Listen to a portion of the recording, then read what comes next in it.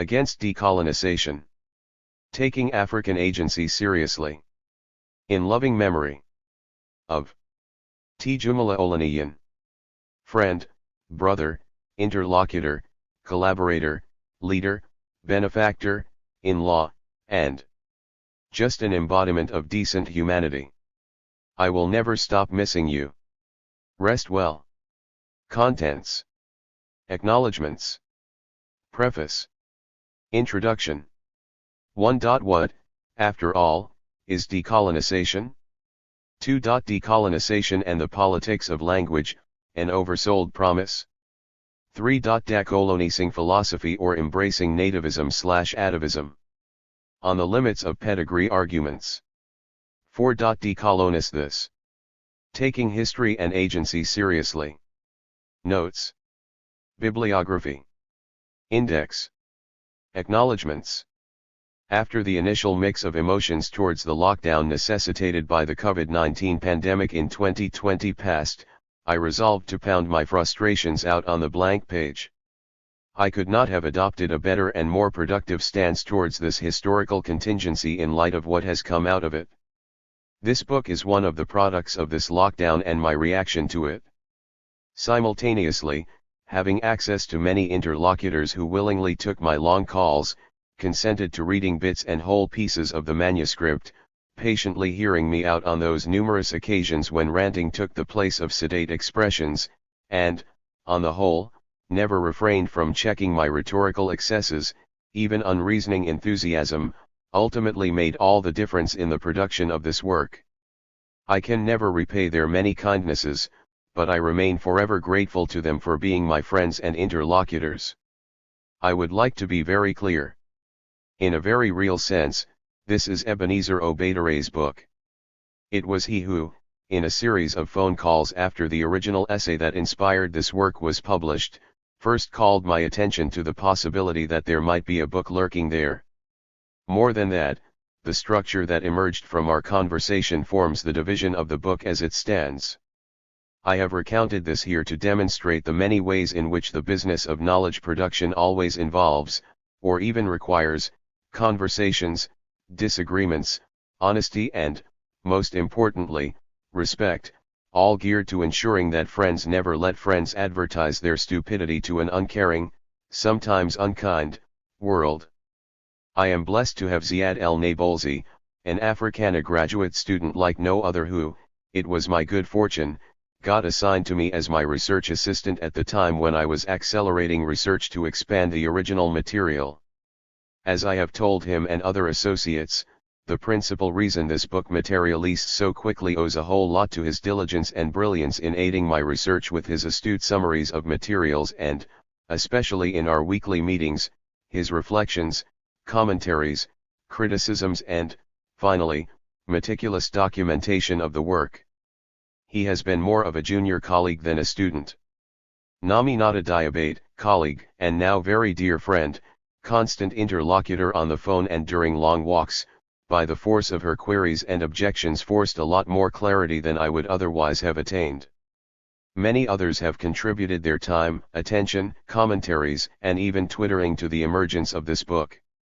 Professor Sheila Walker invited me to present a part of it to Scripps College before the pandemic sadly put paid to the idea. Molara Wood has been generous with comments and excerpting on Twitter. Kunal Ajabad never fails to encourage me and remind me of why we do what we do as denizens of a life of the mind.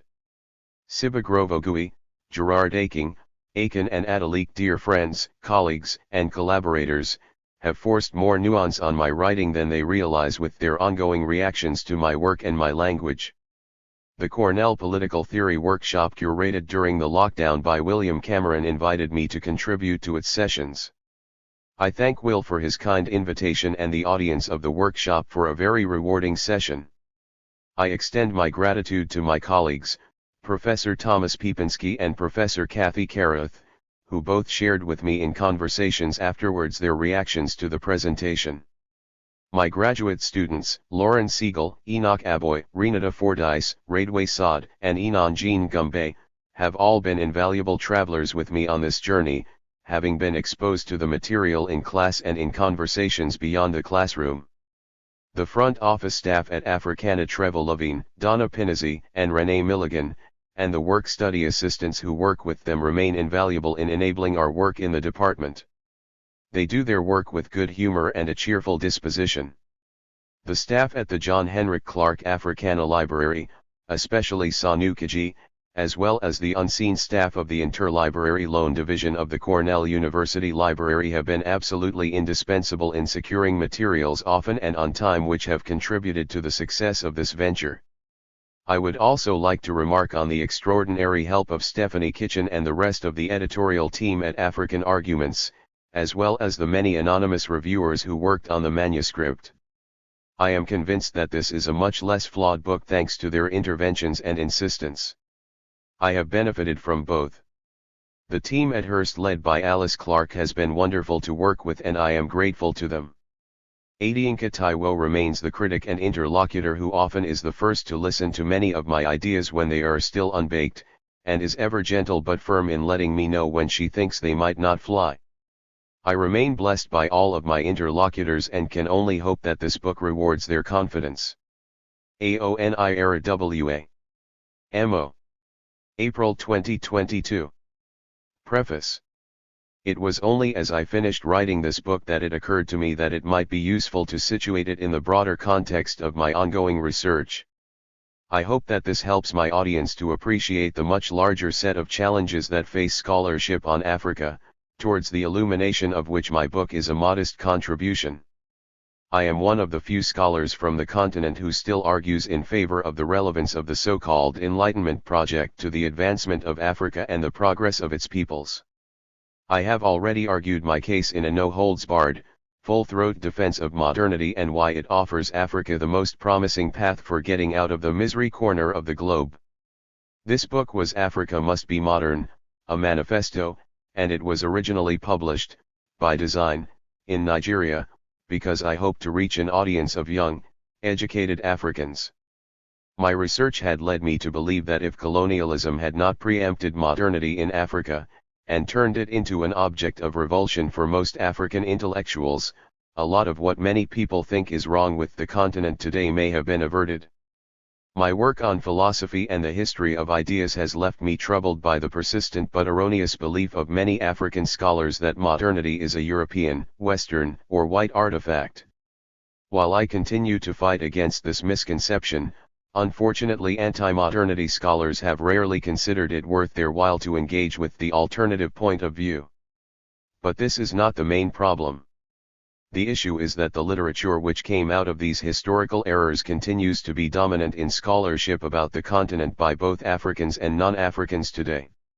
It is within this context that I originally wrote the paper which has become the present book. Point 1. Because modernity is conflated with Westernism and with whiteness, and all three with colonialism, decolonization has become a catch-all idea to tackle anything with any, even minor, association with the West. This is not only problematic as a matter of theory and history, but it is incorrect, too. Because subscribers to this all-encompassing decolonization pay no mind to those of us who argue for the oneness of humanity and against the racialization of modernity, I prefer to leave them to their designs.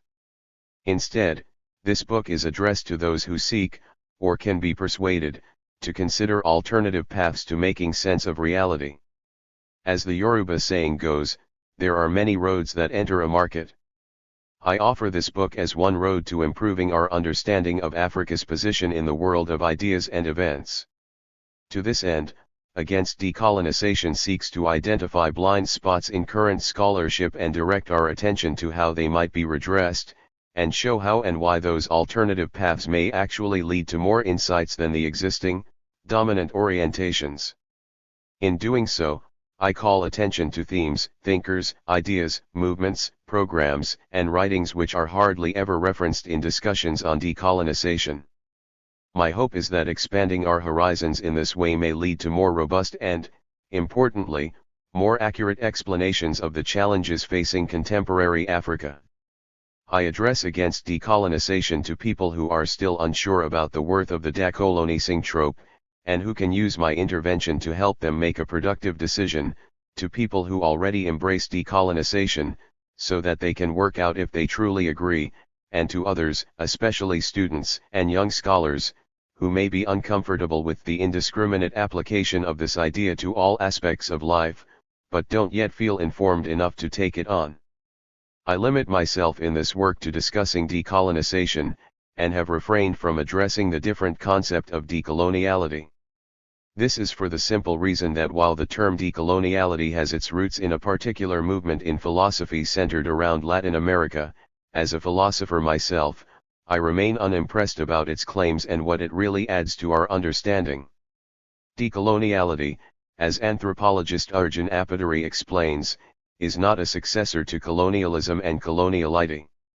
Instead, offers an alternative, one that is rooted in indigenous thought and practice about nature, community, and solidarity. But this alternative, as Appaduri assesses, rests on a reversal of the historical impact of capitalism and colonialism. It seeks to return us to an earlier period of pre-colonial splendor, when what we need to imagine, as Mbembe argues, is an alternative future. Point 2. The dominant tendency on the part of many African scholars is to incorrectly make decolonization and decoloniality into synonyms. It is beyond the scope of this work to address this here, and it is something for those scholars themselves to justify. But it nonetheless speaks to my contention that the idea of decolonizing has lost its way. I hope that my book helps us do a better job of making sense of events, past and present, and generates a greater diversity of opinions, and more and better scholarship, designed to move humanity, not just African humanity, forward. Introduction. I would like to begin with an anecdote from when I was at high school in Ibadan, Nigeria, which I think illustrates the core problems that decolonizing philosophy was meant to solve. A contingent of students from another high school in Cotonou, Dahomey, had come to our city for a 7-day trip, lodging with us in our dormitories at my boarding school. For the week we were all together, my schoolmates and I spent our time trying to practice our French language skills, while the students from Cotonou did the same with their English. It was not till the eve of their departure that we all discovered, doubtless to our chagrin, that they and we were all, mostly, Yoruba. That is, we could have had more meaningful, even deeper, conversations in our shared original tongue and primary culture. It was not until 1985 at a conference in Toronto, Canada, held to mark the centenary of the infamous Berlin West Africa Conference of 1884-85, that this experience came back to me, and I was able to expand on it in a presentation entitled On the Political Implications of Geography. It was almost an epiphany when I realized that long before any one of us students in Ibadan or Cotonou had been born, our future mindsets had already been laid out. Our preferences from victuals to colonial capitals to philosophical orientations had already been rigged in ways that we must, late into advanced adulthood, seek to undo. So, when Ngugi wa Thiong'o argues for the centrality of language in the task of decolonizing the mind, I can't say there is much room for disagreement. And when Kwasi Wiredu insisted that how we think philosophically is influenced by the language in which we learn to do philosophy, one might not object too strongly to that, either. Just as Ngugi reports that during his school days in Kenya, the pupils were discouraged from speaking their indigenous languages, and Wiredu's experience during a similar period was not that different in Ghana, I can tell many comparable stories from my own, much later, childhood in Nigeria. The schizophrenia-like condition brought about by going to school in one language and leading our non-school lives in another is one that will carry with us forever. Although I do not do so in this book, it's possible to trace a direct causal line from these chaotic linguistic phenomena to some of the contemporary difficulties of much of African knowledge production. It's the reason many African scholars assume that our original languages are good only for colloquial conversations and fall short of the requirements of deep thinking. Even in religious practice, especially liturgies, the domestication of Christianity has led, in Pentecostal circles, to colonial languages being the primary means of worship, with gaudy translations into our mother tongues provided almost for comic relief. The main assumption here is that anything that requires deep thought is the domain of our borrowed languages. Our mother tongues are good only for the everyday, for habits or for ritual purposes, the latter accessible only to the limited few who are appropriately initiated. As a consequence, despite the current anxiety about our languages dying out, it may already be too late to save them from deepening fossilization, even while they still appear alive. More on this in due course. The drive to rescue future generations from this fate should be welcomed by everyone who understands its terrible implications for a coherent, intellectual identity and for high-quality scholarship. Given what I just said, why do I then think that it may be time to discard the decolonization trope in philosophy and elsewhere? When I began this work, I was mainly setting out to rethink decolonization, and I could not have predicted what I end up offering here. Point 1, as I wrote in the original essay, that this longer work is based on, abandoning the trope of decolonization altogether was only a possibility. But I'm now convinced of the fruitlessness of extending the scope of decolonization beyond its original meaning, that is, of making a colony into a self-governing entity with its political and economic fortunes under its own direction, which I refer to in the book as Decolonization 1. Decolonization today, however, has come to mean something entirely different, forcing an ex-colony to forswear, on pain of being forever under the yoke of colonization, any and every cultural, political, intellectual, social, and linguistic artifact, idea, process, institution and practice that retains even the slightest whiff of the colonial past. I call this decolonization 2. Decolonization 2 presents itself in a number of ways. Any aspect of an ex-colony that mirrors what was there during the colonial period is treated as evidence of continuing colonization. Any institution that can be traced to colonial times must be shunned once colonization has supposedly ended. The ultimate nebulous claim is that decolonization is complete only after all forms of domination are overturned. In this way, decolonization is equated with human emancipation, and this is why some people speak of the myth of decolonization in Africa. It doesn't take too much effort to see how this way of thinking is flawed. In fact, no society, whether former colony or not, is anywhere near human emancipation. Setting this as a goal of decolonization can only stem from either a lack of understanding or from an ideological commitment. When these terms are conflated, the general objective of seeking human emancipation becomes an unfinished anti-colonial task. This is the conception that I attack in this work. As I argue, it is decolonization too that has lost its way and is seriously harming scholarship in and on Africa. We should rid ourselves of decolonization too, because no significant good can come from expanding its reach into the broad domain of cultural studies, including political, social and religious phenomena.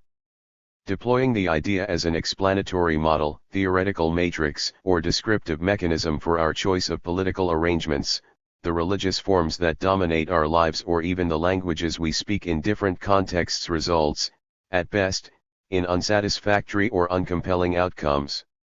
At worst, it creates confusion and obscurantism, if not outright distortion and falsification. The concept of decolonization, accurately applied, describes the struggle for independence and its outcome, creating a sharp and clear division between one state and another, and aiding in our understanding.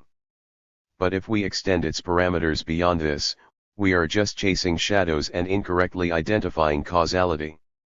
My argument follows several key lines.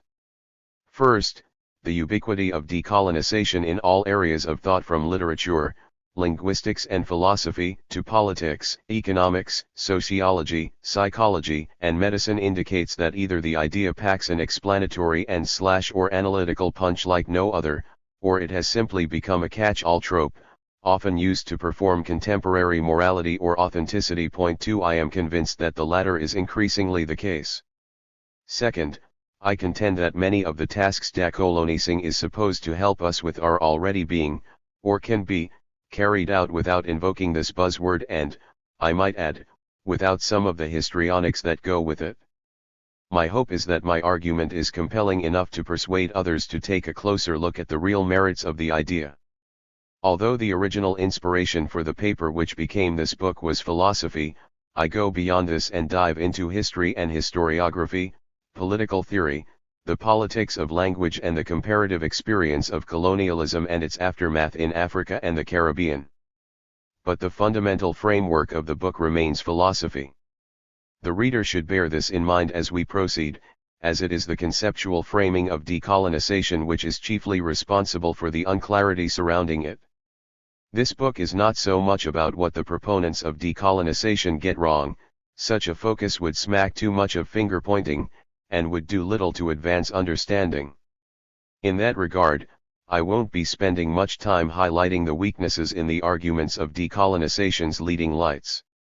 Given that the most enthusiastic decolonisers never give any thought to the kind of case I'm making here, I think a more productive approach is simply to offer other ways of looking at the same phenomena, and to allow our respective readers to choose which framework provides the best explanation of today's world.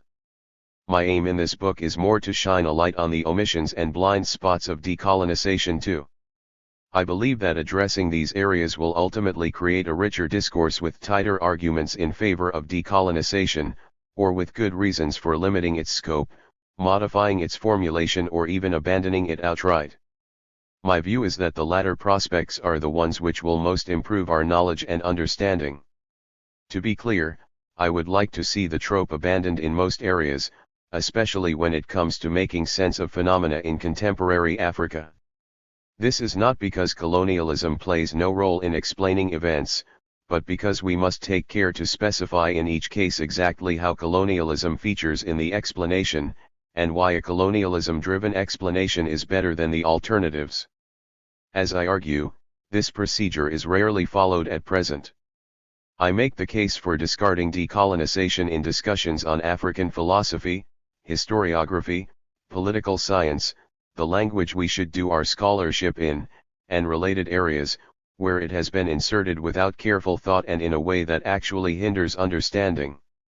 Although the proliferation of the decolonization trope has reached most, if not all, parts of the world, I argue that its pernicious influence and consequences are more exaggerated in African discourses.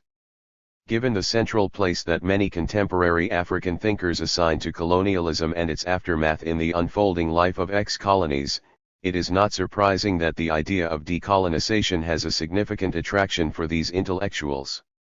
Despite appearances, this is not a fighting book. No doubt, it has a polemical ring to it. But its polemical thrust is not meant to shame or name names. Rather, it simply aims to identify errors or, better still, warn unsuspecting scholars of the dangers of merely deploying the most obvious analytical tools at their disposal, embracing the language of decolonizing as if it were unproblematic and, in so doing, writing the kinds of questionable analyses that this book challenges. Decolonize this, is my way of capturing the challenge I present to those who embrace the decolonizing trope. I challenge them to show what is wrong with the work of those of us who have engaged critically with and sought to domesticate ideas from the West, like modernity, and even with ideas, processes and institutions originating in colonialism, as part of our common commitment to creating a better world for ourselves and our progeny. As I have said, I wish to offer new possibilities for those who may not be persuaded by the decolonization trope, and identify the blind spots which characterize it. Needless to say, if it turns out that those blind spots are non-existent or less significant than I have made out, I will stand corrected and offer my apologies to my opponents. But if I thought that this was the case, it would be foolhardy to issue the challenge at the heart of this book. Throughout the book, I point to ways in which the ex-colonists, at least in some parts of Africa, have domesticated many ideas, processes, institutions and practices that are routinely attributed to colonialism, but are in fact traceable to modernity and other causes. And even if some of those phenomena were rooted in colonialism, that by itself is not enough to condemn them as evidence of the persistence of colonial forms of rule in the post-independence period. This facile attribution to colonial causation of many practices and processes comes from an absolutization of colonialism and its supposedly almost undefeatable capacity to bend the will of the colonist. Simultaneously, this approach denies or at least discounts the agency of the colonist. That is, it must and does foreclose the possibility that the colonist could find anything of worth in the life and thought of the colonizer which they could repurpose for their own societies, both during and after colonialism. In fact, one of my motivations in writing this book was a nagging feeling that many of the creative works of the ex-colonist are either not being recognized or not being taken seriously by the zealots of decolonising, insofar as their intellectual products or institutional practices could be considered tainted, even faintly, by the colonial experience. Worse still, due diligence is hardly ever done to establish within reasonable limits to what extent colonialism was a factor in the emergence of such products and practices. Decolonize this.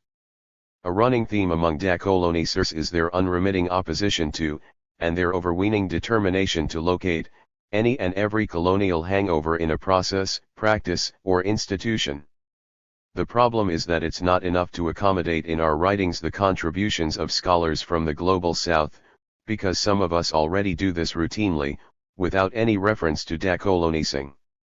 Decolonising scholars cannot escape a Manichaean division in which, the colonist and the colonizers must occupy entirely distinct spaces, and, as the British saying goes, ne'er the twain shall meet. Any colonialism-tinged phenomena must be purged from the post-colonial world. THIRD-WORLDISM provides a good description of the problems inherent in this absolutization of colonialism, the accompanying repudiation of universalism and the paradox that a Manichaean worldview generates. He contends that to abjure universalism tout court because of imperialism, Eurocentric and discriminatory auspices of certain versions as some Western conscripts to the anti-imperialism cause in common with certain voices from the Global South invite us to do is the last word of the imperial act. He continues. But such is the vicious paradox of some critiques of universalism from Africa and the Global South, their obsessive-compulsive Eurocentrism, their willful captivity to the very discourse they are avowedly sworn to divulge and dethrone, their exclusive preoccupation with the things the West does with words in order to enforce its particulars as universals, their trained habit, in contrast, of being utterly incurious regarding what our grandmothers do with words of evaluative judgment that have universals for their predicates. It is as if purveyors of Eurocentrism and their critics drink from the same cup and end up inebriated in separate beds but with kindred distractions. That must be the reason why universalism is chief among those ritual anathemas of anti-imperialism or, as they say, counter-hegemonic discourse. Point 3. My hope is that CKIO2's caution and my own efforts to bring into the discussion the products of the genius of African agency, in claiming the universal against the false universalism of colonialist ideologies, will enable others to see what decolonization regularly obscures. In this book, I wish to present to our decolonising scholars and their audience evidence of how indigenous genius has taken hold of and turned to their own purposes various material and ideational artifacts that were parts of their lives before, during and after colonialism.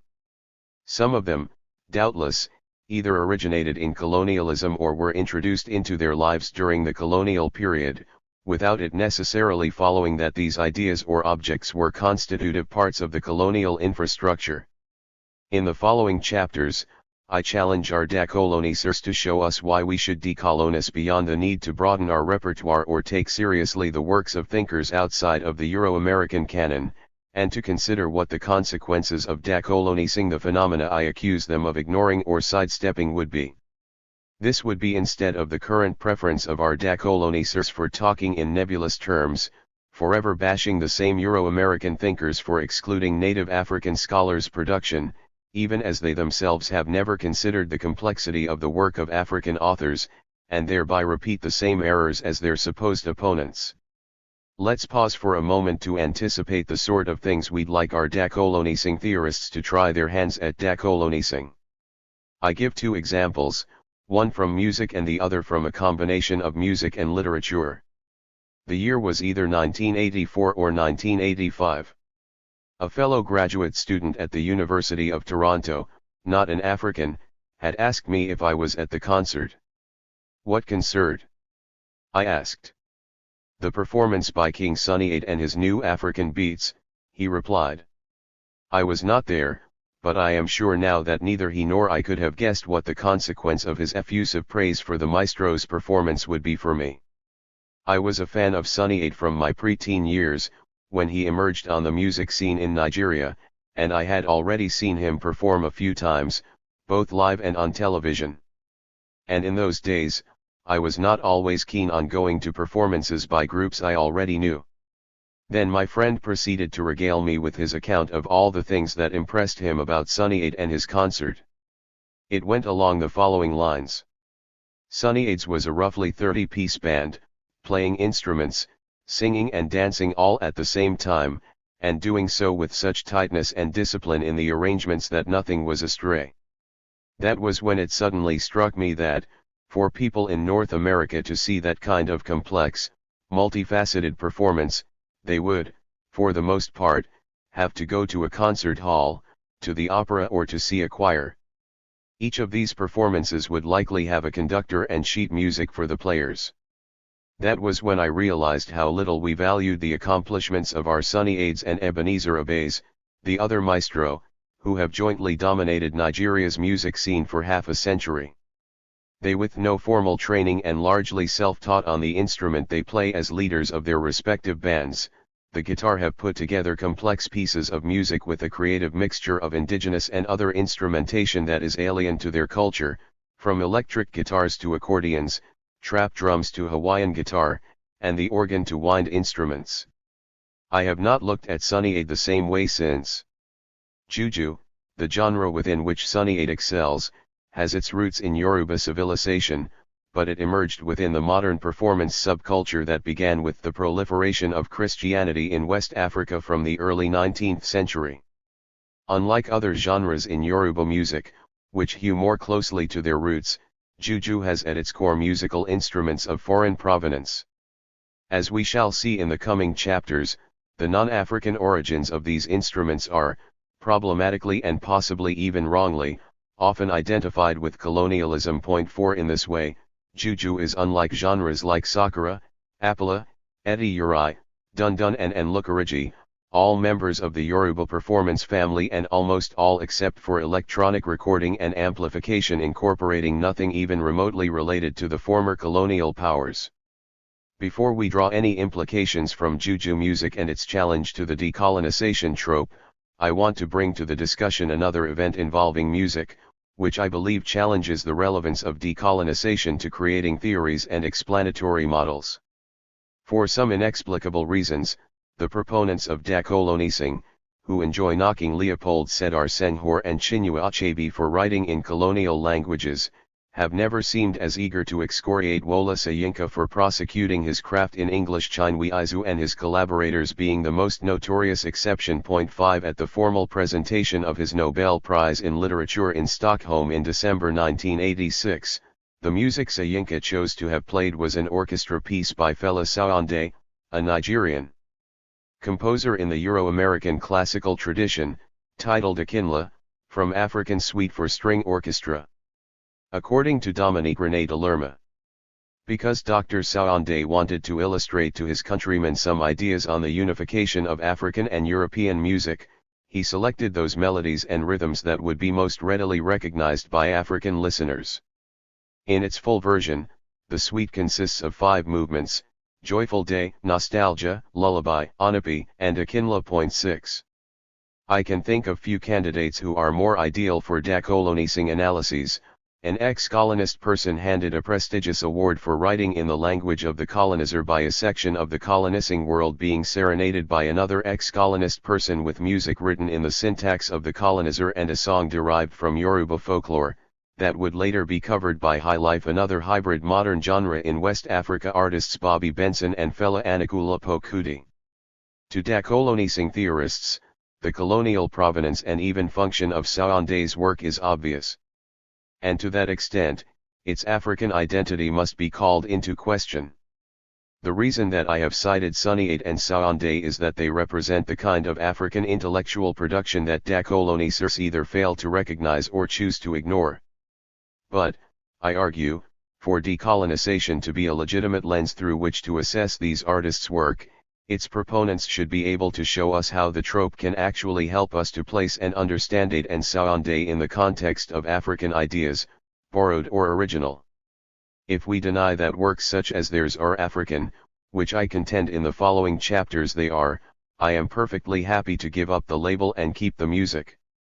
If, on the other hand, we decide that they are indeed African, what on earth does that add to our judgment of their quality as works of art speaking to the human capacity for aesthetic appreciation across boundaries and as worthwhile contributions to that area of cultural life? If decolonising means no more than broadening our horizons of what counts as significant ideas or ways of thinking, many of us are already doing that without the additional fuss of subscribing to a particular ideology. And if it means that we must get rid of anything that smacks of colonial inspiration in our intellectual works, even when some of us have so domesticated these syntaxes as to make them our own, we'd have to acknowledge that African agency does not count for much at all. I invite decolonisers to apply their critical tools to the omissions in their discourse that we introduce in this book.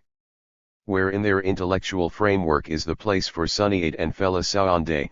7 Soande is a particularly instructive example of what is wrong with much of the decolonising discourse when it comes to the willful ignorance of African ideas and thinkers whose works answer questions that our latter-day culture warriors think they are newly posing.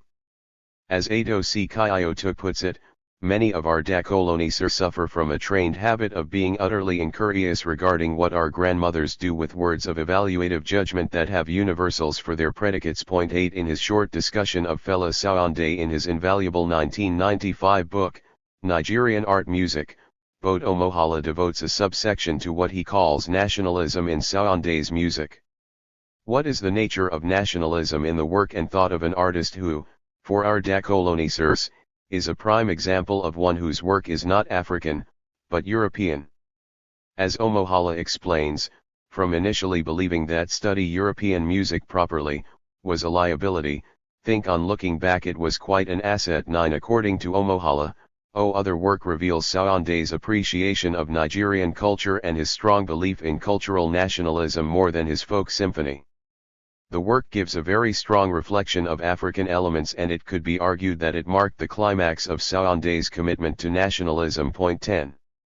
Simultaneously, as he was busy idiomatizing European musical syntax in Yoruba, Soande insistently opposed the metaphysics of difference. 11 As Omohala explains again. It is, therefore, not surprising that Soande's views on nationalism are, despite his commitment to them, marked by a characteristic open-mindedness. He believed in the philosophy of cultural reciprocity and argued against what he called apartheid in art. According to him, we are not prepared to submit to the doctrine of apartheid in art by which a musician is expected to work only within the limits of his traditional forms of music. He therefore warned against uncontrolled nationalism, in which case nationals of any one country may forget that they are all members of one human family with other nationals. 12. I would like to point out that this refusal to shun anything human and which promotes human progress and well-being, regardless of its origin, is a quality that all great thinkers share wherever in the world they happen to come from. The greatest African minds are no exception to this rule, but, I dare say, many of our decolonisers who are absolutely fixated with origins and accept the Manichaean division that colonialism caused can find no place in their intellectual framework for recognizing or engaging with African intellectual discourses that come from this inspiration. This is central to the case that I make in this book. The proponents of decolonisation may wish to connect their planetary ambitions, their conclusions about the epistemologies of the South and other such expansive formulations to some specific examples, and show us how our world would be improved by decolonising Juju or the Afro-classical music of Fela Soande, Ephraim Amu, Akin Yuba, Joseph Nkisha, and Sam Okpebet.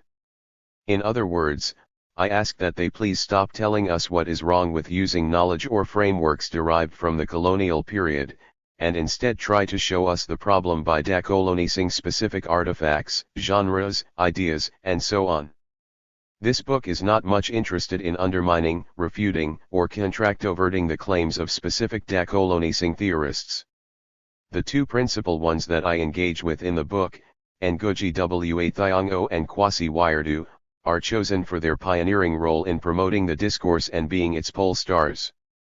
This must be made clear from the beginning. There are hardly any contributions to the decolonization discourse about Africa that do not, at some point or another, cite either or both of these scholars in support of, or as an inspiration for, their arguments. And when it comes to philosophy, my main area, Wayardu looms large, and his many specifications for how to decolonize philosophical phenomena have strongly influenced the discussion, from religion to language to political theory. Hence, my decision to use their work as a foil for my discussion. They made the founding cases, and their successors, up to and including Akil Mbembe and Tsnaserekwa Burhan, never failed to reference them in their contributions. Of course, I refer to other thinkers and frameworks, but they do not depart in any significant way from the path laid out by Ngugi and Wayardu. I am more interested in expanding the record by including areas which are usually left out, in order to cool the enthusiasm for decolonizing of an audience which is usually all too eager to embrace such discourses. If this book leads more people to pause and ask questions of the decolonizing trope in light of what we offer here, its work will be done. I am convinced that the greatest appeal of this trope and the best explanation for its routine use even by sophisticated scholars is its repeated focus on gross representations of objective processes and events. My goal is to make it harder to adopt this discourse, while also showing how much is obscured by the call to decolonize anything and everything. The example of music that I gave above is instructive. What would it look like to decolonize African music? The term African music in and of itself is a serious oversimplification which, as I argue, is not a useful analytical tool for any serious theory making. I put it in quote marks to draw attention to how quickly we assume that such a phrase describes an objective, concrete phenomenon that can easily be subjected to decolonizing. Yoruba music is problematic enough if some of the things I mentioned above are taken seriously. Does the genesis of Juju music under colonialism make it colonial music, or music that was framed, or even created, by the colonizer? Does Kimbanguism qualify as colonial because it is a denomination of Christianity which is usually, but wrongly, conflated with colonialism? 13. Here is my challenge to prospective decolonizers. When you are inclined to decolonize X, here are some questions to bear in mind as or before you proceed. First, is X created, caused, determined, conditioned or influenced by colonialism? We can see from my example of music that the relationship between X and colonialism is rarely straightforward or clear-cut. Whether X is African music, African philosophy, African literature or something else, the place of colonialism in its genealogy must be considered and demonstrated to show why it is a candidate for decolonizing. I believe that if this were done, much of the decolonization discourse would evaporate. How tight the relationship is between colonialism and X depends on which of the above possibilities is relevant. A causal relationship would be the strongest, known in tort law as a but-for quality. Without colonialism, X would not have come into being. All the other relationships, with the possible exception of determined, imply that X emerged for other reasons or from other sources, and colonialism's role in its evolution therefore cannot be critical, much less necessary. In this way, anything that cannot be proven to have colonial origins is a tenuous candidate if it is a candidate at all for decolonizing. Modernity, for example, was not a product of colonialism, i.e., it was not causally produced by colonialism nor was it introduced into West Africa by colonialism. I will not make the case for this claim here as I have made it elsewhere and, as far as I know, it has not been shown to be incorrect. 14 Efforts to decolonize modernity are both misguided and, worse still, a demonstration of a distinct lack of knowledge and sophistication, which is as bewildering as it is frustrating, especially in an African context. Indeed, part of what makes the colonialism that predominated in Africa, other than in areas of settler colonialism, problematic and inherently contradictory is that it subverted some of the core tenets of modernity as regards the principle of subjectivity and of governance by consent. Second, Once we've established X's credentials for decolonising, we must identify what sort of colonialism we're seeking to rid it of. Colonialism in Africa was anything but a monolith. Settler colonialism predominated in southern, eastern, and northern Africa, while exploitation colonialism was imposed across the rest of the continent. 15 In the beginning, both France and Portugal had an orientation that held out to their subjects the promise of full citizenship if they assimilated. 16 The British never did. Ultimately, all the colonial powers settled for simply pacifying their territories to ensure minimal interference from the natives with the colonial regime of violence and plunder. How this policy was implemented in different colonial territories had implications for the evolution of concepts, practices, processes and institutions there. To attribute the emergence of ideas about liberal democracy to colonial regimes is to conflate two distinct things, and does little to advance our understanding. Here is yet another reason to refrain from referring to the objects of our decolonising missions as undifferentiated wholes. Third, when X is present in a former colony post-independence, before we rush to decolonize it as a colonial hangover or product, we must consider and, if appropriate, rule out any alternative explanations. Such explanations might include inertia or a choice by the peoples or intellectuals of this X colony to domesticate X in their new situation.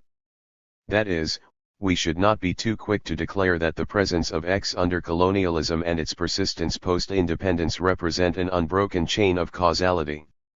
We need to establish in each case whether X has actually endured because the X-colonists themselves have embraced it.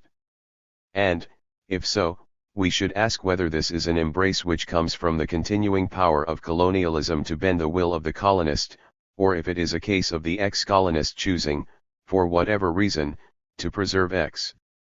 As I indicate in subsequent chapters, such investigations are much more illuminating than the easy but misleading attributions to colonialism.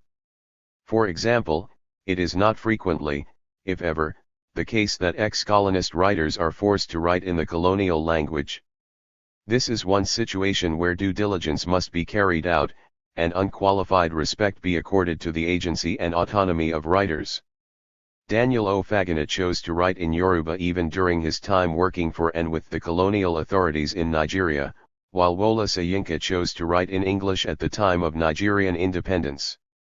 It would dishonor the memory of Fagana, and would be a sign of ignorance of his biography, to read his choice of writing in his original tongue as being motivated by some notion of decolonising. 17 To allege, without any evidence beyond the context of Soyinka's or Fagana's decisions, that colonialism played any role in either case cannot be considered serious scholarship.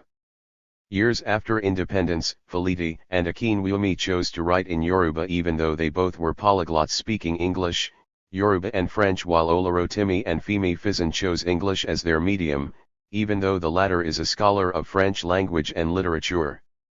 And then there was Okidiji, an innovator of Yoruba writing who introduced the detective genre into the literature. Again, it would be an unwarranted stretch to incorporate their preferences into any kind of decolonising discourse. I hope it is becoming clearer why such gross representations are likely to skate over deep issues at the granular levels.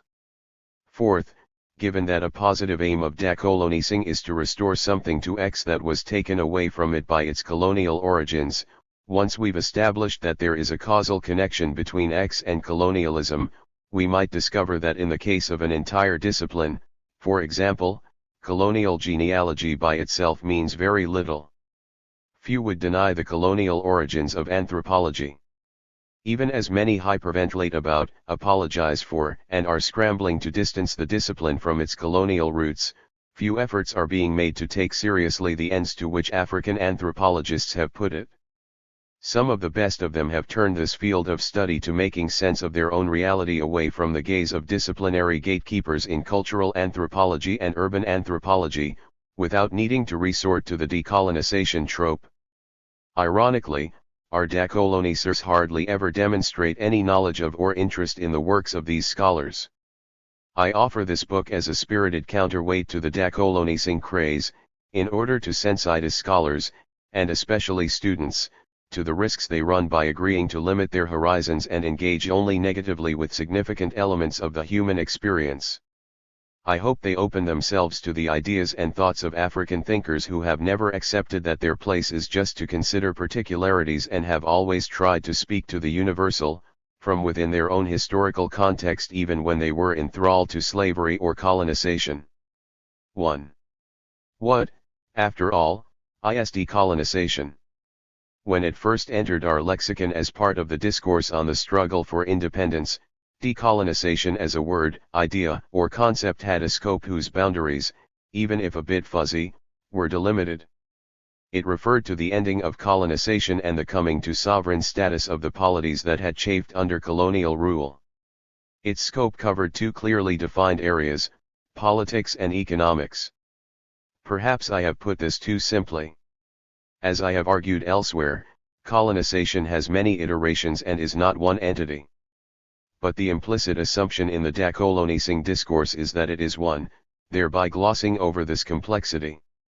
In settler colonialism, for example, the Aboriginal inhabitants were not candidates for colonization, it was their land the settlers were interested in controlling, and the people themselves were treated as flora and fauna to be cleared out the way.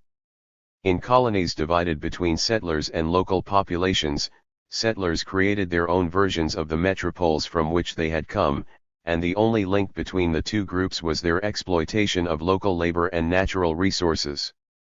In colonies designated purely for exploitation like much of the Caribbean, Asia, and Africa there were important differences, too. Only in Africa was there absolutely no interest in anything other than the extraction of raw materials, and whatever infrastructure was put in place by the colonial powers was solely intended to enhance this process. These different trajectories have important implications for the type of decolonization that was obtained and for which challenges had to be met in the wake of independence. For example, in colonies characterized by exploitation alone, the play of culture becomes almost non-existent when it comes to colonial policy. This colonialism is the specific one that is framed by modernity. 1. I would like to argue that the concept of decolonization is best understood if we restrict ourselves to conceiving of it as eradicating colonialism, as we have just defined it. I know that this goes against the grain of contemporary discussions. But I'm convinced that limiting it in this way leads to the most consistent and clearest interpretation of the idea. Extending it into events after independence can only cause obfuscation, non-explanations and sheer distortions of history. To show how dominant the idea of extending the scope of decolonization to events after independence has become, it is worth taking a look at Frantz Fanon's analysis in The Wretched of the Earth, the book that is often hailed as the originator of the decolonization discourse. On balance, the central thrust of Fanon's book, framed by the nature, ontological assumptions, and core practices of colonization in Africa, suggests that the most consistent way to read his work is as an indication of what colonization is and what ending it would look like. Chapter after chapter, Fanon makes it clear that the long, post-decolonization future will not be framed by colonialism. Contrast that with the current efforts in decolonization discourse to turn colonialism into the only framework for plotting life and thought in Africa, especially the periodization of our history. Simultaneously, that future world cannot preclude the presence of elements which may have originated during colonial times, or which are traceable to the practices and culture of the colonizing countries, and so on. Ongoing decolonization discourses about culture, including politics and economics, often claim that Fanon is on their side, but end up papering over the complexity of his thinking where it does not support their contentions. Or they distort, knowingly or otherwise, Fanon's ideas in the service of projects and standpoints he would have had difficulty assenting to. Here is the key to my interpretation: the colonial world is a Manichaean world, wrote Fanon. 2. What Fanon did not add to this declaration, but which dominates his analysis, is that it was also a unique world. The uniqueness deserves serious attention. Given that the exploitation colonialism on which Fanon focused was neither the only type of colonialism known to history nor was it typical of colonialism across the world in the modern age, we must take seriously the implications of this uniqueness.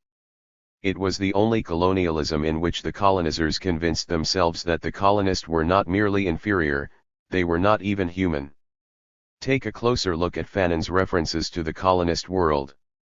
For him, it was a make-believe world, one that was neither a natural emanation nor an organic growth from how human beings relate with one another, even where hierarchies predominate. It was a world constructed from whole cloth entirely from the colonizer's imagination. This has implications for how we understand that world and its fate historically.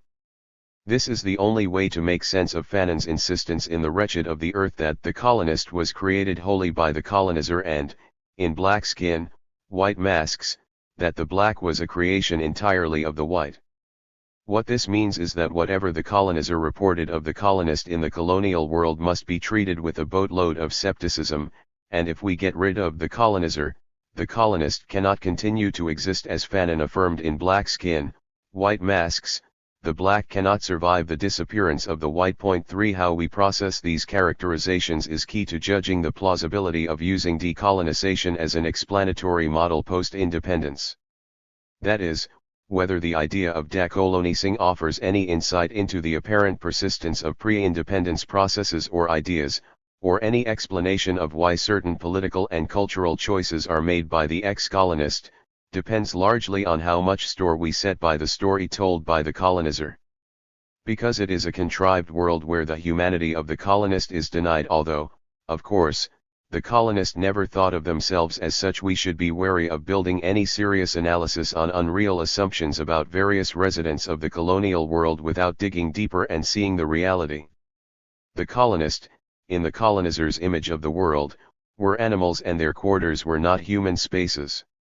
Yet, each day under colonialism, there were constant and intimate interactions between colonizer and colonist, and the colonist were privy to the innermost recesses of the colonizer's space. What's more, all the things that make us human were shared routinely, without ceremony, by colonizer and colonist in the colonial situation. When, therefore, Fanon said that decolonization signaled the birth of a new human from the colonist, it is not that the colonists were ever non-human, it is that the world in which they had been considered things no longer existed, and everything pertaining to that world would be superseded. Simultaneously, by insisting in The Wretched of the Earth that decolonization means a reordering in which the last shall be first, for Fanon is not demanding the subjugation of the colonizer, instead, he is calling for the restoration of the equality all humans share by virtue of their humanity itself. As far as Fanon was concerned, once this colonial world was overturned, that was the end of decolonization. Becoming human, on this score, was not a process that would be concluded at a later date. In the colonial situation, the colonists were not human. After decolonization, either the colonist has become human or the colonial world has not ended. But you cannot decolonize in a situation where the colonial world is no more. This is not a semantic issue. Certainly, what kind of human the newly decolonized will become, and how far along the path to creating the best human and to establishing the conditions for the best life for the humans we are, all remain open questions that decolonization 1 was not intended to answer. And the answers the ex-colonies can come up with going forward from the ground zero of becoming the makers of their own history again are no longer limited by the boundaries of colonialism and its negation. That the options of former colonies are still limited by colonialism is what Decolonization 2 sets up as the main element of its discourse. And it is what I attack because it misunderstands the problem to be solved and generates confusion. Given this, the use of Fanon's work to legitimize Decolonization 2 becomes very problematic. Either the colonial world survived independence and there never was decolonization, or it did not, and we no longer have a candidate for decolonization. I should add that I am with Ato Cikioto here in reminding us that a fundamental humanism animates Fanon's philosophy. Cikioto puts it well. This, it now seems to me, is the profound meaning of the demand that Fanon makes in the introduction to his very first published work, and truly it is a question of unleashing the human being. From the beginning, the central question for Fanon was always that of releasing possibilities of human existence and history imprisoned by the colonization of experience and the racialization of consciousness. 5. Unfortunately, a lot of the oppositional discourse, of which decolonisation is one example, fully embraces the racialization of consciousness. We shall see presently how all attempts to frame modernity as an exclusively European or Western inheritance are examples of such racialization. The same applies to claims about the Europeanness of reason, rationality, individualism, and so on, which represent another concession to the racialization of consciousness. 6. If anyone remains convinced that there is no qualitative difference between colonial Africa and independent Africa, I wish them well. 7. If people think that the political and cultural problems that they find in contemporary Africa, post-independence, are still colonial problems, or try to turn colonialism into an eternal category, I wish them well, too. At bottom, this is what much of the discourse of decolonisation rests upon. This persistent ignoring and/or denigration of African agency, whether done with good or bad intentions, reaffirms the racist ideology that Africans are permanent children. The irony is forever lost on the decolonising industry. I want no part of it. First, given the intimate interpersonal connections that were part of life in the colonial world, it should be no surprise that the colonist, humans that they always were, might have learned or appropriated ideas from the colonizer, and vice versa. To then make it a requirement of decolonisation that no part of the colonizer's life could form part of the colonist's is preposterous. The colonizer never had any qualms about appropriating African ideas or objects for their own use, whether artworks, music, cuisine, etc., confirming that they were lying to themselves in the world they contrived under colonialism. Again, Fanon was quite forthright about this. Because he never permitted himself to believe the lies that the colonizers told about themselves, he was acutely aware of all the ideological contradictions and distortions they had to embrace in order to make their denial of their victims' humanity plausible even to themselves. Decolonisation means that the colonist also did not embrace such distortions, and from the ashes of colonization arose humans who could make history, again, under their own steam, a capacity that was denied to them under colonialism. The key phrase here is under their own steam, and I will be making a lot of this idea throughout the book. For Fanon, as well as for Amilcar Cabral and most of the other leaders of the independence movement in Africa, the key qualitative difference between colonialism and independence was that in the one, their capacity to control their destinies was blocked, while in the other, they could make their own history under their own steam even if they may have been doing it badly. Kwame Nkrumah had something akin to this in mind when he declared that they preferred self-government in danger to servitude in tranquility. As Cabral put it, the immediate objective of the anti-colonial struggle, decolonisation, is the phenomenon in which a socio-economic whole rejects the denial of its historical process. The national liberation of a people is the regaining of the historical personality of that people, it is their return to history through the destruction of the imperialist domination to which they were subjected. 8. For Fanon, either we have colonization or we do not. I believe that once flag independence was in place and the colonists had become captains of their own ships of state, any talk of colonization persisting will not pass Fanonian, Cabralian, or Nkrumahist muster. The dilemma posed by the continuing appearance of colonialism-like situations in the post-independence polity was accounted for by Kwame Nkrumah with his coining of the term neocolonialism. If it was colonialism, it had to be a kind unlike that which had just ended with the inauguration of independence. But the idea that colonialism has not ended at all is a non-starter. The colonist considered things in the colonial world disappeared for good once independence was attained. Any attempt to affirm an almost unbroken continuity between colonialism and neocolonialism is dubious, if not completely incorrect.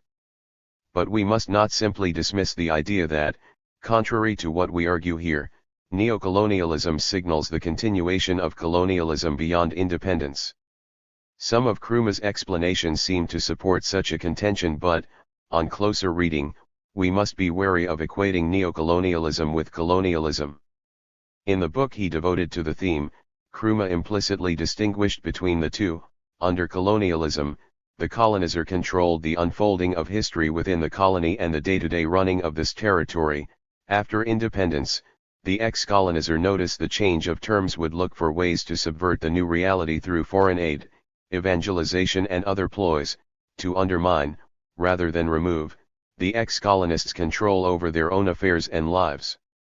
As Nkrumah explains, faced with the militant peoples of the ex-colonial territories in Asia, Africa, the Caribbean, and Latin America, imperialism simply switches tactics.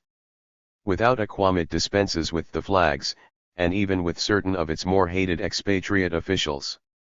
This means, so it claims, that it is giving independence to its former subjects, to be followed by aid for their development. Under cover of such phrases, however, it devises innumerable ways to accomplish objectives formerly achieved by naked colonialism. It is the sum total of these modern attempts to perpetuate colonialism while at the same time talking about freedom, which has come to be known as neocolonialism. 9. This passage is one of several that are key to our insistence that something has drastically changed between colonialism and neocolonialism.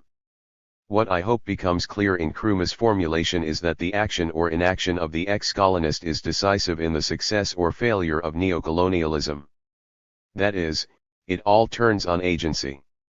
The same agency that removed the colonizer from the driver's seat of the colonist's history must now work to ensure that this hard-won freedom is not undermined by the ploys of the erstwhile colonizer.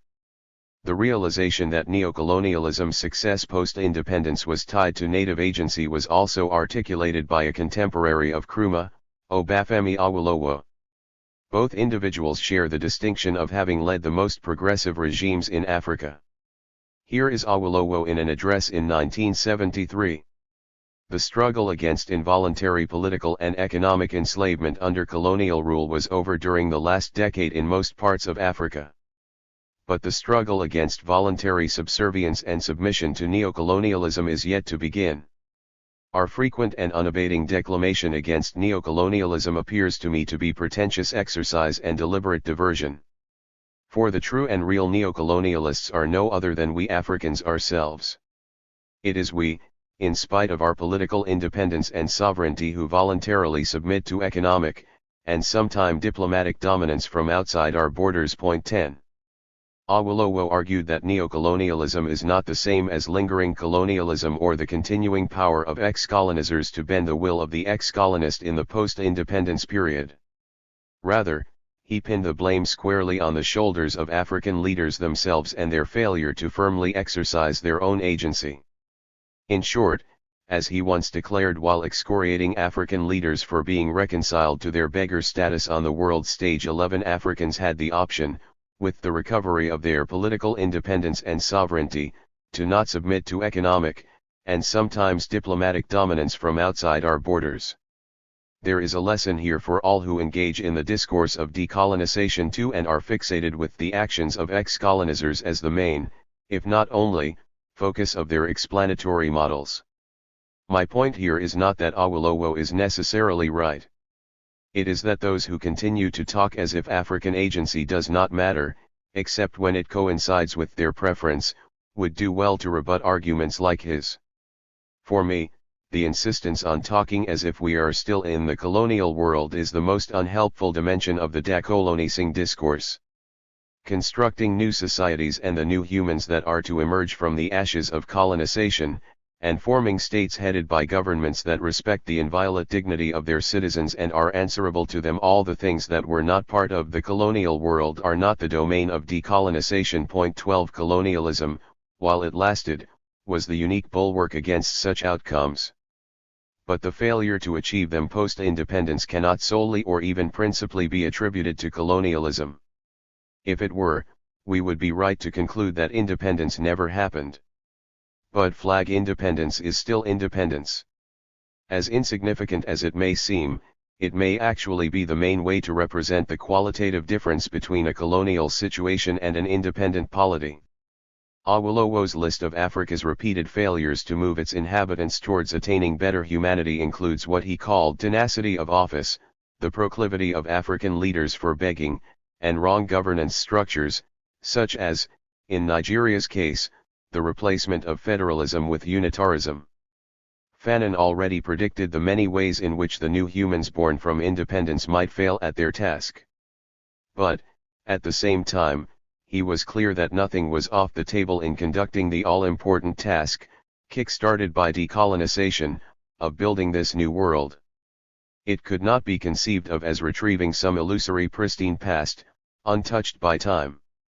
This was the subject of Fanon's chapter The Trials and Tribulations of National Consciousness in the Wretched of the Earth.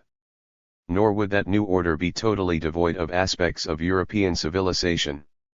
In other words, Europe is as much a quarry for models of future world-making as the various other cultures of the ex-colonist. It is worth quoting Fanon on this final point as a counter to our decolonising zealots' desire to dump what they call Euromodernity. All the elements for a solution to the major problems of humanity existed at one time or another in European thought. But the Europeans did not act on the mission that was designated them and which consisted of virulently pondering these elements, modifying their configuration, their being, of changing them and finally taking the problem of man to an infinitely higher plane. 13. No doubt, even back then, no one thought that the business of creating a new order with a new human would end with formal independence. The expectation that there would be additional steps to complete what decolonization set in motion is best captured in Kwame Nkrumah's much-quoted injunction, "Seek ye first the political kingdom, and all other things shall be added unto it." 14. All the other things include, principally, control of the economy, failure on which front prompted Nkrumah to coin the term neocolonialism, and, more broadly, other areas of life, especially, culture, comprehensively understood. It is a mistake to capture this unfinished task under the rubric of decolonization. If colonization here is meant literally, it is historically inaccurate. If it is meant metaphorically, as we make clear in the rest of this book, it does not much aid understanding. On the contrary, it obstructs analysis. Many of the practices and ideas that must be expunged from our lives to move closer to Fanon's new human do not have their origins in colonialism. Whether it is child marriage, polygyny, caste systems, oppressive rule under native hierarchies denominated largely by chieftaincy, gender oppression, ethnic chauvinism, and so on, it would be difficult to make sense of the struggles against these in terms of decolonising. We can see how the preoccupation with decolonising is likely to block serious analyses of endogenous practices and ideas that need to be severely criticized for our societies to move forward. Worse still, because of the continuing conflation of modernity and colonialism, the appropriation of modern tenets as antidotes to those practices is hindered. Indeed, I hardly see any serious criticisms of our original societies in decolonization discourse. I take this up more fully in Chapter 3. Decolonisers hardly, if ever, engage with Kwasi Wiredu's call for a critical and constructive analysis of African culture, which is rendered imperative by the exigencies of the cultural transition that is taking place in contemporary Africa. He offers a model of such analysis in his philosophical treatment of a particular African culture, the Ghanaian. He then calls attention to three complaints which can afflict a society. They are anachronism, authoritarianism and supernaturalism. 15. If these afflictions were not created by colonization, but instead predated it, what sense would there be in thinking that decolonising is the solution? One of the main aims of this book is to focus on similar conflations in the decolonization 2 discourse, rather than engaging in takedowns of specific theories. I argue that the globalization of the scope of decolonization, its generalist deployment across all disciplinary boundaries, and its application as the core of explanatory frameworks for understanding anything and everything has produced a concept that, for the most part, now no longer improves comprehension but obscures it. More and more it is used as a cure-all that cures virtually nothing. The consequences of this are most pernicious in African scholarship, and this is the sphere on which this book focuses. The two decolonizations. As we have already established, the original concern of decolonization was the struggle for independence from colonialism. Independence would mean the departure from Africa's shores of colonial rule and all that came with it. The key phrase here is all that came with it. The two dominant aspects of colonialism that decolonization one sought to tackle were politics and economics. While the cultural and ideological dimensions are also important, I think it is fair to say that these were not as central to the discourse and practice of the initial anti-colonial struggle. The reason for this is not difficult to understand. Many of those countries were pluralist societies with diverse cultures, and it is an oversimplification to claim that those who led the struggle for independence were at the same time cobbling together a national culture for their post-independence polity. The demand that the world must be remade entirely, that we must create societies and cultures that would embody the best of our nature and the slowness of our march towards it, especially in light of a seeming failure to make a clean break with our former colonial overlords, was what led some African intellectuals to adapt the discourse of decolonization to, and expand its boundaries to cover culture, expansively conceived. It is decolonization too that I wish to swear off and expunge from our discussions. In the political sphere, colonialism was characterized by the denial to the colonist of the modern philosophical tenet of political legitimacy, which insists that no one should have to obey the rule of any government to which she has not consented. 16 Decolonization in politics would therefore mean that the colonist would no longer chafe under the rule of governments imposed without their consent. 17 In economics, 18 Control over the levers of economic power previously under the authority of the colonizer reverts to Africans after colonialism. Other areas of culture, writ large, are supposed to be marked by the exercising of African agency in determining how life and thought are to be organized. In short, self-determination should inflect life in ways that are exactly contradictory to those of colonization. What matters here is that people, individually or collectively, write the scripts of their own lives, a prerogative that was denied to them under colonial rule. How this unfolds, post-independence, is only partly understood as being the continuation of decolonization. It also goes much beyond it. A key problem suggests itself: it is not always easy to identify how agency might be expressed. But the centrality of agency and the importance of autonomy are everything in the modern system. Self-determination, individual and collective, cannot be forced or be deployed in only one predetermined way. The major difference between being under colonialism and being free from it is that the will of the colonist is bent in one and it is free and self-actuating in the other. So, when we see what appears to be the survival of aspects of the colonial, we should ask if they are still sustained by the previous coercion, inertia, or the choices of the ex-colonist. One thing is certain: we cannot simply assume that the colonist will or can never be free if they use their agency in ways that we find unacceptable or difficult to endorse. What this means is that if we see patterns of life and thought characteristic of the colonial world occurring in the post-liberation period, we must investigate their causal antecedents before insisting that they are instances of the failure of decolonization. 1. That is, while there may be post-independence phenomena that mimic similar ones in the colonial period, we cannot automatically assume that they have the same pedigree.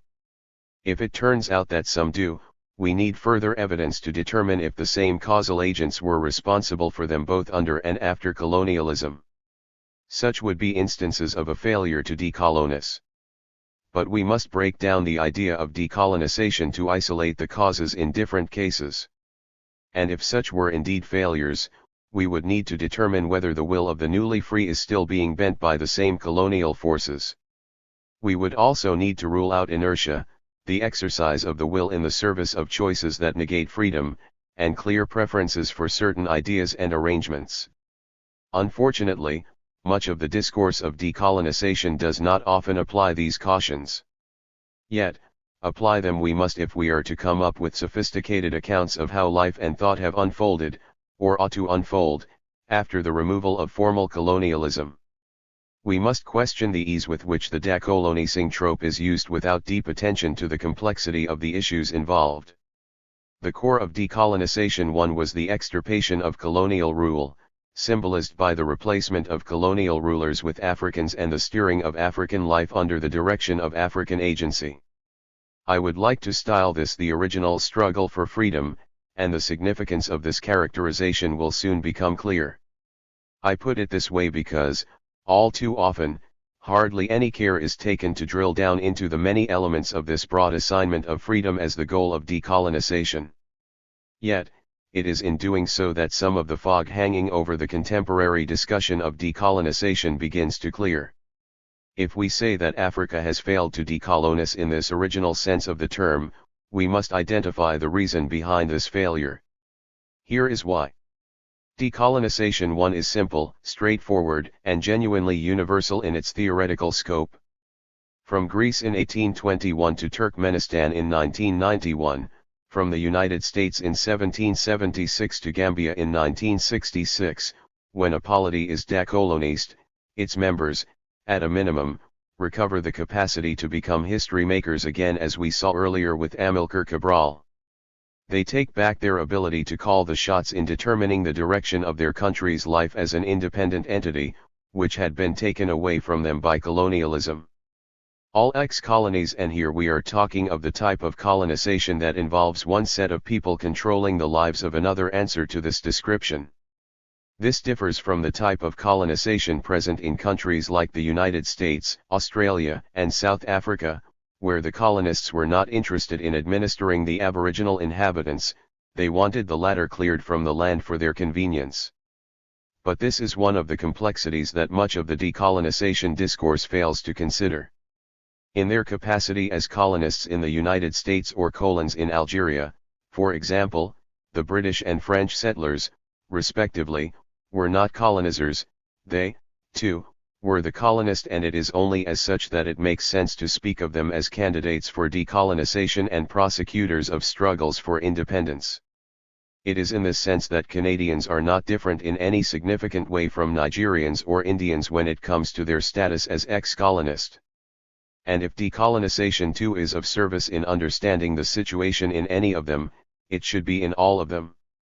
It is instructive to consider that once the American settlers attained independence, ridding themselves of the monarchy and the ideological legitimacy that underpinned it, they largely hewed to what they had inherited from old Europe, whether that was in terms of the philosophical grounds for their new political organs, their judicial systems, or their economic models. What's more, when it came to the areas of cultural life that come under decolonization too, from music to philosophy, from language to architecture, the United States was largely content until late into the 20th century to be a pale imitation of the country against which they waged a war of independence. If there is anything wrong with the ex-colonist borrowing from the repertory of ideas, institutions, processes and practices inspired by their erstwhile colonizers, it cannot only be a problem in the former colonies of Africa and South America, it must be a blemish shared by all of them. It may be argued that the examples I've cited here can be easily explained away by the fact that the colonizer and colonist in these countries shared racial identities, and that this was the basis of the continuities I identified. That argument does not tell us much. India, for example, is an ex-colony that also chose continuity in its political and legal institutions, and has domesticated them so successfully that some of the cases decided by its Supreme Court are cited by courts in countries as diverse as the United Kingdom, Nigeria, and the United States. Add to this the countries of the English-speaking Caribbean that have also developed their colonial political and judicial inheritances in ways that, as I argue in Chapter 4, Africa would do well to emulate. Once independence is secured by decolonization 1, the type of philosophical or ideological models that the ex-colonists choose to use cannot be limited to only those options that we, anti-colonial scholars, prefer. If we find that the independent state continues to exhibit features of colonialism such as denying freedom to its citizens, being obsequious towards the ex-colonial overlords, acting in ways that are inconsistent with their being sovereign states, we must establish, in each case, the causal factors at work. We must not automatically conclude that colonialism has not ended, unless we are prepared to grant that the rulers of such states are permanent children who are forever beholden to their former colonizers. In other words, if we find choices that mirror old colonial forms of rule, we should not rush to conclude that these could only be the result of continuing colonial hold on the ex-colonists' capacity for choice-making. We need to be reminded that the exercise of agency on the part of the colonist cannot be limited to those choices that are anti-colonial. A free people can express their freedom in any manner they choose. One of the defining features of colonial rule was the denial and displacement of local agency, but, as we see below, while this agency may have been curbed, it was never dormant, much less non-existent, even as colonial rule lasted. Speaking of the post-independence period as if native agency matters little, if at all, is a remarkable failing of the decolonization discourse. We must change course. Doubtless, in most parts of Africa, the project of decolonization, expansively conceived, was never really consummated. One can concede that many African states have not provided the best examples of being the self-governing, sovereign states that decolonization one was supposed to usher in, post-independence. But this does not mean that the only conclusion to draw is that colonialism never ended. Indeed, part of the challenge that I issue to our decolonisers is to lay out clearly and in detail what a decolonized world, on their terms, would look like. We must sound another note of caution here.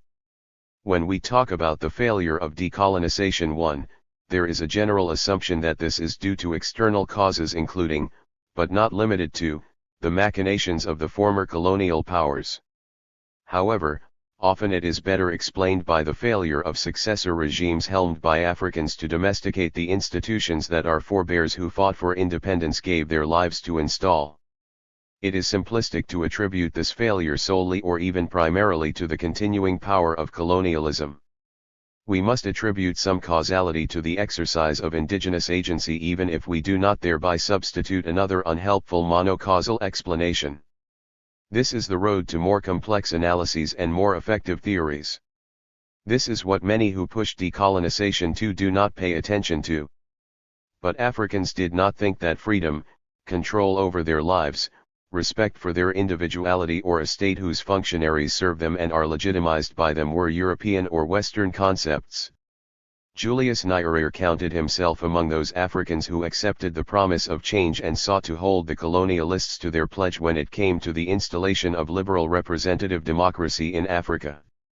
As he explained in 1961. When, later, the idea of government as an institution began to take hold of some African agitators such as myself, who had been reading Abraham Lincoln and John Stuart Mill, and we began demanding institutional government for our own countries, it was the very people who had not come to symbolize government in their persons who resisted our demands: the district commissioners, the provincial commissioners, and the governors. Not until the 11th hour did they give way, and free elections have taken place in most of our countries almost on the eve of independence. 19. The problem is that many of our decolonisers too easily conflate modernity and westernization. It is a big and unwarranted mistake. 20. Needless to say, they never engage with those of us who argue the opposing view. 21. But I hope that this book helps to improve the understanding of those who are somewhat puzzled by this issue. India never abandoned the legacy of modern liberal democracy, although it is currently under severe strain with Narendra Modi's unbridled national and religious fundamentalism. South Korea has embraced it in the aftermath of dictatorial rule. Japan, literally under an American diktat, modified its monarchy after its defeat in World War II to domesticate liberalism's core principles, and young people in Hong Kong are confronting the might of the Chinese government in defense of such principles, even though they have only enjoyed these freedoms since 1997, when colonial rule ended in the city and it was handed back to China. Not to mention the hundreds in Myanmar who, in defense of the modern principle of governance by consent, have been mown down by the country's military, or the people of Sudan, where the military is killing protesters to keep hold of power they seized illegitimately, and, lately, the youths and democratic forces in Eswatini, the only surviving absolute monarchy in Africa, who are defying death and imprisonment to call for the installation of a regime authorized by the governed, rather than by hereditary principles. The same demands are being made by forces in Thailand against a so-called God King. I am yet to see a positive program for what a decolonist political system would look like based on the proposals of our decolonization theorists. As I have established, there is a conceptual distinction between decolonization 1 and decolonization 2, with confusion coming when decolonization is used to describe cultural forms, philosophical orientations, language choices and so on. When scholars use the concept of decolonization, there is an unstated assumption concerning the relationship between its two different iterations. It is almost as if there is no possible difference between the two, and that one can easily jump from neocolonialism and incomplete decolonization to the decolonization of philosophy and other cultural forms. But I argue that not only is there a difference, it is significant enough to require us to rethink our very conceptual structures and to come up with clear guidelines for our thinking, going forward. We should not use the same terms to describe decolonization 1 as we do for decolonization 2. The outlines of colonial rule in politics and economics are easy to delineate. In politics, we distinguish between what we now call flag independence and real independence, by which we mean the ex-colonist being in fuller control of the levers of economic power within their respective territories, and being able to order their political lives without even the appearance of control by their former colonizers. I do not think that, beyond metaphor, this distinction is meant to signal the continuation of colonialism.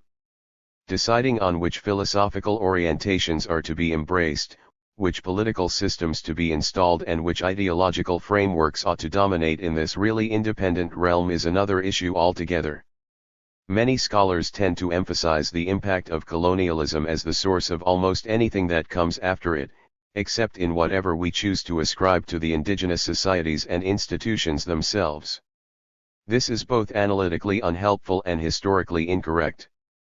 Many of the ideas that predominated in the colonial setting, democracy or lack thereof, modernity, etc., did not have colonial provenance in, say, West Africa. But the call to decolonize lumps together modernity and colonialism, and, in doing so, insists that the rejection of colonialism means the rejection of modernity. This is a mistake. Point 22. Because the ideas and processes involved in decolonization too do not always have the same origins, nor the same solutions, as the challenge posed by decolonization 1, we must exercise caution when talking about both in a single breath. Indeed, I believe we must stop conflating these two distinct ideas altogether. For example, in the economic sphere, capitalism is not essentially colonial.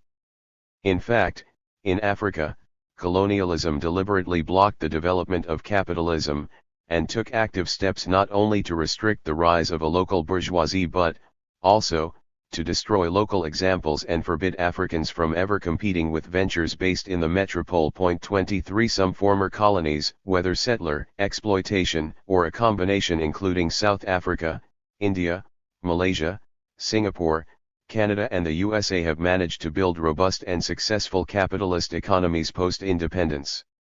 To suggest that their choice of a capitalist path to development is a sign of lingering colonialism demonstrates serious ignorance or a lack of sophistication concerning the historical evolution of both phenomena. This intellectual carelessness leads people to think that decolonization too should also pursue the sort of total break with colonialism that decolonization 1 mandates. African philosophy grew into a legible and legitimate subdivision of the discipline as a reaction to the racist theory that had consigned Africans to the status of philosophical non-beings. But decolonization too, which, if I understand it correctly, would also demand the removal of the philosophical model in which Africans were denied the status of humanity and which consigned our ideational exertions to nothing, makes some implausible or even counterproductive assumptions. Take, for example, the most extreme case of the denial of another's humanity, chattel slavery. In the United States, slave owners convinced themselves that their enslaved workers were objects, consistently listing them on the same side of the ledger as farming equipment. As Aimé Césaire pointed out, in the type of colonization that took root in Africa and in the French Caribbean, populated by African-descended peoples, colonization was synonymous with thingification. Of course, we owe our understanding that the colonists were considered non-beings to Frantz Fanon's characterization of colonialism. No doubt, colonizers proceeded to organize life, work, space, and thought along these lines. Point 24. Did slave owners and colonizers succeed? Not quite. Point 25. For one thing, it is questionable whether, beyond bluster and self-deception, the slave owners really believed their own lie about the non-humanity of the enslaved, given their repeated rapes of enslaved women and their widespread interest in producing offspring with them. Either slave owners did not really believe their own tales, or theirs must rank as the only civilization in history built on mass bestiality.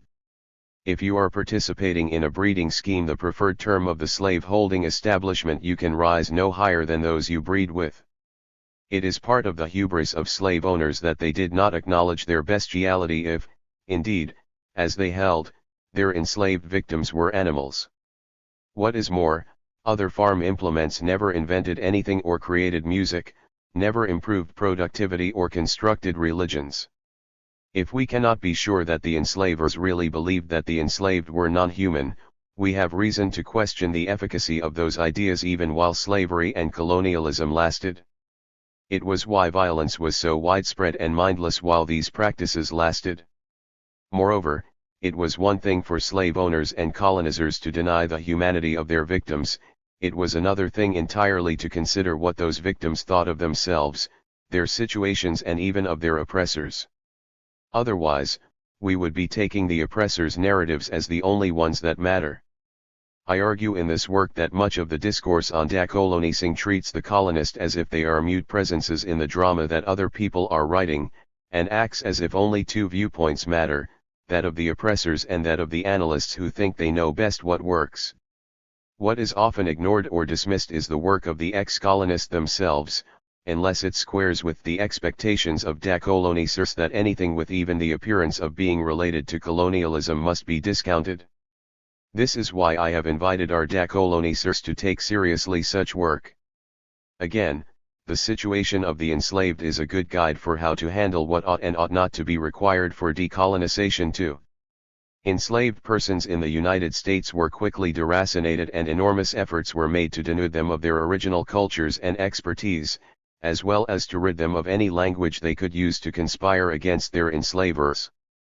But their enslavers could not deprive them of the human prerogative to appropriate what is to hand to tell their stories, to make sense of the world, especially one so cruel and inhumane, and generally to name themselves and fashion the world in their own image.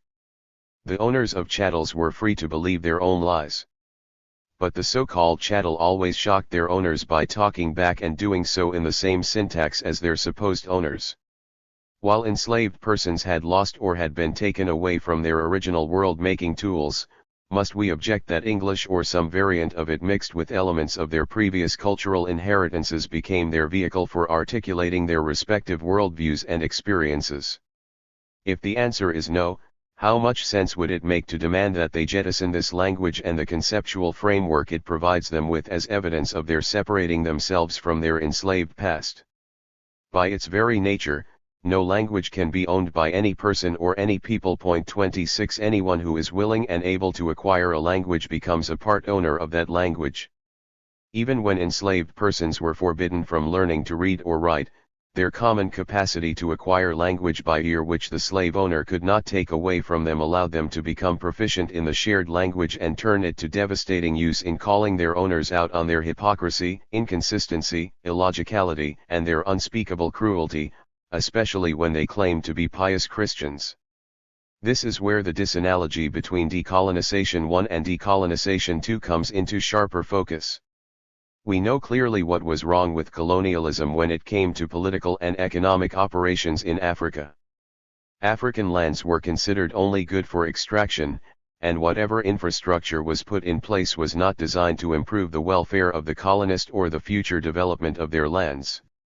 They were colonies earmarked for supplying raw materials for the industrial enterprises of the metropole and, simultaneously, held as captive markets for the finished goods manufactured there. That is, the colonies were not permitted any choice in trading partners or the source of the manufactured goods they needed. We confront, yet again, how the issue of autonomy, of self-governance, the central credo of the modern age, was the differentia specifica when it came to defining the economic organization of the colonies, with the interests of the colonists subordinated to and determined by the colonial powers. In the political sphere, the signs are even clearer. As I argue in Chapter 4, the self-ownership of the subject underpins the demand that no government can have legitimacy unless it has been consented to by the governed, the principle of governance by consent, and this is the defining characteristic of the modern age. Modern colonialism in Africa failed this simple test where it concerned the fortunes of indigenous Africans. Colonial settlers, colonists, and colons all traveled with their citizenship intact, and their revolts or resistance against the mother country, when they occurred, were conducted in the name of the principles guaranteed by their citizenship. The colonist never enjoyed that privilege even when the policies of indirect rule or association were imposed on the continent, lasting right up until the eve of independence in colonist African countries. The parameters of decolonization 1 are thus very clear. In politics, Africans should be in control of who governs them, and that governance must be based on the consent of the governed. The country in which this governance is exercised must be sovereign over its space and its social ordering, and may not be beholden to any other outside its own boundaries unless by acts voluntarily entered into and able to be reversed when the country so determines. This simple requirement is one of the strongest signs of the errancy of the decolonization discourse even in this area. For example, when it became public knowledge that the then government of Nigeria had negotiated the Anglo-Nigerian Defense Pact with Britain in 1960, which would allow the former colonial power to have a military base in the newly independent country, all hell broke loose. Public opinion, led by opposition parties and the new country's intellectuals and students, forced the abrogation of the pact. Think of it, we are talking of a time closest to independence, a time when the new state's vulnerability to sanctions was most acute. Yet, the new sovereigns, the newly minted citizens of Nigeria, decided to take the risk and dare their former colonizers. Incidentally, Olúfemi Awólọ́wọ̀ was the leader of the opposition in Nigeria's federal parliament when this pushback occurred. But years later, various African countries started making pacts with ex-colonizers and even with those, like the former Soviet Union, who never had a colonial presence on the continent, that allowed the latter to have bases inside their territory. If this is the sort of thing that is meant by those who argue that colonialism never ended in Africa, and this is the crux of the continuing appeal of decolonization discourse, it is either that they have made the definition of colonialism so elastic that it no longer has any meaningful boundaries, or they have chosen to ignore African agency after independence. I refuse to accept this dangerous move. In economics, the direction of the country's economy must be steered by its citizens, with a government that they have freely chosen at its helm. It must be driven with the interests of its citizens in mind and with the goal of creating a self-sustaining, independent, internally robust mode of production. How this outcome is achieved, capitalism, socialism, mixed economy, becomes less important than whether it is driven by the will of the free country and its government. Again, if anybody holds France responsible for her ex-colonies' decision to tie their currency to the French central bank and regards that as evidence that colonization never ended in those countries, I beg to differ. What were Africans' leaders who signed on to such deals thinking when they did? Yes, they were subjected to threats. But we must either hold them liable for their lousy choice, or we must assume that they are, one and all, minors who could not say no to their guardians, the French. And we have evidence of various African countries exercising their autonomy in choosing which economic systems they were going to embrace after independence. Kenya was unashamedly capitalist, Tanzania went down the socialist path, Nigeria chose a mixed economy model, and so on.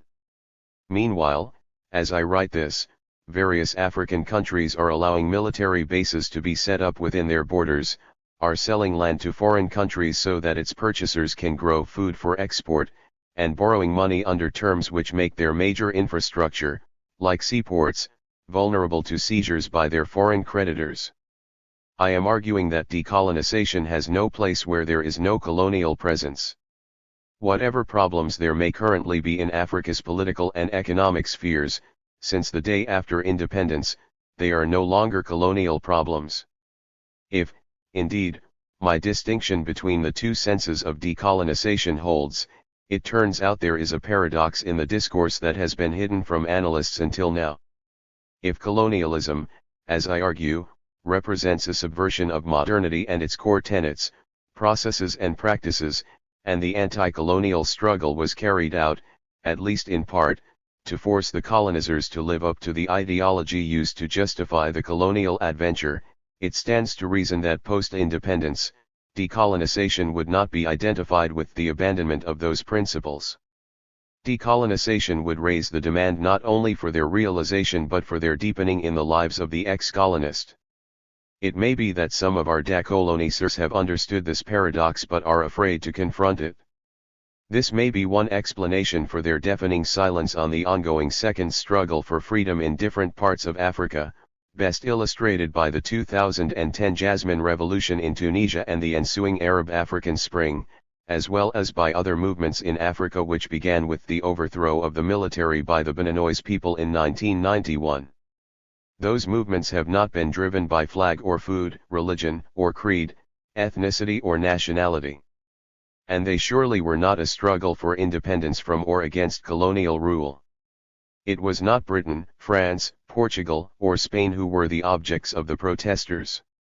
Nor did the protesters speak or act as if they believed that the local objects of their animus, their ruling classes, were minions of a colonial master.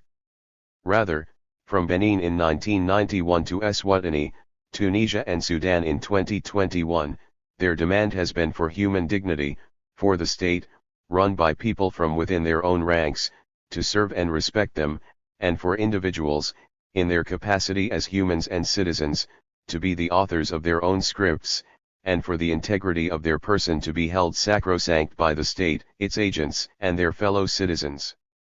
I argue that these are the core elements that set modernity apart from previous modes of social living and principles of social ordering. Ordinary Africans had thought that flag independence would lead to this outcome, and when one party and military rule distorted and diverted this political progression, they never gave up on the goal. While the first struggle gave freedom to their polities as states, this second struggle is designed to wrest freedom for them as individuals deserving of dignity by reason of their humanity alone. When we speak as if this struggle is about decolonizing, we misdescribe what is happening, and we fail to hold accountable the native successors to the colonial regimes for their failure to treat their people with respect. And it does not help the argument to accuse them of being lackeys of the former colonial powers. In so doing, we lend support to the racists who contend that Africans are permanent children. The philosophical case against decolonization.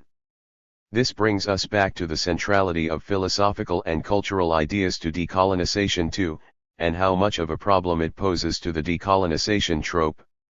African thinkers in the period immediately after independence had begun to grapple with the issues of freeing African philosophy from the grip of colonialism and its ideological manifestations.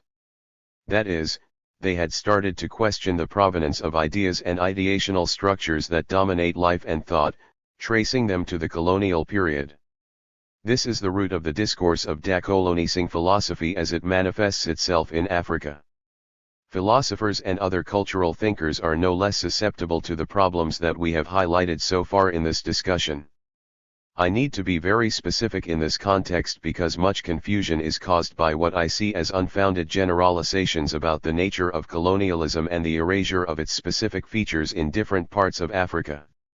In a country like Senegal, for example, where French colonialism unfolded in two distinct phases, assimilation and association, one can see the different fruits born of those phases. The differences were deeper still in areas of settler colonialism. I have searched for, but have been unable to find, examples of decolonizing discourse applied to the Afrikaner experience in South Africa of being colonized by the British, and how this was incorporated in Afrikaner philosophy. Of course, it is entirely possible that Afrikaans-inflected philosophy is full of such discussions. Similar considerations can be raised for Zanzibari philosophy or Hausa philosophy, and their iterations in Islam-dominated countries in Africa. What am I hinting at? It is all too easy for us to talk about decolonizing philosophy when we take Africa to be our primary referent.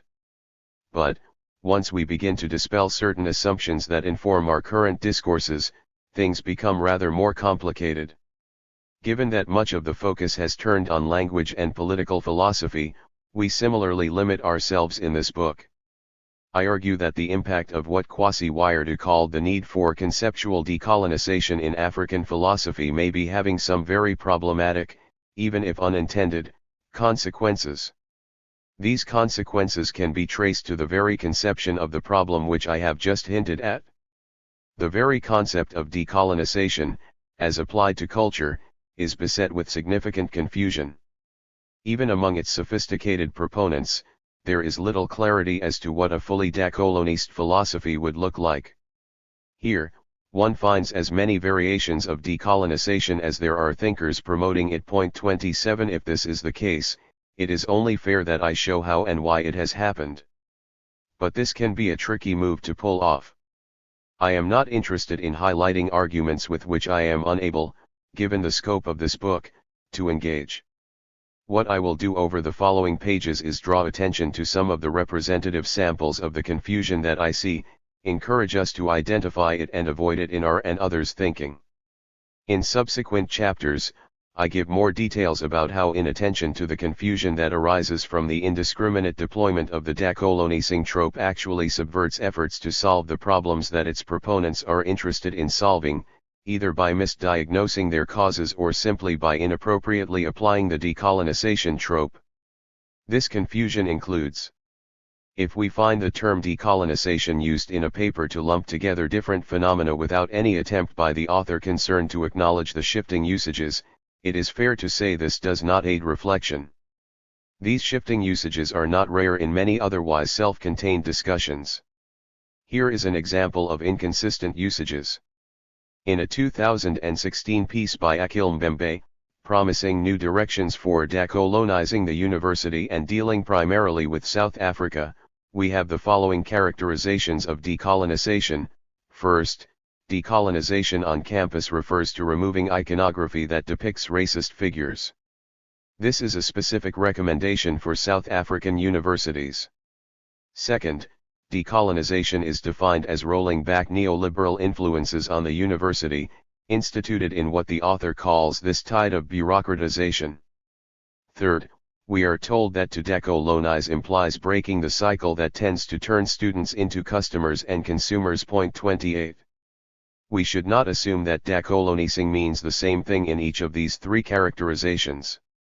For one thing, the line that goes from colonization to removing iconography that depicts racist figures, to removing neoliberal influences, to breaking the cycle that tends to turn students into customers and consumers is neither obvious nor straight. For all three things to refer to the same cause, it must be the case that colonialism plays a causal or, at least, a quasi-causal role in their emergence and their current manifestations. In other words, we must be able to trace these phenomena to colonialism, and attributing them to such a cause must provide a more convincing explanation than competing ones. Many who subscribe to decolonizing models already take for granted that these phenomena are directly caused by colonialism, and this assumption is rarely questioned. What's more, it is difficult to persuade the proponents of decolonization to locate themselves outside of this theory and consider that there may be alternative genealogies for processes or practices that they are all too content to trace back to colonialism. It is for this reason that I am more interested in addressing myself to those who may be considering embracing the trope, in order to prompt them to take a second look before signing up. For now, let's stay in South Africa. To begin with, there was more than one colonialism in South Africa. Even if we were to incorrectly assume that colonialism in South Africa was a monolith, we must still admit that its victims did not all have the same experiences with it, nor were they impacted upon in the same way by it. Boer settlers colonized the land, not indigenous South Africans. Some native groups imperialized, even if they did not colonize, other native groups. The British subdued the Afrikaners as well as various indigenous groups. It is British colonialism that is the focus of Mbembe's essay. Properly speaking, if the original peoples of South Africa are interested in removing iconography that depicts racist figures, it is not far-fetched that Afrikaners would be interested in removing iconography of the British figures who placed them under colonial rule. I don't subscribe to the notion that the psychological harm caused by colonialism is essentially racially defined. The Irish and the English are of the same racial stock, for example, but, if the continuing struggle of Irish Republicans in Northern Ireland is any indication, they would be as invested in decolonising as descendants of South Africa's original peoples. Even if we grant the colonial provenance of iconography, Mbembe's first object that must be decolonised, it is more difficult to link neoliberal influences and colonialism. Neoliberalism is a global phenomenon, which has rampaged across the world, affecting colonizer and colonist alike, whether this is in the United Kingdom in the transition from Edward Heath to Margaret Thatcher in the 1970s, in South Korea and Indonesia during the financial collapse in the 1990s, in Argentina in the opening decade of our present century, or more recently in Italy, Spain, Ireland, or Greece in the aftermath of the economic crash of 2008.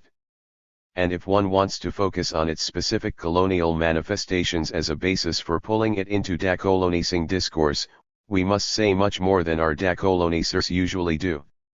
The connection to colonialism is established by linking the business of knowledge production to the continuing dominance of so-called Western epistemic traditions, which exclude or even kill local forms of scholarship. Decolonisers have even come up with a name for this: epistemicide. 29. It is this dominance with which decolonising the university and its curriculum is concerned. It is an irony that those who criticize Léopold Sédar Senghor for committing the crime of writing in French are also the ones who, simultaneously, call for precisely the kind of epistemological standpoint that he had advocated: community-oriented, emotion-inflected, spirit-infused. Dethroning so-called Western epistemic traditions from their hegemonic pedestal in the ex-colonies is one of the declared aims of decolonisation. This is a type of decolonisation that I am convinced is totally unwarranted. 30. When decolonisers accuse colonizers of killing local epistemes, I am often at a loss to make sense of this accusation. If you wish your papers to be published in so-called prestigious journals dominated and curated by those you accuse of being colonizers, then they will insist that you meet their criteria for what merits inclusion. But why do we not create alternative outlets for ourselves and our audiences? 31. When the Journal of the Historical Society of Nigeria was considered the place to publish when it came to African history, did anyone from Britain or the United States complain? On the contrary, it used to be the case that the most celebrated Africanist scholars touted their work's inclusion in the journal as a mark of excellence and legitimacy. Why are we now asking Cambridge University Press's Journal of African History, dominated by British and American Africanists, to decolonize? Why are we holding outsiders responsible for our own failure to commit adequate resources to studying Africa? The complaint about colonial domination of knowledge production is, for the most part, an implicit acknowledgement that we dropped the ball on owning our reality. What's more, because Africans keep hankering after the approval of those whom we routinely accuse of not recognizing our scholarship, we never fail to cite them as authorities, a move that prolongs their domination over our storytelling. We keep rainfusing their outlets with our fresh ideas, rather than moderating and curating them under our own agency. Never mind that many of those outlets would not have the depth of knowledge required for them to be competent judges of African work, if that work were really directed at creating and furthering our own intellectual traditions. Hence my argument later in this book that much of the output of the decolonising trope is dominated by extroversion. We need to turn inwards, take our agency seriously, and act as if we value it. No account of decolonisation would be complete without the usual, often unthinking, nod to Ngugi wa Thiong'o's demand, as paraphrased by Mbembe, that a decolonized university in Africa should put African languages at the center of its teaching and learning project. 32 Unlike Ngugi, however, Mbembe believes that French, Portuguese, and Arabic have already become African languages. Since I devote a whole chapter later to the topic of language in decolonising, I do not need to dwell on it here. But a comment is relevant. This is one of those situations where a little more digging shows what decolonisers may be missing. If these foreign languages all came via colonialism, and part of what decolonisation entails is the expunging of colonial mode scholarship, we must show how the French, Portuguese, and Arabic colonial modes of scholarship that have become African have been decolonized and made suitable for African use. But, if this is possible with an artifact that is still so bound up with its external origins, why is the same not true for other areas or processes that are the targets of decolonizers? We next consider a second set of defects. There are those calls for decolonizing which, when we reflect more deeply, place items within their domain which can either be differently explained, do not address a real problem, or which address a problem that can be resolved without resorting to the drama of decolonization. When we are asked to decolonize a discipline, a discourse, or a movement, there is always the assumption that our subject matter is a creation of colonialism, or that it is so steeped in colonialism that it needs a complete makeover. Here, again, we run into difficulties that are often obscured by this assumption that the process in question is inseparable from colonialism. To illustrate the point, consider the 2015 essay, Decolonizing Western Political Philosophy, by the late Charles W. Mills. What does it mean to decolonize Western political philosophy? According to Mills, what we have to do, then, is to expand the current vocabulary of Western political philosophy to admit colonial and imperial dominations as political systems themselves, not merely national but global, and centrally constituted by race. 33 If we are not co-owners of Western philosophy, why are we asking its chroniclers to include us in their annals? I do not see us asking to be included in Chinese or Indian philosophy. If we are asking that Western philosophy account for the historic violence, subjugation, and even genocide that it abetted or caused, that is only fair. But I do not think a whole new discourse is needed to ask a discipline to tell the truth about itself. Moreover, Western philosophy is never monolithic. As 18th-century philosophers David Hume and Immanuel Kant were libeling African-descended peoples, their contemporaries James Beattie and Olaudah and James Africanus Bale Horton a few decades later, were rebutting their arguments within the same epistemic, metaphysical and ethical frameworks, a development that made the latter two African-descended thinkers co-owners of Western philosophy. And if Africans can be co-owners, what is called for is not decolonization, but a more honest telling of the story of this branch of thought. If, as Charles W. Mills's piece argues, some ex-colonist thinkers can be considered Western philosophers, does that make their writings, too, candidates for decolonization? After all, in the view of many in the decolonizing community, there is no distance between colonial and imperial domination and the philosophical heritage of the colonizing and imperializing countries. Does that mean that the philosophies of the ex-colonist which are considered part of the Western inheritance are equally guilty? If the answer to this question is yes, efforts at decolonizing must include philosophers like Ottobah Cugoano, Olaudah, Anton Willem Amo, Edward Wilmot Blitten, James Africanus Bale Horton, Alexander Crummell, Ames Césaire, Frantz Fanon, Albert Memmi, Kwame Nkrumah, Leopold Sédar Senghor, Amilcar Cabral, Murad Waba, Fatima Mernissi, Obafemi Awolowo, and Pauline J. Houghtonji, because all of them worked within the framework of Western philosophy and wrote their own JQs from within it? If not, why are some Western thinkers candidates for decolonization and others are not? Are we giving Frantz Fanon a free pass because he comes from our community, or are we implicitly conceding that there are liberatory political philosophies in the Western tradition sitting, however uneasily, alongside the philosophies of domination? What's more, whatever can be decolonized cannot at the same time have colonialism as part of its very constitution. To that extent, the colonial moment must then be incidental to Western political philosophy.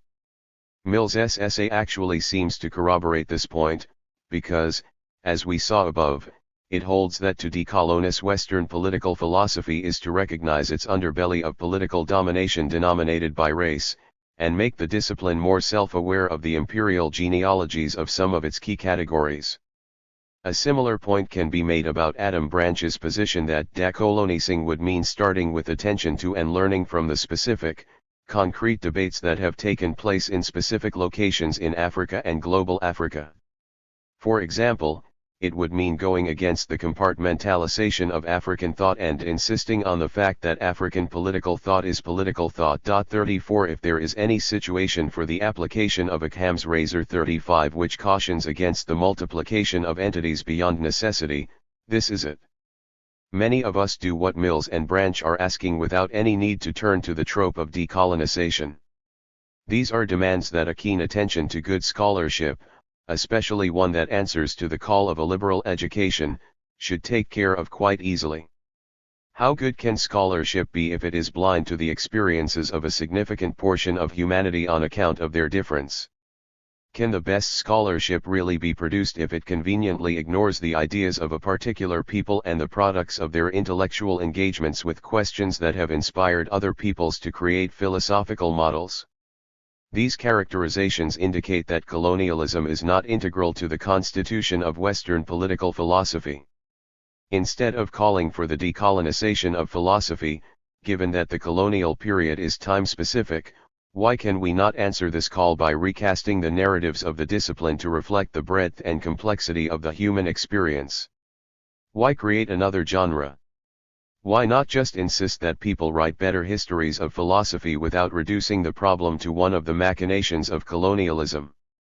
If we may take a leaf out of the book of feminist engagements with Euro-American philosophy, they did not create a whole new genre of demasculinization.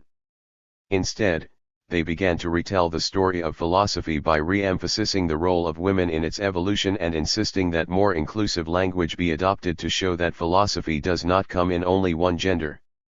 They realized that androcentrism was not a constituent part of philosophy, and was merely an accident of its development.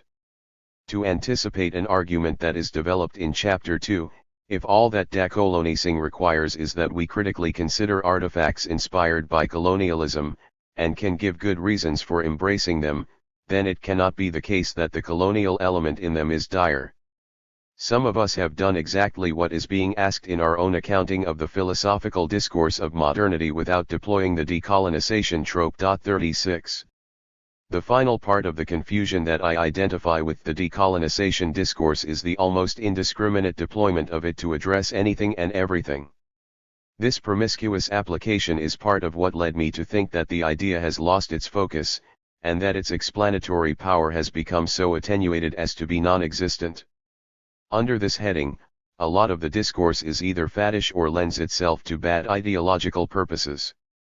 Works on this subject range from Decolonizing Globalization Studies, Decolonizing Sociology and Decolonizing African Educational System as a Panacea for Africa's Educational Advancement in the 21st Century to Decolonizing Knowledge for Africa's Renewal, Examining African Perspectives and Philosophies, Decolonizing Enlightenment, Decolonization, and Afrofeminism and Decolonizing Universalism. 37 My hope is that drawing attention to the catch-all use of this might cool our ardor for throwing decolonization at whatever ails our discussion in philosophy and culture more broadly. In this section I've shown how a little attention to our conceptual framings might help improve awareness of the fact that many of the theories we take for granted may not have the solidity and coherence that we had previously thought. In addition to the above conceptual confusions, there are 4 other defects in the decolonization discourse, which together make up the fundamental reasons why I argue we should dispense with the idea of decolonization too entirely. Even if we pay more careful attention to and clear up the confusions outlined in the preceding section, I think that the trope and the discourse built on it cannot escape these defects. A. When it comes to language, both Ngugi wa Thiong'o and Kwasi Wiredu may be raising or have raised unrealistic expectations regarding what can and/or ought to be done. B. A trope that emerged to break down the walls erected by Eurocentrism around philosophy may have become a new barrier that obscures much more than it reveals. C. The dominant conception of colonialism in the decolonization discourse is somewhat stilted and does not take seriously the complexity and historicity of the concept or, importantly, the different paths of modernity and colonialism in Africa. D. The discourse ignores or plays fast and loose with the intellectual contributions of thinkers in the ex-colonies, and their relation to and engagement with the legacy of colonialism and modernity. These last four problems will be critically discussed in the remaining chapters of this book. I will frame my discussion by using as foils the case for decolonizing the mind made by Ngugi wa Thiong'o and Kwasi Wiredu's case for the need for conceptual decolonization in African philosophy. I use them in this way because these two thinkers have loomed large in the debate on decolonizing the humanities since they elaborated their theories in the early 80s. Both, especially Ngugi, have had a far-reaching influence on university organizations in Africa. Soon after, Ngugi and his brave comrades in Nairobi forced the Department of English to be renamed the Department of Literature in English.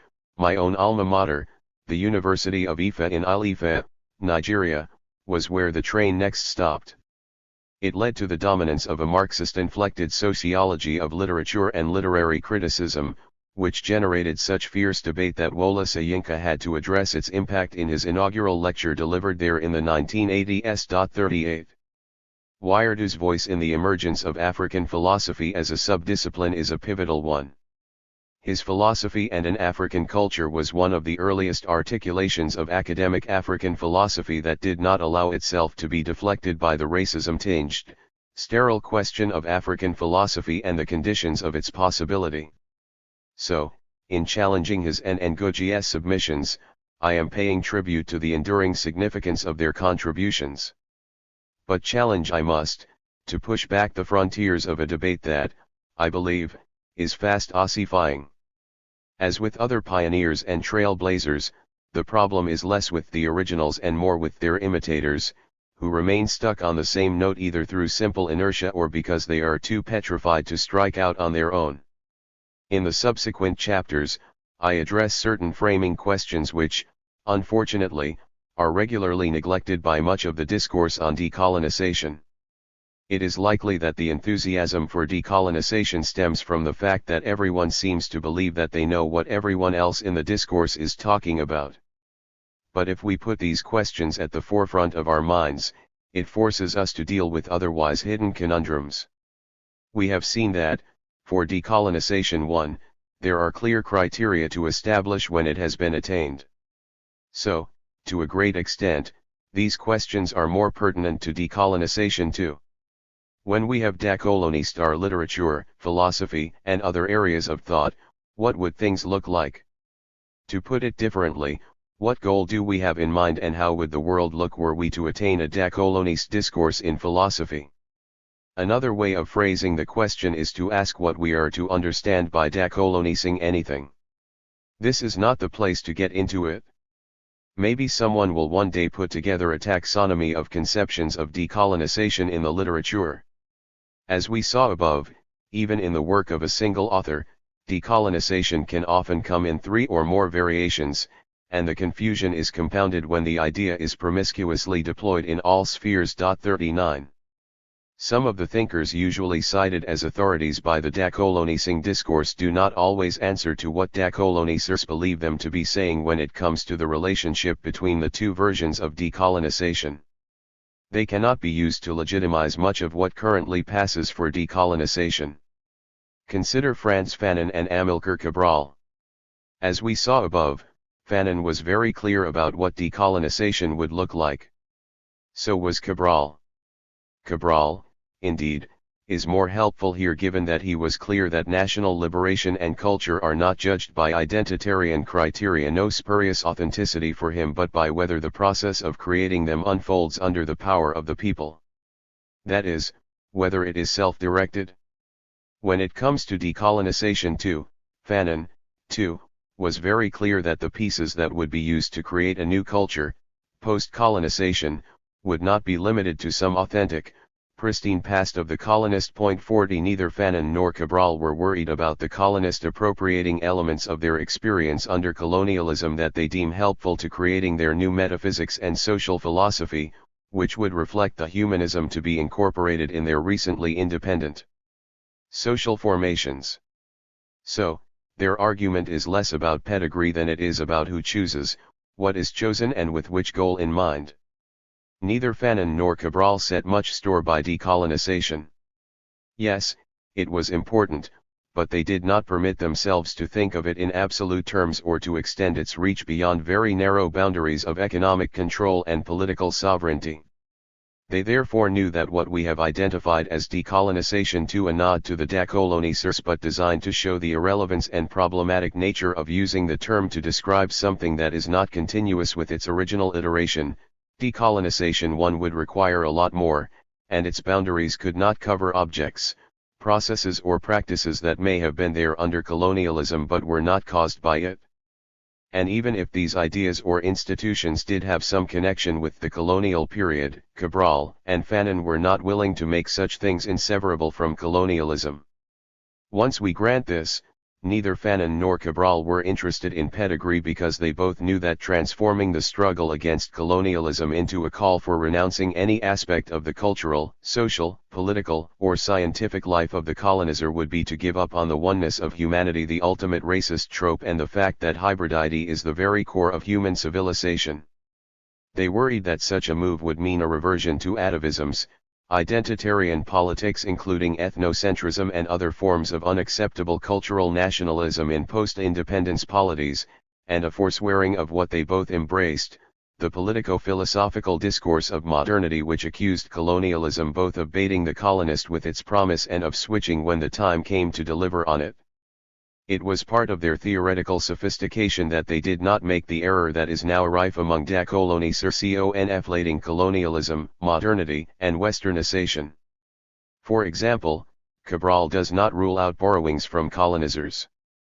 Whether our new culture is in or outside of school, we have to place it in the service of our resistance, in the service of compliance with our party program. It has to be that way, comrades. Our culture should be developed at the national level of our land, but without disparaging the culture of others, and, with intelligence, availing ourselves of the culture of others, everything insofar as it can be adapted to our living conditions. Our culture should be developed on the basis of science. It should be scientific, which is to say, not involve believing in imaginary things. 41. Beyond decolonization, his commitment to humanism is very clear. From the beginning of our struggle, even with documents that the comrades may recognize, we addressed ourselves to the colonialists of our land, telling them clearly, you are the will of the old colonialist car that wants to continue exploiting our people. Even they have a place in our land if they want. We want to make a land where anyone, from whatever part of the world, can live, work, and live properly, provided that they respect the right of our people to direct itself. 42. This passage neatly, almost imperceptibly, shows that decolonization 1 is what matters when it comes to demarcating a boundary between colonialism and post-independence. How we structure life after independence, and where we draw inspiration from for that purpose, is a separate issue from whether we do so under our own power or the power of another. We could have the same mode of social living forced upon us in the one case, pre-independence, or freely adopted by us, post-independence. Respect the right of our people to direct itself means that we are independent, and if we remain under the direction of another, we do not have independence. But analysts may not dictate the limits of from where a free people may draw their models for organizing life and thought, nor may they easily conclude that only the power of the colonizer can explain any continuities between the pre- and post-independence periods in the life of any people. According to Fanon, colonization and decolonization do not form a continuum such that we can affirm of them the kind of dialectical relations that exist between moments of a whole. They are mutually exclusive, and when we move from one to the other, there is annihilation of the previous state, not a sublation of it. In the specific colonial situation in much of Africa, the colonists were non-persons, they were consigned to a zone of non-being. Becoming decolonist means vacating this zone, not amending or ameliorating it. It must be ended, period. 43. For this to happen, the colonizer qua colonizer must also become a non-being. If any piece of colonization were to remain in the aftermath of decolonization, that would be an indication that the latter had not occurred. Put differently, were philosophy to be an integral part of colonization, we cannot claim to decolonize while retaining philosophy. If we use this as our metric, then any areas of life that have anything to do with the colonizer must be eradicated. This is why it is crucial that we must not carelessly attribute more to colonialism than can be supported by the historical record. If modernity were part and parcel of colonialism, a decolonist society would clearly have no truck with it. We can easily see the many contortions analysts are forced into once they decide that modernity and colonialism or modernity and westernization are one and the same. It is why the theoretical landscape is now littered with such strange neologisms as pluriversals, coloniality, transmodernity, multiple modernities and so on. Either we must establish a sharp distinction between modernity and colonialism, as I argue, or they both go down together and the ex-colonists' relationship with modernity would be forever conflicted, if not impossible. But we know that this is problematic or even implausible. It would require us to take an extremely narrow and monistic view of life under colonialism and attribute every artifact from the colonial situation to colonialism. That is, anything that is present while colonialism lasted is irremediably sullied by the colonial imprint and, therefore, can have no place in the world beyond colonialism. Given this implausible scenario, we need to be more modest and more specific in identifying the inventory of colonization and to take a more expansive view of the plural forms of life under the system of rule. As I argue throughout the book, we must separate changes under colonialism that were essential constituent parts of it from those that were incidental to it, those that unfolded under the direction of colonizers and were designed to reinforce the non-being of the colonist from those that were driven by the autonomous will of the colonist, however much the colonizer pretended that the colonist were incapable of choice-making. We must strive to draw out the provenance of ideas that may have been inducted into the colonial situation but were not necessarily inherent to it. This is why I insist that we do not conflate modernity and colonialism. We must be clear which decolonization dominates the historical and political discussions that we are interested in. What decolonization signifies is inseparable from which iteration of colonialism, historical or conceptual, we are speaking about. When historians talk about the period of decolonization in Africa, what should we take them to be referring to? Similarly, what was the focus of the anti-colonial struggle? This is one iteration of decolonization, and its outcome was independence. But what was independence supposed to herald? What new state of being was to be ushered in at the dawn of independence? Certainly, there are material structures, political processes, social relations, and ideological commitments involved, and we must take care to delve into some of these in this discussion. When it comes to these latter ideas, structures, and processes, it is less complicated to come up with metrics for determining the relative success or failure of any decolonization regime. It was what made it possible, maybe even easy, for Kwame Nkrumah, Amilcar Cabral, Julius Nyerere, and others to set a goal for what independence would mean and test for how close to those goals their polities came post-independence. And it is why Cabral could make a distinction between independence and human liberation and argue that decolonization is a mere condition for the building of a culture that has human emancipation as its ultimate goal. As he explained, we are struggling to build in our countries a life of happiness, a life where every man will have the respect of all men, where discipline will not be imposed, where no one will be without work, where salaries will be just, where everyone will have the right to everything man has built, has created for the happiness of men. It is for this that we are struggling. If we do not reach that point, we shall have failed in our duties, in the purpose of our struggle. 44. But the movement towards this outcome is no longer part of the anti-colonial struggle. As I continue to insist, colonialism has not survived independence. Might this be what the current preoccupation with decolonization is gesturing towards? That is, that today's decolonization 2 completes the anti-colonial struggle of decolonization 1? The link between the historical iteration and the current confused attempt to turn this into an explanatory model for the contemporary political, social, and ideological reality of Africans and their societies may be the work of Frantz Fanon. The continuities are remarkable. but when we let having our polity's evolution under our direction become synonymous with using this control over our destinies to build a superior human society, we set the stage for the current situation where we no longer have clear, helpful metrics to test our progress. Concrete measurements like whether we have implemented governance by consent, determined what economic models to adopt and changed our education system to reflect our own preferences are replaced with vague calls to decolonize anything and everything, making it seem as if we are still on the path to decolonization. The term has become so slippery that it no longer offers a sure handle on what success would look like in a decolonized world. 2. Decolonization and the politics of language. An oversold promise. Let us turn to the question of African languages. They were long considered dialects, and it was said that Africa had no culture. Now we have gone beyond that, even though the notion still remains in the heads of certain academics. But that is not a serious problem. What is alarming is that those who govern us, the African governments, do not have the courage to consider that language sustains culture and the economy.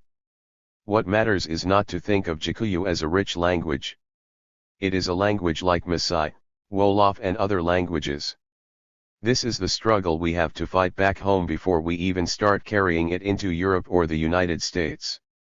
Asmina Sembin 1. I do not think that it is an exaggeration to say that people probably know Ngugi wa Thiong'o more as a theorist of the adoption of African languages as the principal criterion for defining African literature than as the important writer that he is. From the time that he forcefully asserted that the very identity of African literature is inseparable from the language in which it is written, he has become the most insistent voice in the Decolonisation 2 discourse.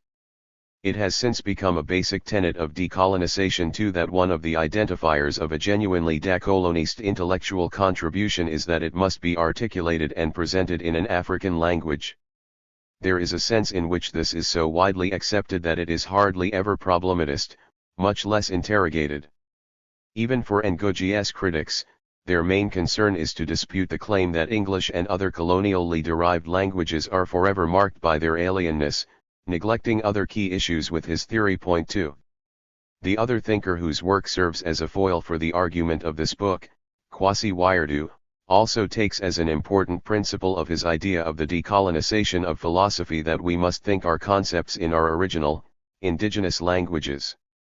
As we shall see, there are some significant differences in their respective standpoints as regards what the desired outcome of linguistic decolonization is and what is the best path to it.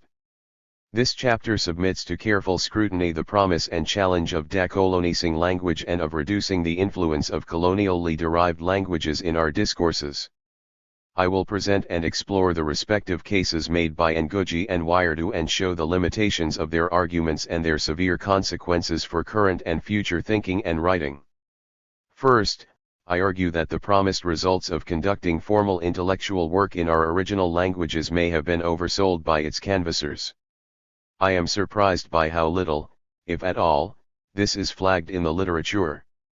Second, I contend that using one's choice of language as the only or primary measure of African identity has an unintended consequence. African thinkers who do their intellectual work in colonially derived languages are often excluded by scholars who are looking for African contributions to ideas and discourses. They are rendered almost peremptorily illegible, and their output is automatically discarded regardless of its themes, quality, and relevance. These thinkers are considered not properly African. I do not know how many people, on realizing this, would persist in thinking that there is any good to be had in this manner of proceeding. Third, and related to the second problem, the insistence that African work must be done in local languages makes light of or even summarily denigrates and delegitimizes African agency. If people lose their status as African thinkers because, for whatever reason, they do their intellectual work in ways that are not deemed African, it means that African agency is only to be embraced when its choices are to our liking. Fourth and finally, the assumption that it is easy to ascertain what is or is not an African language is implausible, and I will make a case for this presently. For Ngugi, the need to decolonize the mind was a continuation of the battle that Africans were waging against imperialism, notwithstanding the fact that most African countries had been nominally independent since the early 60s. In other words, decolonization 1 had not been completed. This is where the distinction between the two iterations of decolonization becomes important. These two concepts are neither continuous nor is there any necessary connection between them. The specificity of the first stands in marked contrast to the fuzzy nature of the second. What's more, while there is no room for any continuity between the colonist state and decolonization 1, an ex-colony may choose to retain certain cultural forms, from language to religion, from architecture to literature, derived from the previous colonial situation. South Korea, Japan, Russia, and Ethiopia all, at different times, reached out to various European countries for models of social living to improve their societies. In the 16th century, kingdoms in Central Africa and in the Niger Delta sent their children to learn the ways of the Europeans, and so on. Ngugi identifies two mutually opposed forces in Africa, the imperialist tradition exemplified culturally by the African neocolonial bourgeoisie, is the first, with its culture of apemanship and piratery enforced on a restive population through police boots, barbed wire, a gowned clergy and judiciary. Their ideas are spread by a corpus of state intellectuals, the academic and journalistic laureates of the neocolonial establishment. Point 3 To this he opposed he resistance tradition is being carried out by the working people aided by patriotic students, intellectuals, soldiers, and other progressive elements of the petty middle class. Point 4 In this case, resistors are able to push back against the imperialists, and it is fair to assume that the resistance is not influenced by ideas and structures mimicking those immersed in colonialism. But as we shall see, this opposition may not be a helpful way of understanding the trajectory of ideas and structures in Africa. For Ngugi, there is a continuity between the dominant concepts and practices under colonialism and those that marked the post-independence period and were purveyed by the local intelligentsia in various African countries. He seems to think, and many who argue for decolonization agree with him, that the cause of this continuity must be traced to the power of imperialists to bend the will of ex-colonist intellectuals even after independence. The argument is along these lines: under colonialism, the will of the colonizer prevailed. The colonizer's language and other artifacts were the chosen ones. After colonialism, the colonizer's language and other artifacts are still dominant. Therefore, colonization has not ended. We need to decolonize. As students of logic can see, this is a non sequitur. The conclusion does not follow from the premises. For it to be the case that colonization has not ended, there must not be any alternative explanations for the post-independence situation, such as the colonist making poor choices, admiration for those practices and institutions, or just inertia. We need to be careful how we present this problem. Beyond the logical fallacy just flagged, there is also a historical problem. We must drill down into some of the core elements of the discussion. Let us focus momentarily on the following terms from Ngugi: a gowned clergy, judiciary, state intellectuals, academic and journalistic laureates, and, in the next breath, working people, intellectuals, soldiers, petty middle class. These are all concepts that are alien to indigenous African societies, regardless of Ngugi's bifurcation of them into two different functional categories. No doubt, they had their empirical matches in some of Africa's original societies, which had developed sophisticated divisions of labor and class systems. I would like to believe that the difference between the two categories Ngugi identifies here does not turn on identity. But for the most part, they are all products of or have had their configurations shaped by colonialism, modernity, and Christianity in many African countries, especially Ngugi's homeland Kenya. There are two reasons to pause here. First, it is not true for all or even most of the continent that all these forms originated in colonialism. In Nigeria and Ghana, for example, many of these laureates, especially intellectuals, clergy, and journalists, predated colonialism and fought against it throughout its tenure in their territories. In their fight against colonialism, they were, for the most part, not socialists. Rather, they accepted the modernity which was the supposed ideological template at the heart of colonialism, but which had been subverted by it. They, however, had acquired modernity from a different source, missionary education.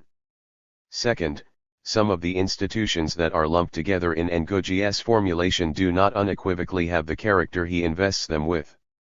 The judiciary, for example, was supposed to play its core role under modernity of being the impartial arbiter constituted to protect the puny individual from the all-powerful state. But this, too, was subverted by colonialism, and part of the promise of independence was that this function would be restored to its rightful place, and the inviolate dignity of the individual would be respected by the state. 5. It is a mistake to speak as if these institutions which, properly conceived, could preserve the dignity of the individual can never be more than what they were under colonialism. Of course, if you think nothing of the tenets of modernity as regards the sovereignty of the subject and the impermissibility of state intrusion upon it without serious justification, it is easy to dismiss this as bourgeois hocus pocus. But Africa's second struggle for freedom that is ongoing across the continent is all the proof we need that ordinary Africans do not buy into this corrosive scepticism. If this is accepted, then what sets one group, in Ngugi's description, apart from the other must be what they do, how they do it and to what end, not their presumed pedigree. Additionally, none of the classifications used by Ngugi has a univocal meaning and, no doubt, their functions and how they are executed cannot all be construed in only one way. Here is an analogy to illustrate this point. The Catholic Church in Latin America, which for centuries had blessed dictators and counseled congregants to obey their rulers, also managed to birth a radical branch that called on the same congregants to not accept their positions docilely but to resist oppression in the name of God. That is the entire raison d'être of liberation theology. If there was more to the Church than simply kowtowing to the powers that be, even when the original understanding was that Scripture did not authorize any specific political philosophy, how much more can we expect of modern institutions like the judiciary? The judiciary has very definite metaphysical groundings and principles of social ordering which, during the colonial period, were in and of themselves an indictment of the type of colonialism dominant in Africa for stunting and violating those principles when it came to the administration of the lives of the colonist. We should therefore be wary of identifying the modern judiciary with its truncated form under colonial rule, and especially given the current military and one-party misrule in parts of Africa, and the ongoing second struggle for freedom across the continent, we should be less sanguine about dismissing the significant leap forward that bourgeois legalism has been for humanity the world over. So, to put the judiciary, police boots and barbed wire in the same box is either to misunderstand the modern legal system or mistake the false form for the true. As we will discuss later, would decolonising the judiciary mean the wholesale expurgation of the system bequeathed by colonialism, or would it mean a commitment to reducing the gap between what the system promises and how it is realized in our society? In other words, once we have decolonised the modern judiciary, what shall we be left with? How would our world be different and better? Similar points can be made as regards the other terms we have highlighted. The moral economy of the peasantry or of capitalism, within which the relationship between the bourgeoisie and the proletariat is processed and understood, are not organic to Kenya or Nigeria. Rather than uprooting these concepts from their material contexts, we must study their origins, their evolution, and their operation in the places from which we obtain them, and do our best to make them work in our domestic situation. Again, does decolonisation involve ridding ourselves of these economic forms? Or should we modify that economy to meet our needs in ways that colonialism never did? And if we opt for the latter, will it amount to decolonisation? The preceding examples illustrate why we must work with nuances and distinctions, which can only help us to lay out clearly delimited boundaries for our discourse, to identify the problems on which we wish to shed light and, ultimately, to solve them. We should stop wasting precious energy chasing shadows and misdirecting young minds, especially, into intellectual and practical blind alleys. Ngugi on linguistic decolonisation. According to Ngugi, the biggest weapon in imperialism's armory, and with which it continues to dominate life and thought after formal colonialism, is the cultural bomb. What does the cultural bomb do when detonated? It messes with a people's frameworks for understanding the world, with their cosmologies, with their sense of their place in and relation to the world, their narratives, and, most importantly, their belief in their names, their languages. Point 6. The cultural bomb makes people doubt their sense of who they are and their confidence in their being in the world. As Ngugi explains, it makes them see their past as one wasteland of non-achievement, and it makes them want to distance themselves from that wasteland. It makes them want to identify with that which is furthest removed from themselves, for instance, with other people's languages rather than their own. Point 7. Ngugi assumes that there is some solidity, if not unanimity, in this supposed reaction on the part of the colonist to the cultural bomb. Given what we know of the historical evidence, there is no basis for this assumption. It is this Manichaean view of the relationship between the colonizer and the colonist which the colonizer believed, according to Fanon, but which the colonist never accepted, that limits the explanatory value of the cultural bomb for understanding how the colonist processed the experience of colonial subjugation. Exploring these assumptions is beyond the scope of the present discussion. But given that imperialism is a global phenomenon with many different specific manifestations, it cannot be the case that the outcome described by Ngugi is the only or even the dominant one. For example, I think it would be a stretch to say that what Ngugi describes captures the experience of Indians with British colonialism, or that of the Vietnamese with French colonialism. And British colonialism did not extirpate Afrikaans or alienate its speakers from it in South Africa, nor did it make Afrikaners unenthusiastic about their culture. Additional reasons, beyond the power of imperialism to assert its will, are needed to explain if and why Africans want to distance themselves from their past, as Ngugi asserts. We must also make clear that the type of colonialism that Ngugi refers to is only one iteration of it, the modern. And we need to specify in each case which variant of modern colonialism is under review, as emphasized in the last chapter. The discourse of decolonization too leaves little room for this sort of interrogation. Given how tightly Ngugi weaves language with our very identity as humans and the culture that we have birthed, it should be no surprise that he insists that decolonization be demonstrated by creating literature in African languages or thinking philosophical concepts in our own languages. Point 8. I argue that this demand may be raising or may have raised unrealistic expectations regarding what can and/or ought to be done. The imperialist cultural bomb compelled Ngugi to adopt language as the best terrain to fight for genuine independence and for the restoration of the dignity of African peoples. This is at the heart of his original case for decolonising the mind. As Ngugi puts it, the choice of language and the use to which language is put is central to a people's definition of themselves in relation to their natural and social environment, indeed in relation to the entire universe. Hence language has always been at the heart of the two contending social forces in the Africa of the 20th century. Point 9. That is, language is both a means of communication and a carrier of culture. Point 10. Recall the story narrated in the introduction as regards how decisions taken at the Berlin West Africa Conference of 1884–85, even if unintended and clearly unforeseeable, ended up mapping the future contours of African minds by the powers that dominated specific geographical regions in the aftermath. Ngugi's insistence on the centrality of language to the very idea of being human arises from what he sees as the unsavory consequences of colonialism for African models of being human. He recounted his experience growing up, a peasant child, living at home and in the rest of his daily life in Gikuyu while, once he was enrolled in school, a colonial school, the harmony that marked his life and the centrality of one language to all aspects of it was broken. The language of my education was no longer the language of my culture, he explains. Point 11. Again, there are assumptions here that are, to say the least, problematic. Not all of us who share similar experiences to those of Ngugi have processed it the same way as him.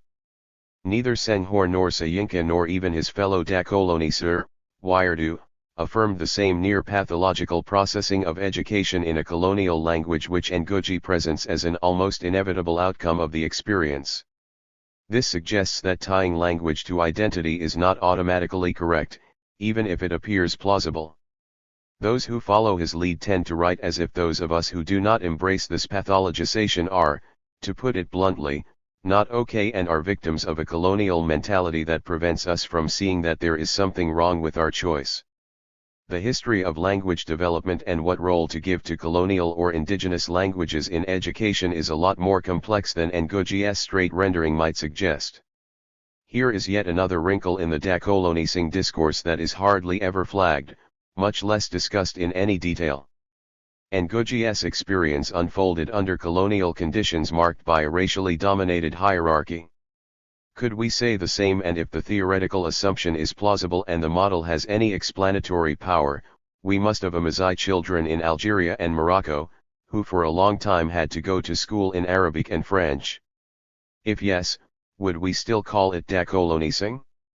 Do the same consequences follow for component units of the defunct Soviet Union under the sway of the Russian language, or for generations of Welsh, Scottish, and Irish nationals under the domination of England? Is the model of the cultural bomb relevant to their experiences? And must we now apply decolonising to South Africa? After all, its 11 official languages do not include all that are spoken there. As I show next, discussing these issues does not necessarily require decolonising language, and only if we absolutise the contingencies of modern British colonialism does the theory gain any serious purchase.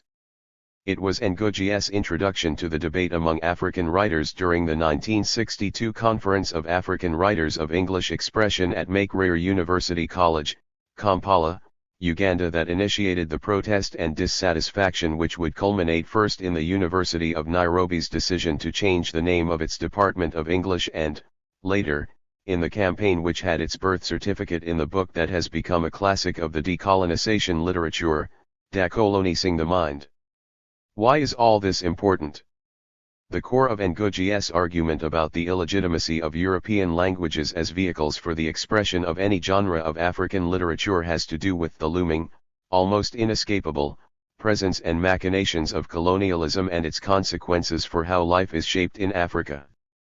The language of African literature, he explains, cannot be discussed meaningfully outside of the context of those social forces which have made it both an issue demanding our attention and a problem calling for a resolution. Point 12 The social forces in question are imperialism in its colonial and neocolonial phases which, in Ngugi's estimation, has continued to control African hands and minds up until this day.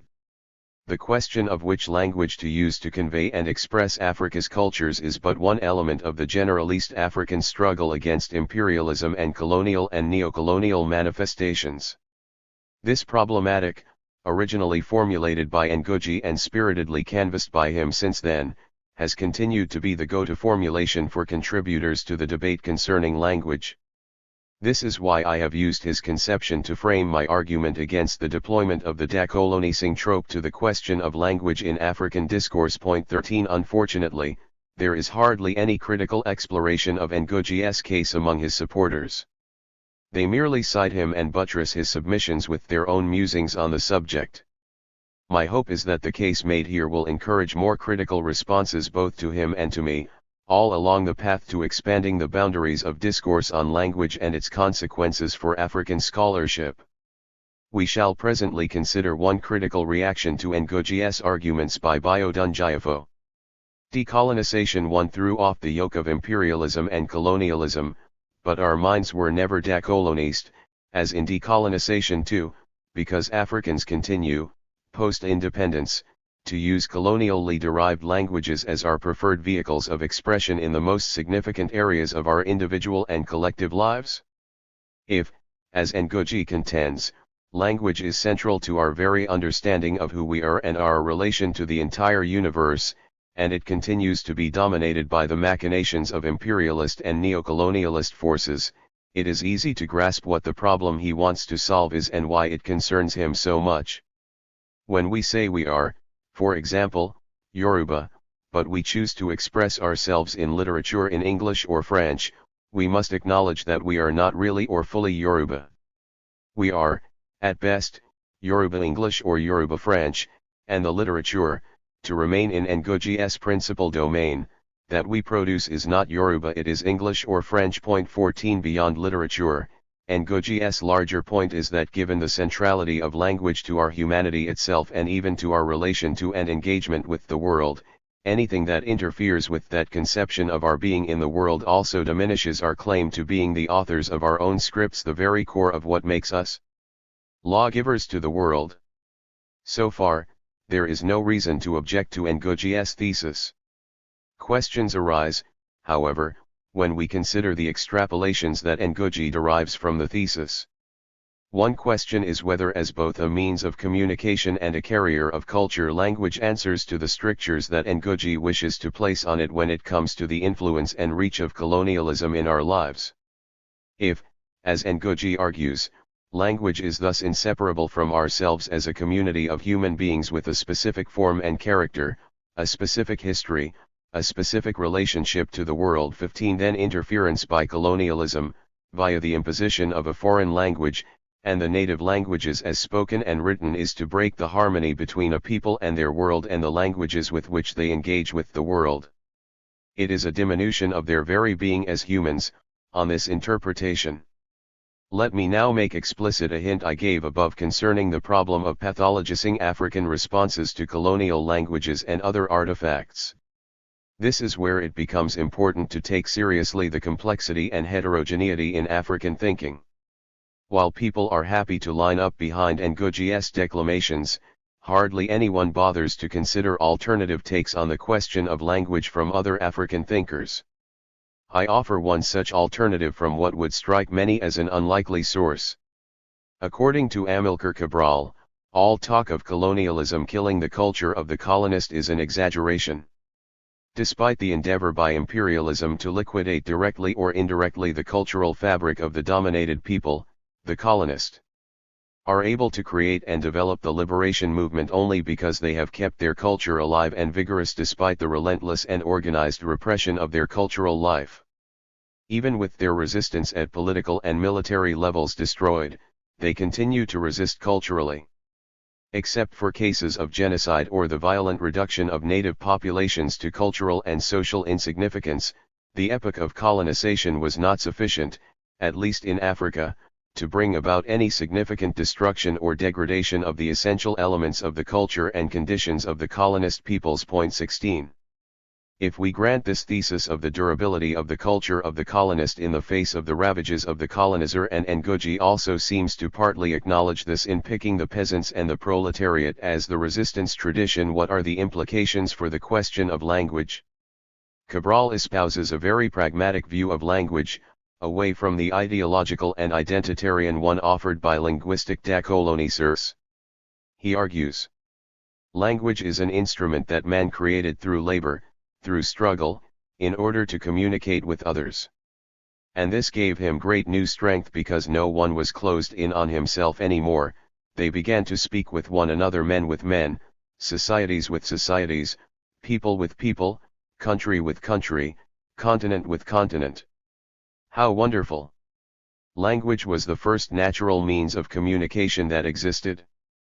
But the world advanced a lot, we didn't advance as much as the world.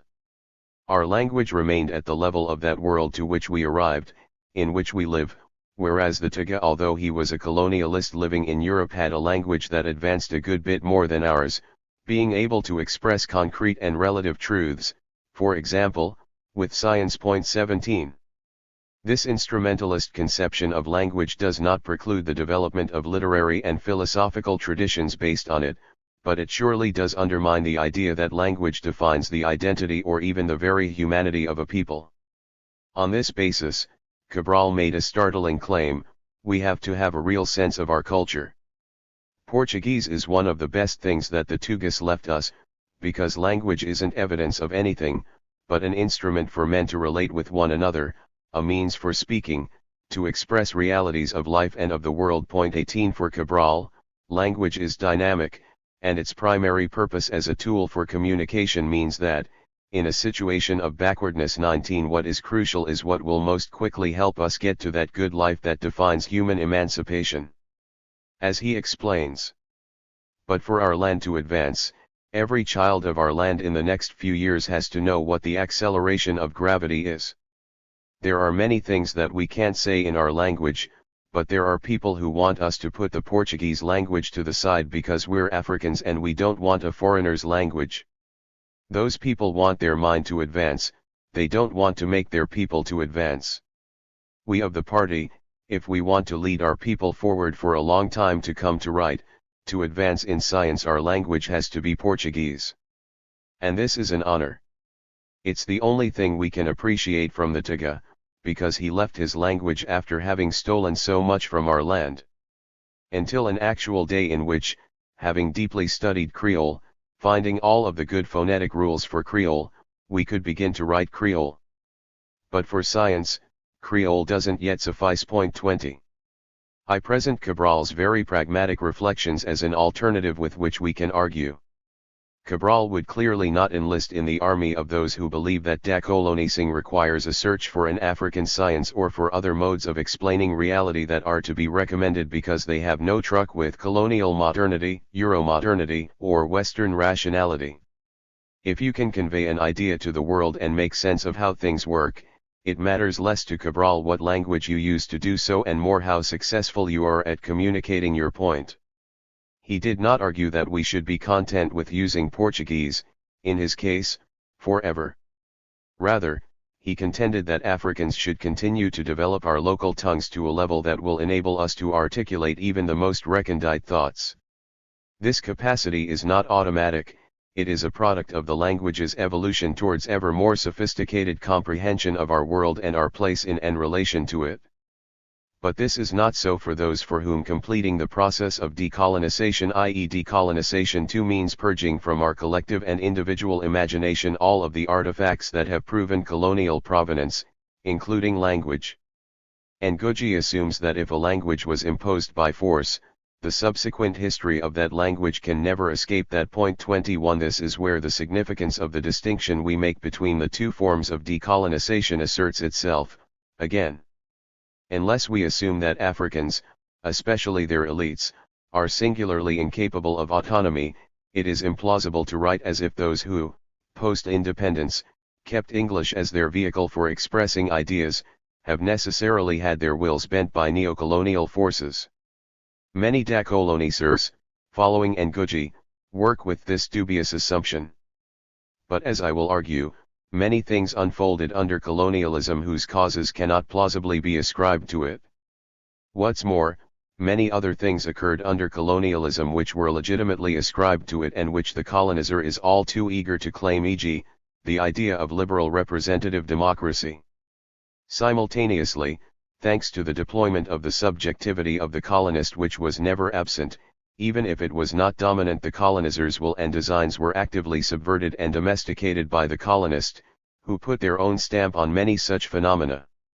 This is like what we saw earlier with enslaved persons becoming better singers of freedom's song. The appeal of decolonisation too fades once we write this alternative into the explanatory matrix. The idea that colonialism's cultural bomb is so powerful that it annihilates a people's belief in their names, in their languages, in their environment, in their heritage of struggle, in their unity, in their capacities and ultimately in themselves 22 is hyperbole, and is not very convincing as an explanatory model. The historical record points in a different direction. The contention that the peasants are the sole or principal vectors of indigenous languages, and that the elites wielding their colonially derived languages are, by definition, imperialist stooges, cannot be supported, even on Ngugi's own terms. Intellectuals of the proletariat are still intellectuals and, for the most part, do not enact their resistance in native tongues. The situation while colonialism lasted was a lot more fluid. To suggest that language offers us a useful tool for classifying Africans as either resistors or collaborators is simply false. What of those who saw through the false universalism of colonialism, its incompatibility with the core tenets of the modernity that it deployed to justify its plunder, and decided to use these very principles to indict colonialism in the name of a genuine universalism, born of the equality and dignity of all humanity. There is no place at the table for this class of thinkers. In the imperialist versus resistor schema, where do our decolonisers place the likes of Wole Soyinka, Nelson Mandela, Olúfemi Awólọ́wọ̀, Alexander Crummell, James Africanus Bale Horton, the denizens of the Fanti Confederacy, and others? None of these thinkers can be seen as victims or collateral damage of the cultural bomb. On the contrary, some of them were the first in the 19th century to challenge the idea that Egypt was not an African civilization, while others in their ranks led the movement to create scripts for our autochthonous languages. More on that soon. If the evidence cited by the late Lalichbaum in her landmark study 2 Centuries of African English is accepted, African English has been in existence since 1769, a 250-year period that is not even remotely convergent with the rather short career of colonialism on the continent. 23 What this means is that colonial imposition could not have been the sole way that English was disseminated across the continent. In many parts of West Africa, Christianity, not colonialism, was the vector of modernity, and many who welcomed English did so not out of compulsion but as part of their embrace of the new life brought by their faith. 24 Many of those missionaries who staffed the mission stations and did the crucial legwork were returnees from enslavement in the Americas and Europe, or recaptives captured Africans destined for enslavement in the Americas but rescued at sea by the British after the abolition of the slave trade in 1807. Their adoption of English did not prevent them from becoming the first scholars of our local languages, and the most celebrated of them, Samuel A. J. Crowther, authored the first primers in at least 4 languages, Yoruba, Igbo, Nupe, and Igala. And before the second evangelization spree, while the ignoble trade in humans lasted, many of the trading posts on the coast were cosmopolitan centers, and a large number of Africans who took part in the trade learned the languages of their trading partners, from English to Portuguese, Danish, Spanish, and French. 25 We need to take our history more seriously. This leads us to the second major issue that I have with the idea of linguistic decolonization.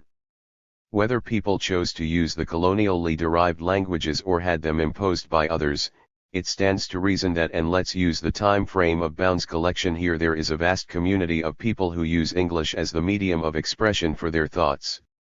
In the world constructed by our decolonisers, those within this community who cannot be accommodated as resistors, a la Ngugi, can only attract opprobrium but never be recognized as serious thinkers whose works deserve critical but respectful engagement, even if in disagreement. The sad consequence is that such thinkers are rendered illegible to many latter-day congregants in the Church of Decolonization, and the insights contained in their works, as diverse and informative as they often are lost in the frenzy of excoriation and name-calling to which they are routinely subjected. Once we acknowledge the presence of this category of thinkers, we must necessarily reckon with their intellectual production, being less concerned with their pedigree and more with the integrity and cogency of their ideas. When I spoke earlier about African thinkers of this type being walled away from the purview and interest of decolonizer scholars preoccupied with African contributions, this is how it goes. I can only hope that no decolonizer is desperate enough to retort that the only issue at stake is that of genealogy. When Ngugi reported on the Writers' Conference where the debate took place over what language to use to present African literature, one would get the impression that what mattered to him was the question of the origins of the language and of what writing as Africans in colonial languages meant for the very subjectivity of the ex-colonist. The problem we are talking about here, what to do with the large body of literature from Africans in colonial languages over almost 2 centuries, had been posed in as forceful a manner as possible by Ezekiel Mfalil. Let's examine it in some detail to situate the problem of amnesia and selective vision that the decolonizing trope encourages. Interlude, Mfalil's question. In the early 1960s, Mfalil complained about the direction that the celebrated journal Présence Africaine had taken not long after its founding.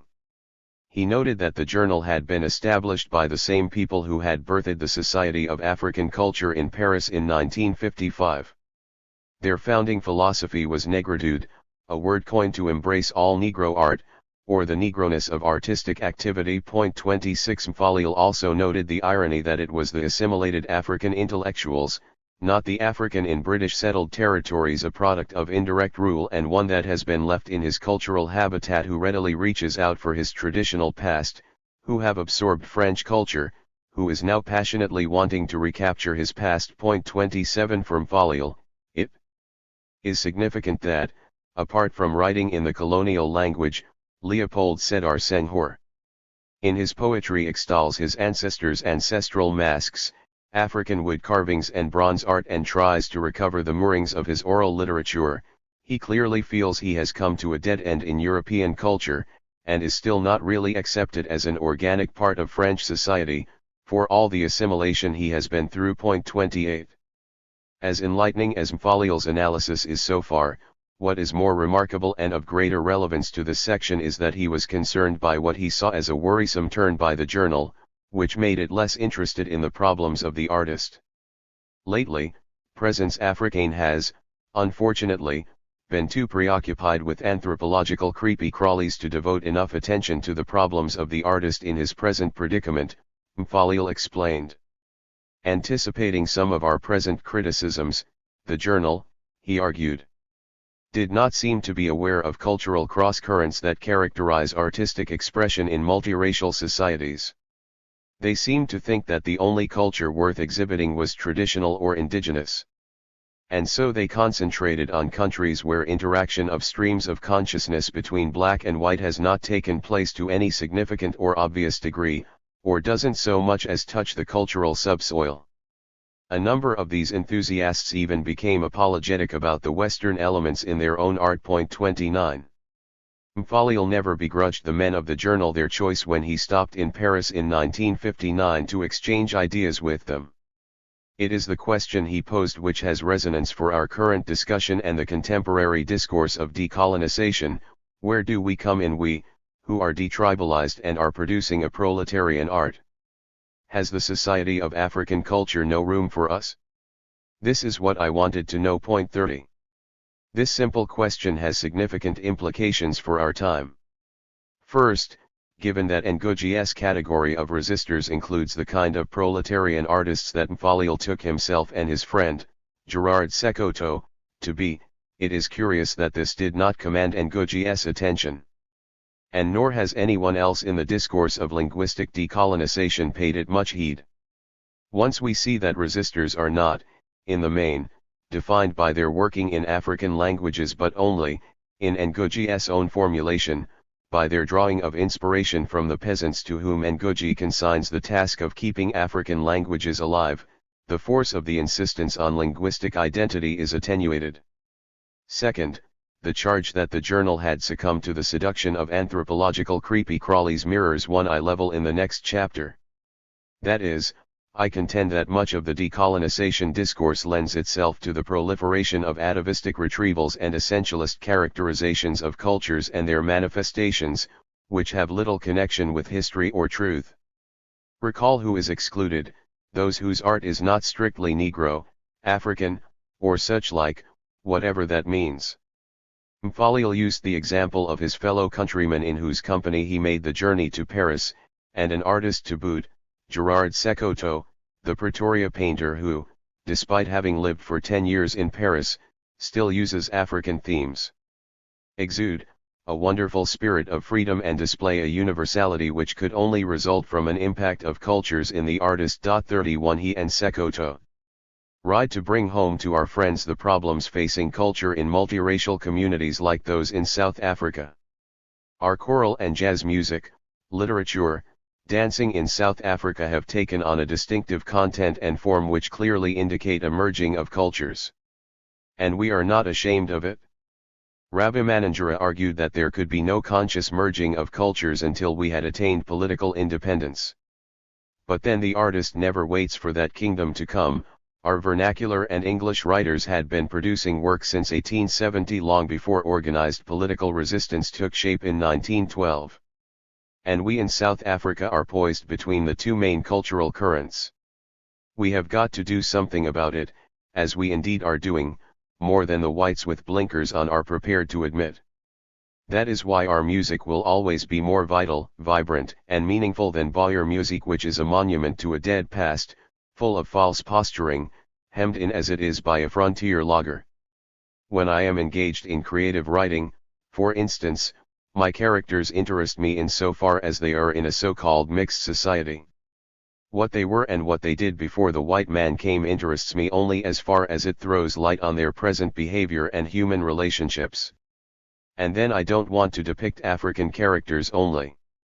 I first came to know the white man at the point of a boot and then at the point of an index finger as a servant to him. I know there is much more to him than his fear of me, and I want to explore this other side. But then he won't let me. 32. I hope that the rejoinder to Mfaliel's argument in the above passage is not "is it African?" And we should also not read him as saying that only mixing produces great art. There is a way in which some of my strictures against the decolonization of language mirror those of Mfaliel. There is a real sense that, beyond Ngugi himself, a lot of the decolonisers are the contemporary purveyors of what Mfaliel called a monument to a dead past. Once a restriction is imposed on what language must be used in a pluralist situation, and pluralism is not just limited to multiracial societies, the artistic imagination is constricted, if not crippled, in order to meet the requirements of identity, authenticity, or whatever other ideological litmus test is on offer. The artist who falls for this seduction, as Mfaliel argues, would see no reason to represent any culture other than the traditional or indigenous, and would be inclined to shun a wonderful spirit of freedom and display of a universality which could only result from an impact of cultures in the artist. 33 What is true of the artist can be applied to the scholar. I make the case for this in the next chapter. The orphaning of significant bodies of thought, not on account of their integrity or lack thereof but purely for reason of genealogy, is unacceptable, and it does not advance knowledge. I do not know of any theorist of decolonization in our time who has addressed Mfaliel's misgivings, especially his "where do we come in?" question. Mfaliel's question goes to the heart of my challenge to decolonize this. What I mean here is exactly how the discourse has either ignored or refused to take seriously works inspired by Mfaliel's standpoint. I am challenging our younger scholars to become aware of the efforts that the discourse encourages them to overlook. More importantly, our decolonisers need to show what is wrong with works that do not make a virtue of tracking down every slight from colonialism. I refer to works that instead draw from even the colonizing countries and from movements that may have originated in these countries but which are not fully constituted within their boundaries, in order to fashion new modes of being human for all of humanity to embrace. Modernity and the elements that issue from it, from the novel as a literary genre to liberal democracy and the scientific revolution, are the most important of these possible sources of inspiration. The decolonizing trope constricts the imaginative space within which to work. One consequence of this weight on the budding scholar's imagination is the threat of a very short, limited career. After all, there is only so much that you can do by scouring your inheritance for things that are not contaminated. 34. I challenge decolonizers to expand their circle of candidates for decolonization to show what is wrong with African thinkers who do not reject modernity, westernization, even, but who elect to borrow from those traditions to construct new theoretical models, new narratives, new dramas, and so on, to enable us to make sense of ourselves and our place in the universe.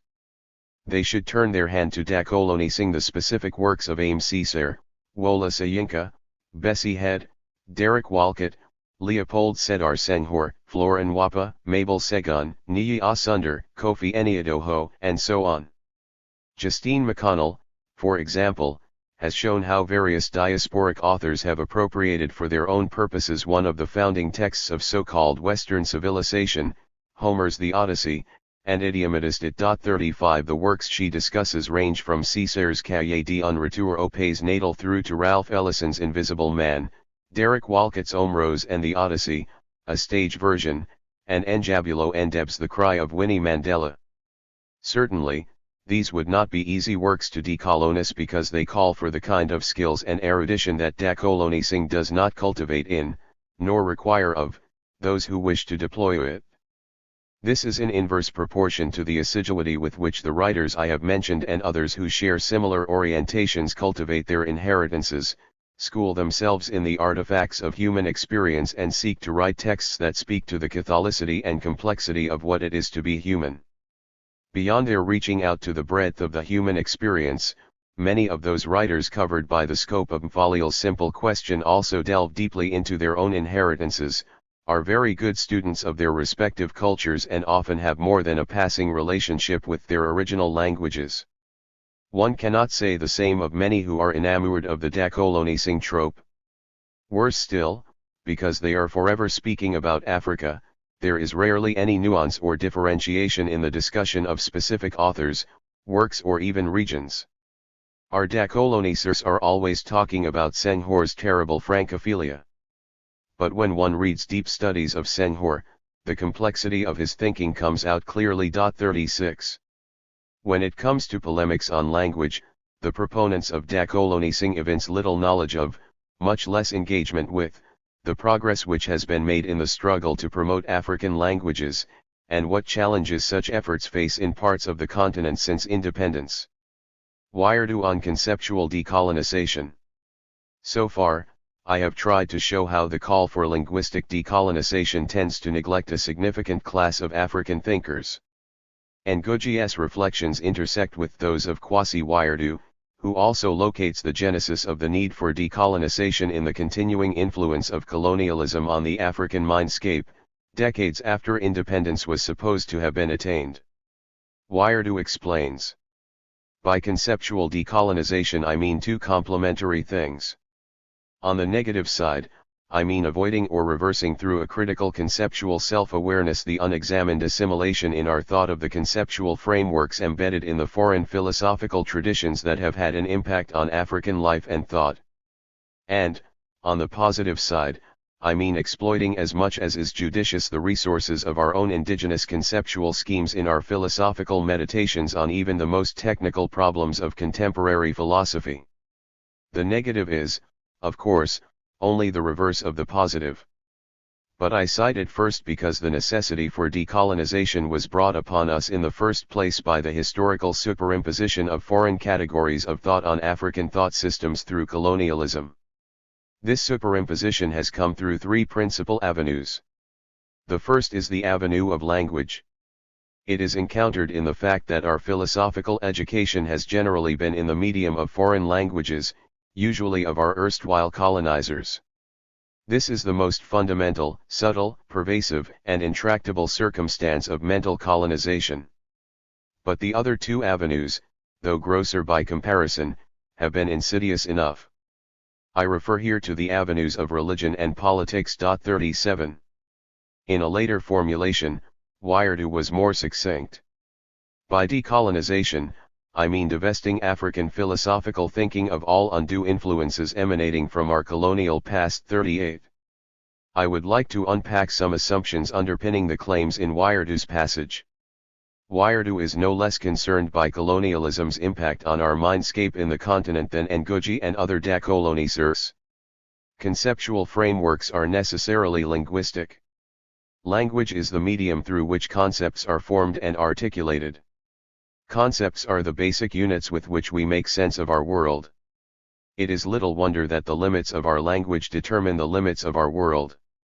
That is, as it is for all peoples, the world is always wider and much more populous than the language with and in which we capture it. What that means is that what we call our world is necessarily an abridged representation of the world that is beyond the grasp of our comprehension. When new elements come into our world, we must expand our linguistic framework to accommodate them and, in so doing, expand our world. We do this by turning old words to new uses, thereby extending their semantic fields, or by borrowing concepts from other linguistic registers to capture and make sense of the new reality. In doing so, we simultaneously enlarge our original register by domesticating the new borrowings in it. Wiredu leaves open this possibility. He contends that a language, most assuredly, is not conceptually neutral. Syntax and vocabulary are apt to suggest definite modes of conceptualization. Note, however, that I say suggest, not compel, For, if the phenomenon had the element of necessitation implied by the latter word, no decolonization would be possible. 39. This relaxing of the connection between syntax and vocabulary and modes of conceptualization allows us to conceive of a mutual intermingling of the languages of the colonist and colonizer. This has implications that are often unacknowledged by those who call for the decolonization of language. For one thing, depending on how simple or complex a society is, what kinds of commerce it engages in with its neighbors, how segmented and differentiated it is along ethnic, linguistic, cultural, and economic lines, it may not be easy to talk, as Wiardu seems to do in this passage, about the conceptual frameworks embedded in the foreign philosophical traditions that have had an impact on African life and thought. 40. As if these frameworks can be easily defined and separated from one another. I will go into this in more detail shortly. When Wiardu talks of the necessity of decolonization being brought upon us by the superimposition of foreign categories through colonialism, what are we to make of this? Colonialism is identified as the only agent of causation in the process of superimposition. If this turns out not to be the case, will the need for decolonization be thereby obviated? And if we grant that this is the case, what then follows? Does it mean that we must remove what was imposed? I hope that I do not have to make a case for how and why this is intuitively impossible. Wiardu himself makes quite clear that this is not an option when he declares, obviously, it would not be rational to try to reject everything of a colonial ancestry. 41. This imposition has also been on African thought systems. Again, we need to make clear what these African thought systems were like before colonialism superimposed foreign categories on them. I hope that the reader begins to see how some of the grand claims made by decolonization theorists turn out to be quite woolly once we begin to deconstruct them. African thought systems and foreign categories of thought are diverse, multiple and dynamic. The discourse of decolonising seems nebulous unless we make clear which thought systems we are talking about in each case, their historicity, and their iteration at any given time. As I argue presently, if colonialism is the key historicity at play here, it may seem that we can easily delineate what those thought systems were like before colonialism. While this looks deceptively simple, it is anything but. To take the example of Wiardu's own homeland, Ghana, not all parts of the country came under the same colonial influences. Nor were these influences felt at the same time or with the same severity. There had also been other foreign influences on the area, and different effects on different groups of people within the area. If we do not impose a spurious uniformity on these colonial influences or on their timelines, it is difficult to even know what the before and after point would be. This is especially the case if, as we just mentioned, not all external influences came from colonialism, nor did they all follow the same trajectory or have the same level of impact. Additionally, the realities upon which colonialism imposed itself were not uniform or at the same level of cultural or ideological development. It may turn out that colonialism is the least important of the many foreign influences at work in those areas. There are significant differences between Ngugi's and Wiardu's tone and recommendations. Wiardu's domain is philosophy. Philosophy comes with disciplinary peculiarities, e.g., a fundamental concern with the universal which set it apart from literature, the decolonization of which Ngugi insists is synonymous with writing or orating in an African language. Unlike literature, which more easily answers to the call of regionalism, philosophy always wears its claims to universality on its sleeve. What this means is that for Wiardu, philosophy may not quite answer to Ngugi's description of what it means for literature to be characterized as African. I focus here on the linguistic element of their arguments, and on politics in the next chapter. For one thing, unlike Ngugi, as much as Wiardu argues for the importance of language to our relationship to the world, he is less extravagant in asserting the scope of this importance, limiting himself to specific registers: philosophy, religion, and politics. Wiardu does not subscribe to Ngugi's notion of the tight fit between our very being as humans and our language. For Wiardu, there are no ideological issues involved. The point is well put by Ziad el-Nabolsi. Wiredu defines decolonization in procedural terms, i.e., for Wiredu decolonization has been undertaken successfully when the conceptual frameworks which have been inherited from the colonial past have been critically examined. The key point about this procedural understanding of decolonization is that after critical examination we may decide to keep or abandon such conceptual frameworks. However, in either case decolonization would have been successfully carried out if critical examination has indeed taken place. Many of those who draw on Wiredu misunderstand this point by taking him to be claiming that decolonization is defined in substantive terms. Those scholars think that what matters most for the process of decolonization is the end result, i.e., the abandonment of the conceptual frameworks which have been inherited from the colonial past. For them, successful decolonization cannot be said to have taken place if the conceptual frameworks which have been inherited from the colonial past have been retained, regardless of the procedure which led to this decision. This understanding of decolonization is clearly not in accord with Wiredu's understanding of decolonization. Point 42. The simple fact is that African philosophers labor under the weight of assumptions traceable to foreign philosophical traditions. What is not clear is why this is a significant problem. For it to be so, it must be the case that the operation of these superimposed foreign categories of thought on African thought systems blocks us from gaining insights into the perennial problems of philosophy in African thought systems, or distorts them such that we are hampered in our search for answers to those problems, or, at the extreme, leads to outcomes which are detrimental to our lives. Ngugi was more forcible in this respect. I do not see the same vehemence in Wiredu. Wiredu does not claim that these foreign-derived frameworks alienate us from our very names, history, or language. But both share the belief that those frameworks do terrible things to our language. For Wiredu, we end up adopting solutions that we have not critically examined to problems we have identified. Finally, for both, what makes these frameworks problematic is, in part, their colonial provenance. If it turns out that some of them do not have this, the solution proposed to this misdiagnosed problem becomes less viable. With reference to the linguistic situation, Wiredu asserts that by definition, the fundamental concepts of philosophy are the most fundamental categories of human thought. But the particular modes of thought that yield these concepts may reflect the specifics of the culture, environment, and even the accidental idiosyncrasies of the people concerned. Point 43. How are we to understand Wiredu's point here? Although philosophy is universal and there is an assumption that its perennial questions are similar or the same everywhere, what sets philosophical traditions apart from one another are these accidental idiosyncrasies. Individual thinkers whose philosophical production becomes widely diffused across cultural, linguistic, and other boundaries cannot escape the infiltration of their cultural idioms into their philosophical syntaxes. Those who use such idioms as if they are synonymous with philosophy's syntax may end up disseminating idiosyncrasies as universal ideas.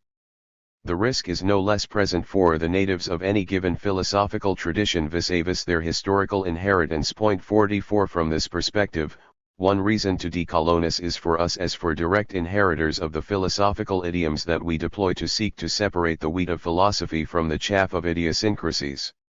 What are these concepts which are often contaminated by these suspect idiosyncrasies emanating from specific philosophical traditions?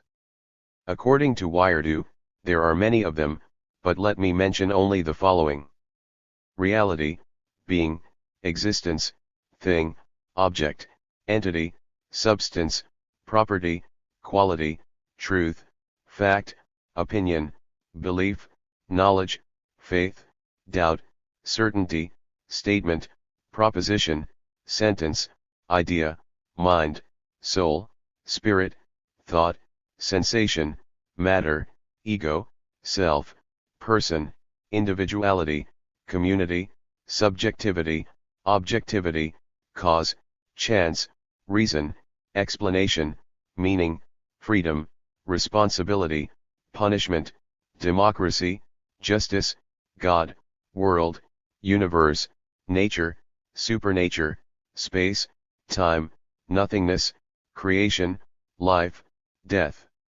afterlife, morality, religion. Point 45. All the preceding concepts are recurrent themes in philosophies across temporal, spatial, linguistic, and cultural boundaries. When we expound the idea of being, for example, notice that in its very presentation, there are no differentiations, no adjectives, and whatever substantive conclusions we reach can only aspire to enable whoever accesses them to come to a less unclear understanding of the phenomenon and, who knows, guide their relationship with the world accordingly.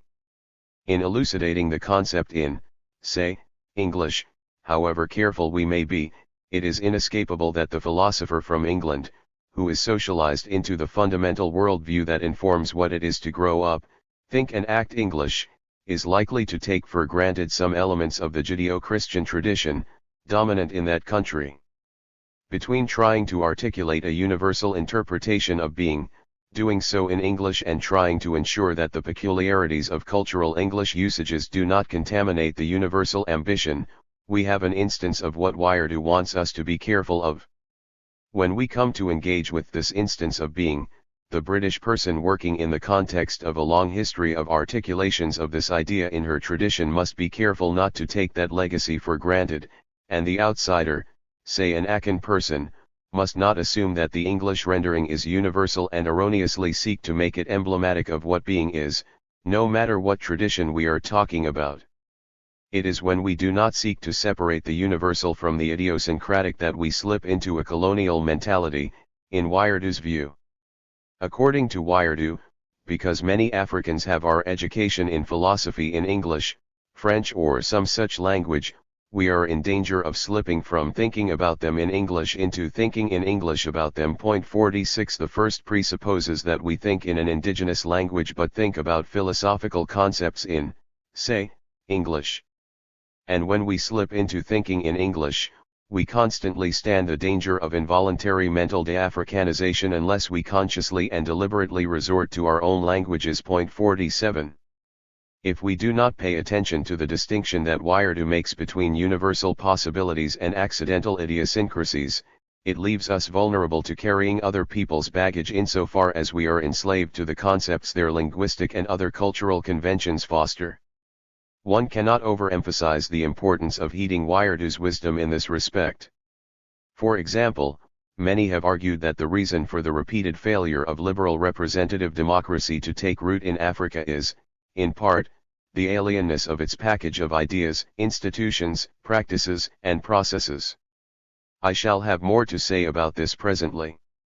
Wiardu would later canvass what he calls no-party, consensus democracy as an option that is more in tune with African temperaments and memory. 48. To avoid untoward outcomes, Wiardu explains. The simple recipe for decolonization for the African is, try to think them through in your own African language and, on the basis of the results, review the intelligibility of the associated problems or the plausibility of the apparent solutions that have tempted you when you have pondered them in some metropolitan language. 49. In another formulation, Wiardu affirms that to decolonize African philosophy is to try to test philosophical formulations in a metropolitan language in our vernacular to see if they will survive independent analysis. 50 Only if the conceptual problems involved are independent of the peculiarities of any specific language are we free to adopt them as universals. This is without prejudice, Wiardu insists, to the fact that some problems or ideas may have resonance only in specific contexts. Their not being universal does not detract in any way from their significance in their immediate context. Wiardu does not restrict this injunction to only the colonist. Someone from the colonizer's tradition who is not otherwise invested in a spurious universalism will also be concerned with the same consideration. Hence, the contention in Chapter 1 that a serious commitment to good scholarship from all parties will eliminate a lot of the problems that the decolonization trope is intended to solve. We cannot afford to farm this responsibility out to the colonizer, and we should not be afraid of calling scholars out when they fall short of this requirement. Wiardu's simple injunction, think things through in your own African language, is fraught with myriad assumptions that are not always, or for the most part, plausible. He himself immediately warns us that it turns out that this form of self-knowledge is not easy to attain, and it is not uncommon to find highly educated Africans proudly holding forth on For instance, the glories of African traditional religion in an internalized conceptual idiom of a metropolitan origin which distorts indigenous thought structures out of all recognition. 51. How easy is it to follow Wiredu's advice to think in your own language? Wiredu assumes that his audience is at least bilingual, knowing both an African language and a colonially imposed one, say English. But given how the scenario is designed, the colonial language is the primary language, the one which triggers thought and in which thought is originally formulated. This is where the problem begins. The thinker here is supposed to think through in her own language the relevant concepts. Why wait to be prompted in the colonial language? Let us try a different approach.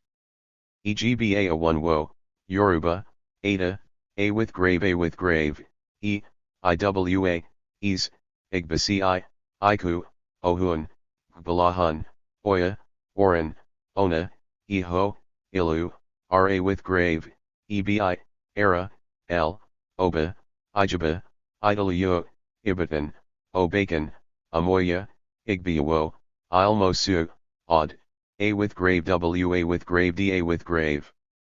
Why not proceed to think through concepts in your primary African language in exactly the way that a speaker of Chinese or Portuguese, for example, would in similar situations, using their own tongue? The answer, of course, Pace and Guji and Wiredu, is that we have cut ourselves off from belief in our languages and embraced instead the colonial ones. If this is true, then it is problematic to assume that those who have been thus separated from their languages could simply summon up the requisite facility and grounding in those languages to allow them to carry out the type of recondite thinking associated with philosophy and other advanced modes of intellection. Oversold promise, beyond linguistic decolonization. I cannot speak for Africa as a whole, but, as we shall see shortly, in my neck of the global woods, my Yoruba inheritance, we have not done badly. 52 Maybe that is why, from the beginning, I could not enlist in the linguistic decolonising army.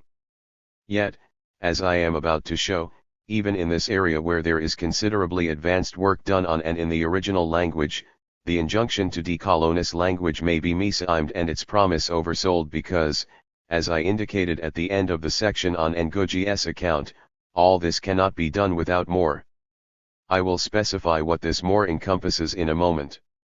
I would probably be more impressed by the insistence that our universities operate in our original languages, or that our literature and even our public life be presented in local languages, if our coterie of decolonisers themselves demonstrated some effort to reduce their own reliance on the languages they criticize for their colonial provenance, and acquired some proficiency in African languages for the purposes of intellectual inquiries. It is usually the case that they have little or no ability to speak or write the languages they promote as a medium of intellectual expression, nor do I see any evidence in their writings that they are working to remedy this lack. This is partly why they are unable to acknowledge, much less engage with, works that are being done by others on and in those languages across many different disciplines. In Yoruba, for instance, there are institutions where bachelor's degree programs in the language are conducted entirely in the original language. There are serious records of scholarship and scholarly production in the language, Aknel Akiwawo in sociology, D. Ofagana, Akinwumi Cl. Adioy, Oladli Awabulyuyi, Oludari Olajubu, Lanruwaju, J. F. Odunjo, Okidiji, Isaac Odelano, Olasapi Oyelaran, Feliti, and Olabiyi in literature, language and linguistics, Patricia Olubunmi Smith, G. A. Adeboy, Olu Obafemi, Wande Abimbala, Wola Sayinka, Akinwumi Olena Pekanisan, Omotoy Olarode, Baba Omohala, Akin and Adalik in Yoruba, English. English, Yoruba, Yoruba, French and Greek, Yoruba translation, in areas ranging from the classics to botany to political economy. These are some of the names with which decolonisers should familiarize themselves, in order to consider what remains to be done, how to build upon what has already been done, and, most importantly, to understand why various initiatives have foundered and how to draw appropriate lessons to avoid similar mistakes in the future. Unfortunately, because I suspect that their audience is elsewhere, away from African institutions and scholars, and that this audience is largely uninformed about African scholarship and, therefore, more likely to be impressed by limited knowledge masquerading as expertise. Our decolonisers thrive, but at the expense of the future of the very projects they claim to want to advance. When I insist that we cannot simply deploy our languages for purposes of recondite analyses and explanations without more, I propose to show how even a language with as much advanced work in and on it as Yoruba still remains very much in the grip of what I shall call equivalencism. I will flesh out the earlier remark concerning how flippantly calls to do our scholarship in local languages are thrown out by decolonisers. Familiarity with the research of some African scholars in the field would be helpful. A.O. Bamgbo stands out in this respect. In his assessment of the Algerian government's efforts to legislate for language empowerment, Bamgbo explains it is easy to decree that, with effect from July 5, 1998, only Arabic should be used by all public offices, institutions, enterprises, and associations of whatever type in all their activities relating to communication, and all administrative, financial, technical, and artistic matters. The use of all foreign languages in all deliberations and debates at official meetings is forbidden. The moment of truth will come when the authorities decide to enforce this law, for they will discover that a large number of functionaries who are expected to carry out the enforcement are probably more proficient in French than in classical Arabic. Besides, colloquial Algerian Arabic, which is in a diglossic relationship with classical Arabic, is the variety known and used by most speakers of Arabic. For most people, therefore, the high variety is almost like the imposition of another language. In addition, an Arabization law, in effect, discriminates against the minority Berber speakers, who constitute 1/3 of the population. In fact, with the coming into effect of the law on July 5, there are already reports of protests and demonstrations by the Berber community in some Algerian cities. 53. The moral of this tale is often ignored by those who too hastily call for the decolonisation of language, without paying attention to some of the difficulties.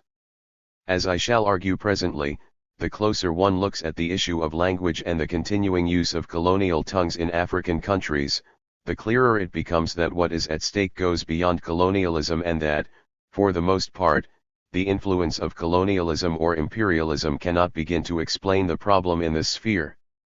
The languages are simply not available for the use to which we intend to put them, such as in our insistence that our universities, to be African, must conduct their affairs in autochthonous African languages.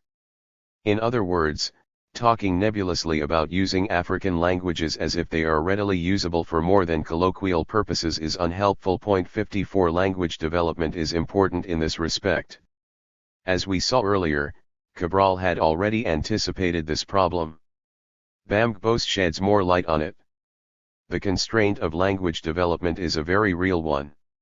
It is not possible to use a language in education if that language has not been reduced to writing, described, and materials provided in it for the use of teachers and learners. To say this, of course, is not to accept that a decision to use a language in education should necessarily await the completion of language development. The truth is that the language development constraint is a veritable vicious circle. Unless the language is developed, it cannot be used in education, and unless it is used in education, it cannot be developed. Several agencies and individuals are involved in language development, and quite often one group does not know what the other is doing. Unless and until there is a decision to use a particular language in education, it is very likely that we may not know what material is available in it. A logical way to proceed, therefore, would seem to be a census of languages, including a catalogue of what is available in each language. Such a census will then be followed by a decision on what language to use for what purpose and at which level. Where materials are lacking, the provision of these will be one of the main thrusts of the implementation process. 55. A good example of the challenges posed by language development is the Ada Yoruba. The members of this group were committed to doing in practice what our decolonisers are merely content to talk about. As Bamgbo again explains, their challenge was to work out what the medium to be employed in teaching Yoruba at the university level.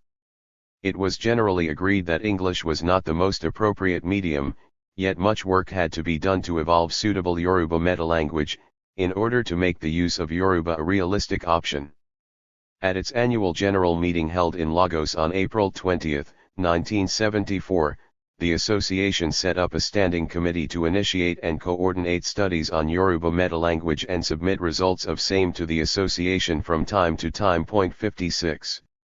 Their efforts culminated in the publication of 2 slim volumes of Yoruba metalanguage. 57. Their work was motivated by the realization that when we call for the use of our local languages, there is a lot more to this process than mere rhetoric. The efforts cited here are limited to Yoruba, as a subject and a discipline. But to do intellectual work at an advanced level in Yoruba in other disciplines or for theoretical purposes would require a lot more than the creation of metalanguages in the respective fields. 58. If what we have said so far is plausible, then Wired's facile recommendation that we must think in our original languages is neither easy to indulge nor likely to produce the kinds of insights that theoretical explorations are designed to elicit. This is where we must begin to acknowledge the sad fact that as regards complex intellectual activity of the kind that decolonisers do in the university and at academic gatherings, many African scholars are not bilingual in the full sense. Autochthonous African languages are already afflicted with a severe case of fossilization, which continues to escape our attention. Thinking in a language is much more difficult than understanding a language and using it in everyday discourse. Yes, many of us are fluent in our native languages, and we are ever eager to cherry-pick from them to find particular words that we wish forlornly for the most part could be used as concepts in theoretical frameworks that we largely construct in foreign syntaxes. Few of us can mentally express in our own African languages deep thoughts about many of those concepts on Wired's list. This affliction is not removed or lessened by repeated demands to decolonize our intellectual production. Yes, we use our local languages for colloquial, quotidian purposes. But this misleadingly makes us think that it would be an easy shifting of gears from here to theoretical or philosophical discourse. It only takes a small amount of attention to realize that this is a mistaken assumption. The upshot is that there is little in the way of recondite intellection in many autochthonous languages, especially where research and knowledge production hosted by our tertiary institutions are concerned. The colloquial register, the most common and general way in which humans use language, is one that is available to many in the African setting. This is not what our decolonisers have in mind when they tell us to think concepts in our own languages. But this is about the only area where we can even say that most of us have fluency in our own tongues. Yet, it is not the one required for academic work. Many of our original cultures also have in them the language of ritual, which can be both complex and obscure. This is not ordinarily available to everybody, only the initiated, after rigorous training, can gain access to and use it. Again, this is not what people have in mind when they tell us to think concepts in our own languages. What is called for is a register geared towards investigation, analysis, and criticism within and across specific practices. For want of a better term, I would call it theoretical language.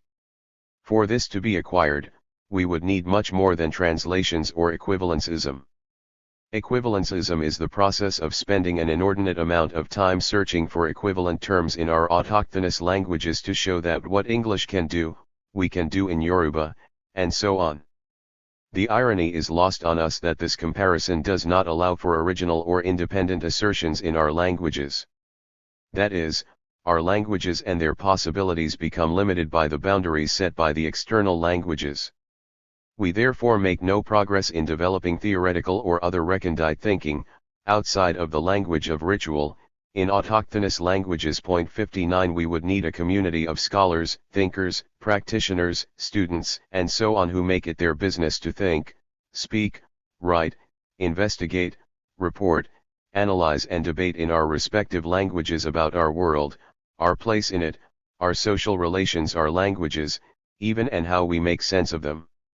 This is the only way to avoid the fate of fossilization and the ongoing dominance of equivalencism when it comes to academic work that incorporates our own languages. The preceding is not peculiar to African languages and their use in intellectual work. There is a reason why we do not try to make quotidian words in the English language applicable to complex, theoretical thought, for example. Even in academic work, it is no accident that we look to specialized disciplines for theoretical insights and directions in their own domains. We seem to forget this when we talk about intellectual work in our autochthonous languages. As far as I know, and as I indicate momentarily, we do not have Yoruba theorists who try to populate the language with concepts and theoretical frameworks that can be used in and adapted to multiple different disciplines. We have seen how advanced Yoruba is in working to create a meta-language for teaching at all levels of the education system, especially at the tertiary level. And this is what should be happening if we are to do exactly what Wayardu is asking us to do. Incidentally, not even Wayardu has attempted to populate our philosophical sphere with theoretical concepts to aid thinking in our own languages. What he and most of us have done does not rise above the level of equivalencism. Might there be a lesson here? Unfortunately, the lesson is not a favorable one. In many of our attempts to make the Wayardu move, what we have mostly ended up with is equivalencism. To limit myself to Yoruba, which I know intimately, the original work being done at a higher level takes place in sociology, art history, language and literature and linguistics, and it is no less dominated by equivalencism. 60 Equivalencism may not be what Wayardu intended, but it is what dominates much writing in academic and professional African philosophy. Words are routinely yanked out of their semantic and hermeneutic contexts and made to stand as equivalents for concepts derived from elsewhere. There is hardly any effort to create sustained analyses wholly or even largely in our original language. To the extent that this is the case, the promise of decolonization in the sphere of language may have been oversold. Here is why. The academic work carried out in different disciplines often does not cross over or is not disseminated across the intellectual board. Here are two illustrations. The first is the concept of paradigm. When Thomas Kuhn adapted this concept into his explanatory framework for how science evolves over time, he introduced it into a discursive tradition in which were operating both those who shared his specific registers of philosophy and history of science and those who used other Anglo-American registers, from literary criticism to economics. It was therefore easy for others outside his specific disciplinary registers to not only read, understand, and critically engage with his use of the concept, but, more crucially, to see the explanatory force of his theoretical model, with many of them beginning to explore the possibilities for their own registers of adopting the Kuhnian idea of paradigm. A different but equally illuminating example is the idea of civil religion, which has its origins in Jean-Jacques Rousseau's borrowing from religion in the 18th century and adapting it to civil society and the notion of political legitimacy and coherence. Both paradigm and civil religion have become part of the language of intellection in numerous ethnic registers across the globe. I argue that much of the decolonizing discourse barely scratches the surface where the issue of deploying our original languages in literature and philosophy is concerned. I am persuaded that Wayardu did not think of the issue that I raise here. He is too careful and meticulous a thinker to have allowed such a question to go unanswered. Consider the cluster of words/terms/concepts that we cited earlier in the chapter from Wayardu. It would not be enough for us to think them in our original language. Even if we succeed in doing so, we will merely happen upon their equivalents in, say, Yoruba or Gikuyu. The register in which they were originally deployed and the discursive tradition within which they enjoyed cross-disciplinary meaning and helped to frame the world are not ours directly, and many of these concepts do not have any clear Yoruba equivalents. Simultaneously, in the cluster of words that I supplied in Yoruba, given that some of them, like the example from the English selections, do not have any obvious English equivalents ilmosu, for instance, clearly what is called for here is much more than translation or finding equivalents. The idea of ilmosu, as an element of a family form including marital relations, their associated ethics and the larger social context within which they make sense would require in-depth analyses and discussions that are not ordinarily available when we incorporate the idea into a discussion in English about feminism, women's status, natal relations, and property rights within a family. Only when these have been thrashed out repeatedly in critical engagements among scholars of the tradition, across several disciplines, will we be able to begin comparing them with their equivalents in other discursive traditions. It is only then that we can bring the richness of the discursive tradition from which they have emerged to the attention of the world, not as titillating exotica to be sampled but as serious conceptual categories to be tested in other climes within the overarching framework of a common human understanding. 61. When we have found equivalents in our languages, to what end shall they be put? Philosophizing in our language and explaining the world and the evolution and interconnection of ideas are not tasks that can be done by thinking foreign concepts in our original tongues. I see every day the damage that is done when this difficulty is glossed over. Examples abound. In politics, it is not enough to look for equivalent terms for those derived from English when we wish to do political philosophy in Yoruba. We conflate, as if doing so is unproblematic, sundry practices in Yoruba political culture with English formulations, and end up dehistoricizing our institutions, and comparing incomparables and, consequently, asserting falsehoods about the character of our indigenous political practices, institutions, processes, and, most importantly, their theoretical and/or moral principles. Worse still, whatever theoretical insights and frameworks we come up with do not transfer to other registers within the culture. The most advanced work in Yoruba has been done in linguistics, literature, art history, and sociology. As far as I know, outside of work by a handful of scholars writing in Yoruba, there is no cross-fertilization or transference of conceptual discoveries from one register to another. They are not all integrated into a discursive tradition within and from which we pick and choose which terms to develop into concepts and how those concepts might improve understanding in other registers. There is a very real sense in which, when it comes to our indigenous languages and how they are used in various registers, our languages are being privatized. Let me explain. Again, I restrict myself to discussing knowledge production in Yoruba, which I know well and operate in. Because of the pioneering efforts of the academics at the old University of Ife since renamed Olúfemi Awólọ́wọ̀ University, Ile-Ife, Nigeria, the final 2 decades of the last century saw the injection into our institutions of tertiary-level textbooks in all areas of language learning from morphology to syntax, semantics, and phonology. This was in the wake of the fact that Yoruba literature already had a solid tradition of written works going back to the late 19th century, following on the heels of the creation of a script for the language under the direction of Christian missionaries. Literature is probably where we have the most output, and in all genres: drama, music, poetry, essays, novels, and journalism. Meanwhile, the explosion in radio broadcasting in the 1970s, the deregulation of the industry in the 1980s, and the subsequent emergence of broadcast stations devoted solely or primarily to Yoruba have led to an exponential growth in the Yoruba lexicon, not to mention in primary materials that could populate a serious discursive tradition at the level of theory-making and philosophical analyses.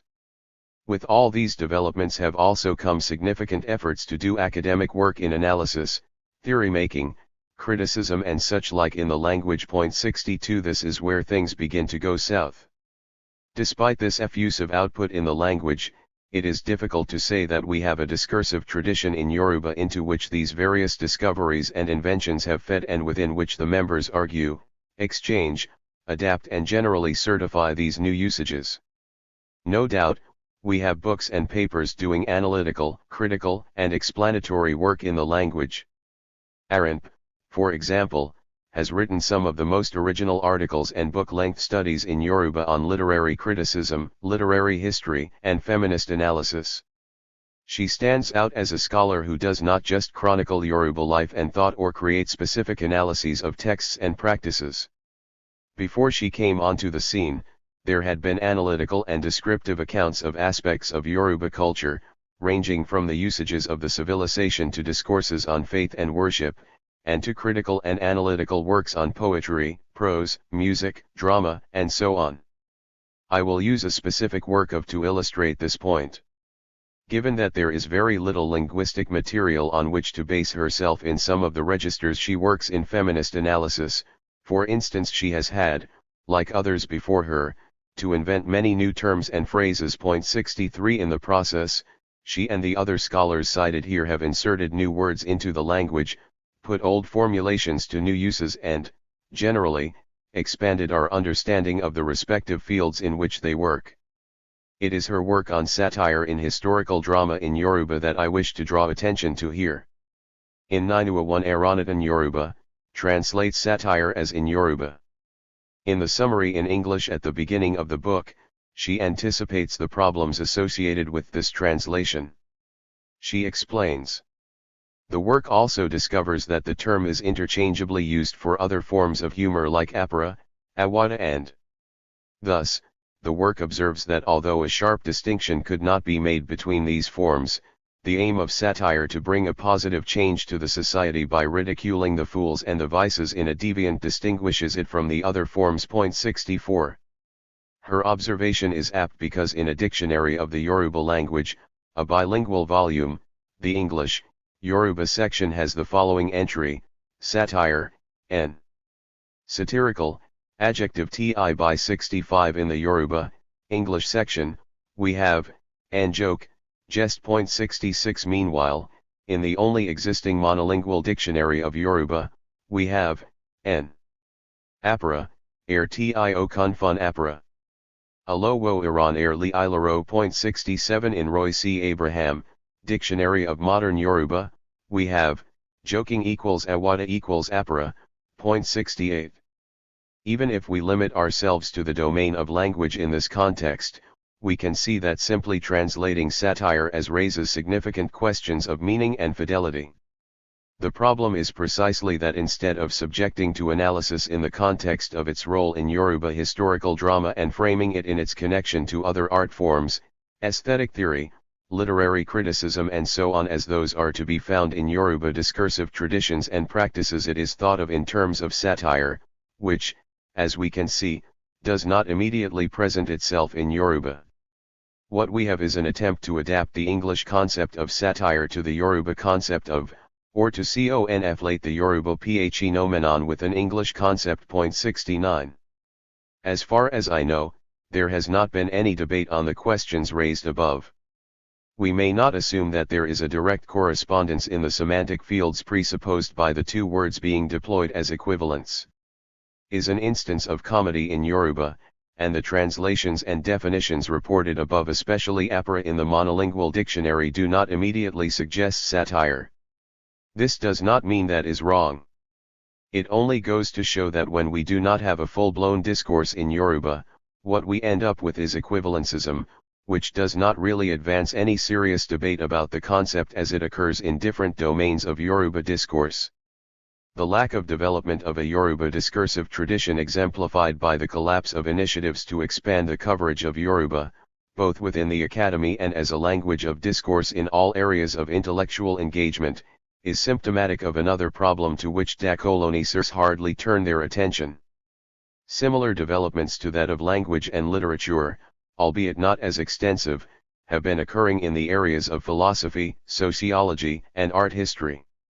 In sociology, the late Professor Aknel Akiwawo spent his career trying to indigenize his field and come up with the tools with which to apply it in Yoruba idiom. He managed to create a theoretical paradigm, which he named A with grave W, A with grave D, A with grave, and which he developed most fully in his inaugural lecture titled Ajobi and Ajogbi, Variations on the Theme of Sociation, as well as in a handful of significant papers that are now increasingly attracting the attention of young Nigerian scholars. Point 70. And in 2014, art historian Roland Abiodun, in his instant classic, Yoruba Art and Language, Seeking the African in African Art, shared with us the most original theoretical and analytical framework for understanding Yoruba art and, by extension, all art. Like the scholars in literature and language, these intellectuals, too, have enriched our language with new terms. But right there is the problem. Most of what they have created is available only to their students and others who move in the same circles.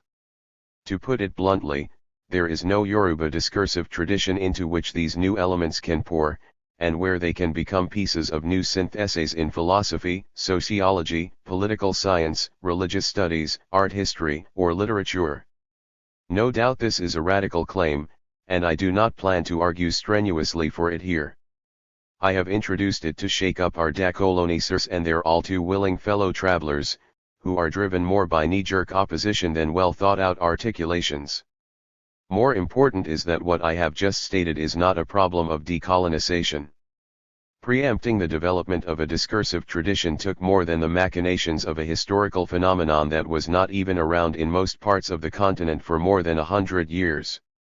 If this is granted, to continue citing colonialism as the cause of this outcome is to fail to appreciate the gravity of the issue and to offer facile solutions to it. Let me illustrate the point I just made. If Olatunji Olatunji, in his study of the poetry of Faliti, had appropriated the term allure and deployed it to capture the function of a poet in society as part of a discursive tradition, there would have been discussions back and forth on the plausibility of the adaptation not only within literary scholarship but beyond, in philosophy, aesthetics, sociology and so on. I included this insight in my analysis of what intellectuals are and what role they play in society. 71 We all remain within the boundaries of equivalencism. Neither is there any likelihood that anyone who has not read Olatunji's analysis or my adaptation of it for a different end would have any idea of allure or its possible uses in theoretical discussions.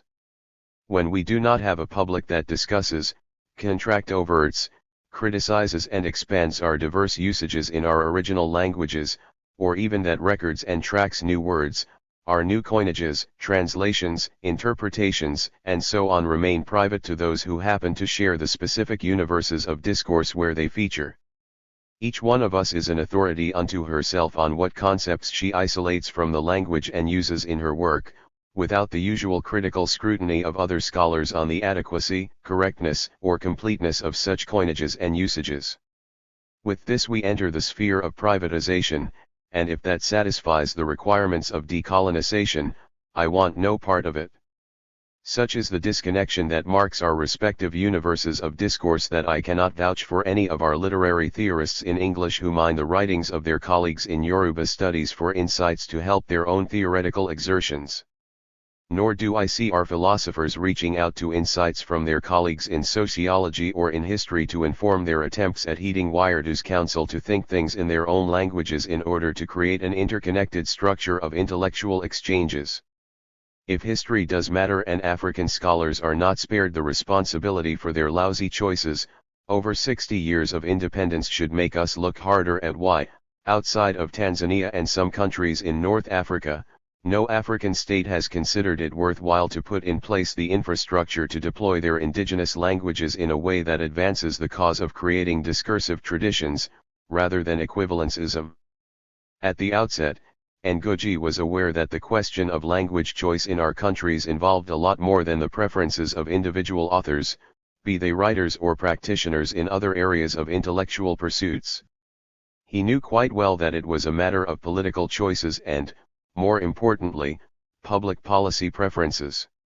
He made clear he was not interested in this aspect of the matter, but in these lectures I am not dealing so much with the language policies as with the language practice of African writers. 72 What is remarkable about the issue of language policies and their importance to linguistic decolonization is that many proponents of the trope ignore the matter of policy in their arguments. This is an unhelpful, perhaps strange, position to take. In a landscape dominated by linguistic pluralism, in which some languages are dominant and others subordinate, the question is not unimportant as to which language should be privileged and why, once we remove colonial languages from the picture. To answer this question would require a good mixture of politics and policies, the latter to develop the preferred language for use in all areas of life, with the concomitant commitment of resources, as Bamgbose indicated earlier in the chapter. Ngugi's abstention from considering matters of policy in his discourse has attracted criticism from another important African writer, Adia Ofi-Iman. Ofi-Iman was willing to overlook it in Ngugi's Decolonising the Mind. But he was less willing to accommodate it on the publication of Ngugi's subsequent book Moving the Center, The Struggle for Cultural Freedoms. 73. According to Ofi-Iman, Ngugi's insistence in decolonising the mind that he was not into the policy implications of his advocacy, that instigating a pooling of African energies towards the elimination of the already decapitating impact of European languages, and that the concourse of energies would supply the policy arm of the struggle had left a critical vacuum that had not been filled by the time, 15 years later, his Moving the Center was published. Ofi-Iman contends that if what he calls my struggle to move the center of our literary engagements from European tongues to a multiplicity of locations in our languages was to have meaning, Ngugi could not continue to avoid the challenge of getting into the drudgery of practical questions as a means of egging on the muse of the desirable. Because of Ngugi's refusal to do so, Ofi-Iman asserts, 15 years after the declaration of the Holy War, and in spite of the general level of awareness about the necessity for the desirable, the issue has not risen above the level of the lament. 74. I share Ofi-Iman's admonition. But I would like to go beyond Ngugi's own share of responsibility. Those who have followed his lead, especially his refusal to address the policy dimensions of his advocacy when it comes to language development, are equally blameworthy. Blindly following the lead of an eminent thinker, especially when it comes to what does not interest that thinker or what he deems unimportant, does not do any credit to either leader or follower. Certainly, it is much easier to paint with broad strokes when it comes to excoriating African rulers for not linguistically decolonising their countries and ensuring that their education systems and other significant institutions adopt local languages for their purposes. This view is quite consistent with, if not necessitated by, Ngugi's identification of the continuing power of imperialism to determine processes and outcomes in post-independence African countries. By not pausing to ask questions about Ngugi's position and not permitting themselves to reflect on what practical challenges might lie on the path to linguistic decolonization, many stalwarts of the trope not only fail the simple test of thinking about how to reach their goal, but they manage, simultaneously, to make light of the efforts of various African thinkers, scholars, and policy practitioners to move their respective countries away from their dependence on colonial languages. Additionally, if you are already convinced that African leaders and intellectuals are still enthralled to imperialism despite flag independence, why would you think that those same characters would enact policies designed to do what decolonisers accuse them of failing to do? A.O. Bambos's book remains an invaluable corrective in this respect. It provides us with the kind of work that shuns ideology, takes a sober look at the issues surrounding the place of language in African life and engages with the complexities of the politics and policies involved. In his discussion of language policy and language planning, Bambos poses questions which every decoloniser eager to advocate linguistic decolonization should pay attention to, or, should we say, decolonize. Bambos explains. Which languages are to be regarded as major as opposed to small group languages? Should the imported official languages continue in their current roles? If not, what roles should be assigned to them vis-a-vis the indigenous languages? What should be the language of national communication? Which language or languages should be declared as the national language? How many languages will a citizen be encouraged to acquire and which? How should this requirement be reflected in the educational system? Are there languages spoken across the country's borders and, if so, how are the potentials of such languages to be exploited in collaboration with neighboring countries? These issues immediately bring up the question of language policy and, by implication, language planning as well. 75. Although the policy of using African languages as a medium of instruction has been notoriously unstable in several African countries, 76, it would be incorrect to speak as if this has not concerned African countries or as if it was ever abandoned across the continent. On the contrary, one reason for the instability is the frequent changes of regimes and the associated frequent changes of public policy on this subject. Bamgbo cites as instances of this instability in policy making Ghana, Guinea, Burkina Faso, and Zambia. 77 Yet, as Bamgbos explains, there are other examples of countries that use their dissatisfaction with existing policies as a motivation for innovations and experimentation, all designed to increase the use of African languages as a medium. Such experiments are going on in Niger, Mali, Cameroon, Senegal, and Nigeria. 78.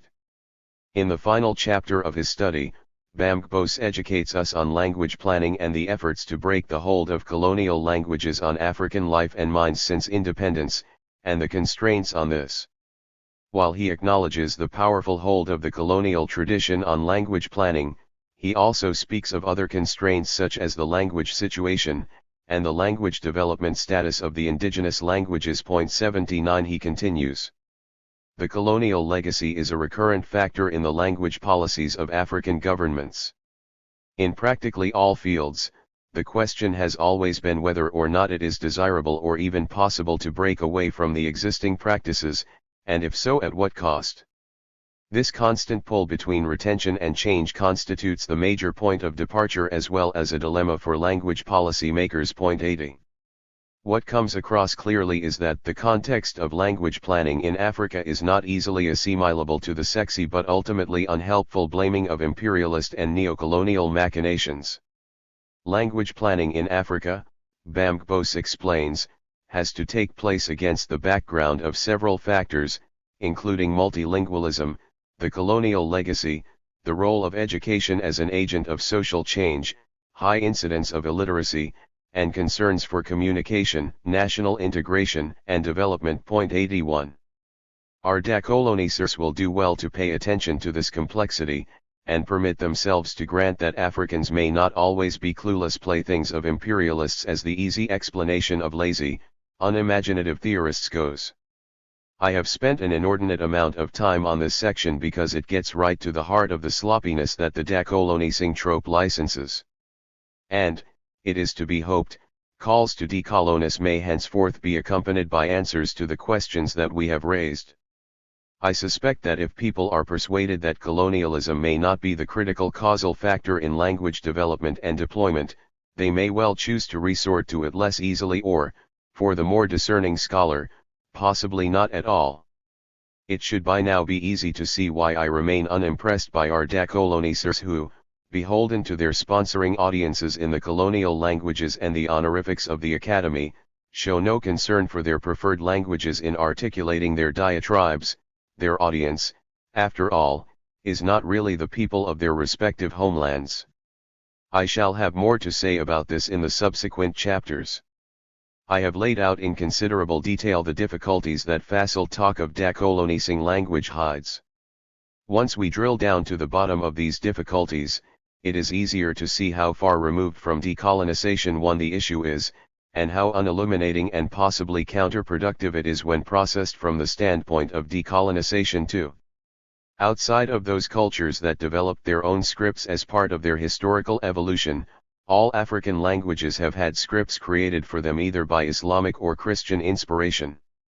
If we do not separate colonization from Christianity insofar as decolonization one is concerned, for example, we cannot preserve and deploy its legacy in our alphabetic systems. Indeed, I suspect that part of why the acceptance of European-derived languages in African literature irks Ngugi so much is that he does not leave any room for there to be distance between colonization and Christianity. It is no surprise that some have questioned his justification for embracing Arabic as an African language, especially given the Arab colonialism along the East African littoral and across all of North and Northwest Africa and down into the Sahel, while denying the same consideration to the European languages. It gets more complicated when we approach things from the perspective of decolonization too. It is also where and why Ngugi's identitarian/pedigree-focused approach is most unhelpful. This approach dictates that for literature to be African, it must be written or presented in an African language. This deceptively simple answer may not be as helpful as many have assumed. If we insist that for literature to be African it must be presented in an African language, we must ask what is an African language? This is by no means a simple question. And because many analysts get carried away by superficialities, a number of impossible attributes are imposed to supposedly ensure what Biodungiafo has identified as the absolute, originary autochthony that a language must have to be African. 82 This is the first problem that must be flagged. It is easier when we remain at the level of spoken language. But even then, as many of us who have lived in borderlands know all too well, it is not always clear what elements belong where and to whom when it comes to languages and their dialectal variations. And the longer a language has been in use and in contact with neighboring ones, the more difficult it is to characterize its identity in a simple way. The situation is a lot more complicated when it comes to the written versions of our languages. There are few written languages, apart from hieroglyphs and ideographs, original to Africa. And the process of creating scripts for African languages creates a plethora of problems. Because of the impact of post-Reformation Christianity, many Latin-inspired scripts vary the languages in ways that are not always consistent with their oral meta-languages. Additionally, the scripts fell victim to the usages of the European meta-languages of their creators. For example, Yoruba can be written in Ajami script with Arabic inflection, and French usages of this language yield different alphabetical outcomes to English. The diasporic influences supplied by Spanish and Portuguese come with their own challenges. We often do not invest time and resources in studying the philologies of our languages or their histories. I do not know of a single historian of the Yoruba language, for instance. 83 We therefore make problematic and often unwarranted assumptions about autochthony and borrowings in our languages. D.O. Fagana and C.L. Adeoye, for example, both wrote in Yoruba, but their writings are underpinned by Christian metaphysics. 84 Do we ignore these leakages, or do we just say with Ngugi that, as long as they are written in Yoruba and their dominant themes and narrative structures are demonstrably Yoruba, they are Yoruba works? But this is a Pyrrhic victory. It gets worse. For the most part, outside of the Ajami script, most languages have been rendered using the Latin alphabet. As a native Yoruba speaker, I know the continuing struggle to get the orthography right and make the written language approximate more closely to the way the language is spoken. More importantly, the expansion of lexicons to include borrowings from the many influences particular cultures have interacted with over the course of centuries is hardly ever traced or researched by our scholars. For instance, many Yoruba words are borrowings from Arabic, Hausa, Nub, Portuguese, or English, not to mention Edo, Isan, and Akanchwi. So much for absolute autochthony.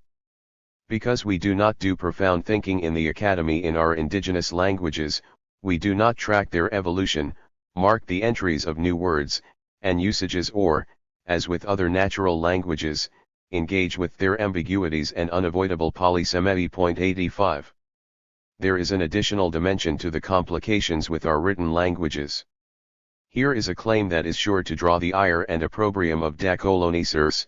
The entire formal study of the Yoruba language and of all its theoretical nuts and bolts falls, without exception, under my category of equivalencism.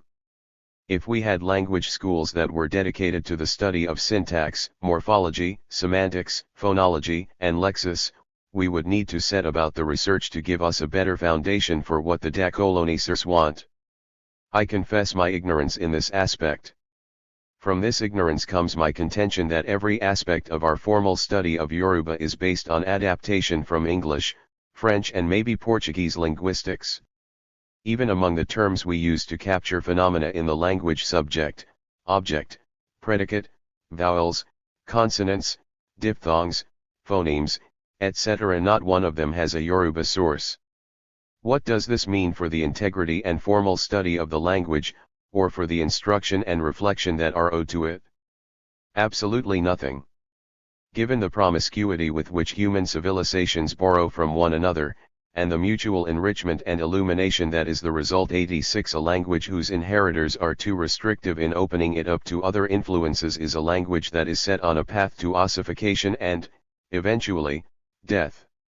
Indeed, One insight I've had through this realization is that the many efforts wasted in looking for Yoruba this and Yoruba that in philosophy, starting with the fruitless effort to find the Yoruba equivalent of the word philosophy itself, are an unnecessary expenditure of our intellectual energies.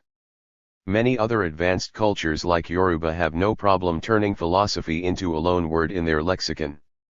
These include major European languages, French, English, German, Portuguese, and many others all borrow from the Greek original.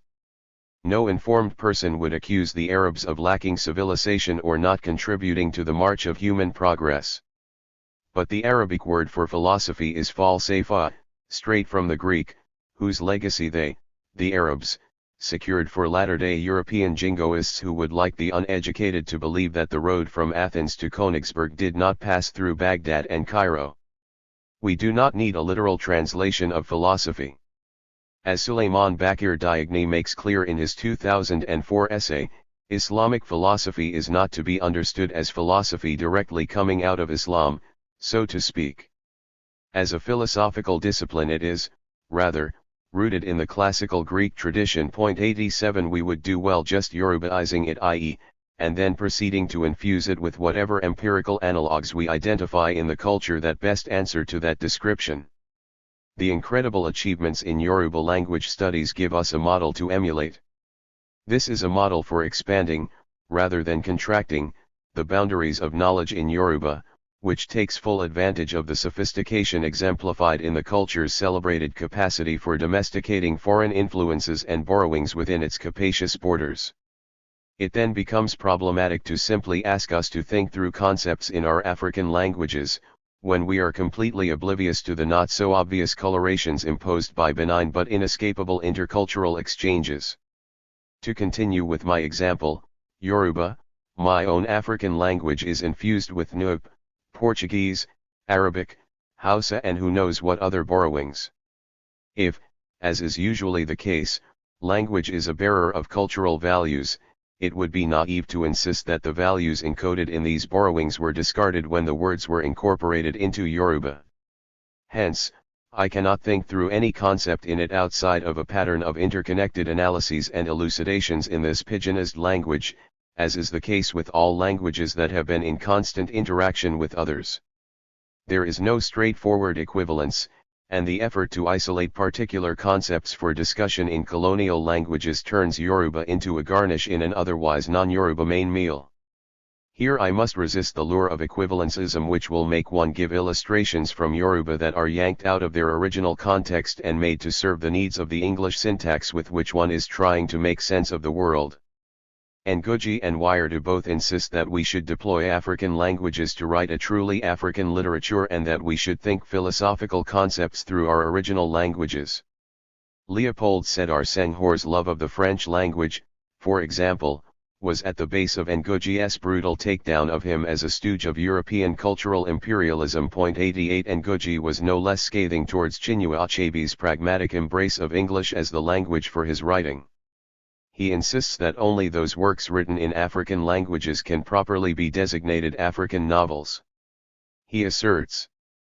But some are coming round to the inescapable conclusion articulated by Obiwali with such polemical vigor 20 years ago: African literature can only be written in African languages, that is, the languages of the African peasantry and working class, the major alliance of classes in each of our nationalities and the agency for the coming inevitable revolutionary break with neocolonialism.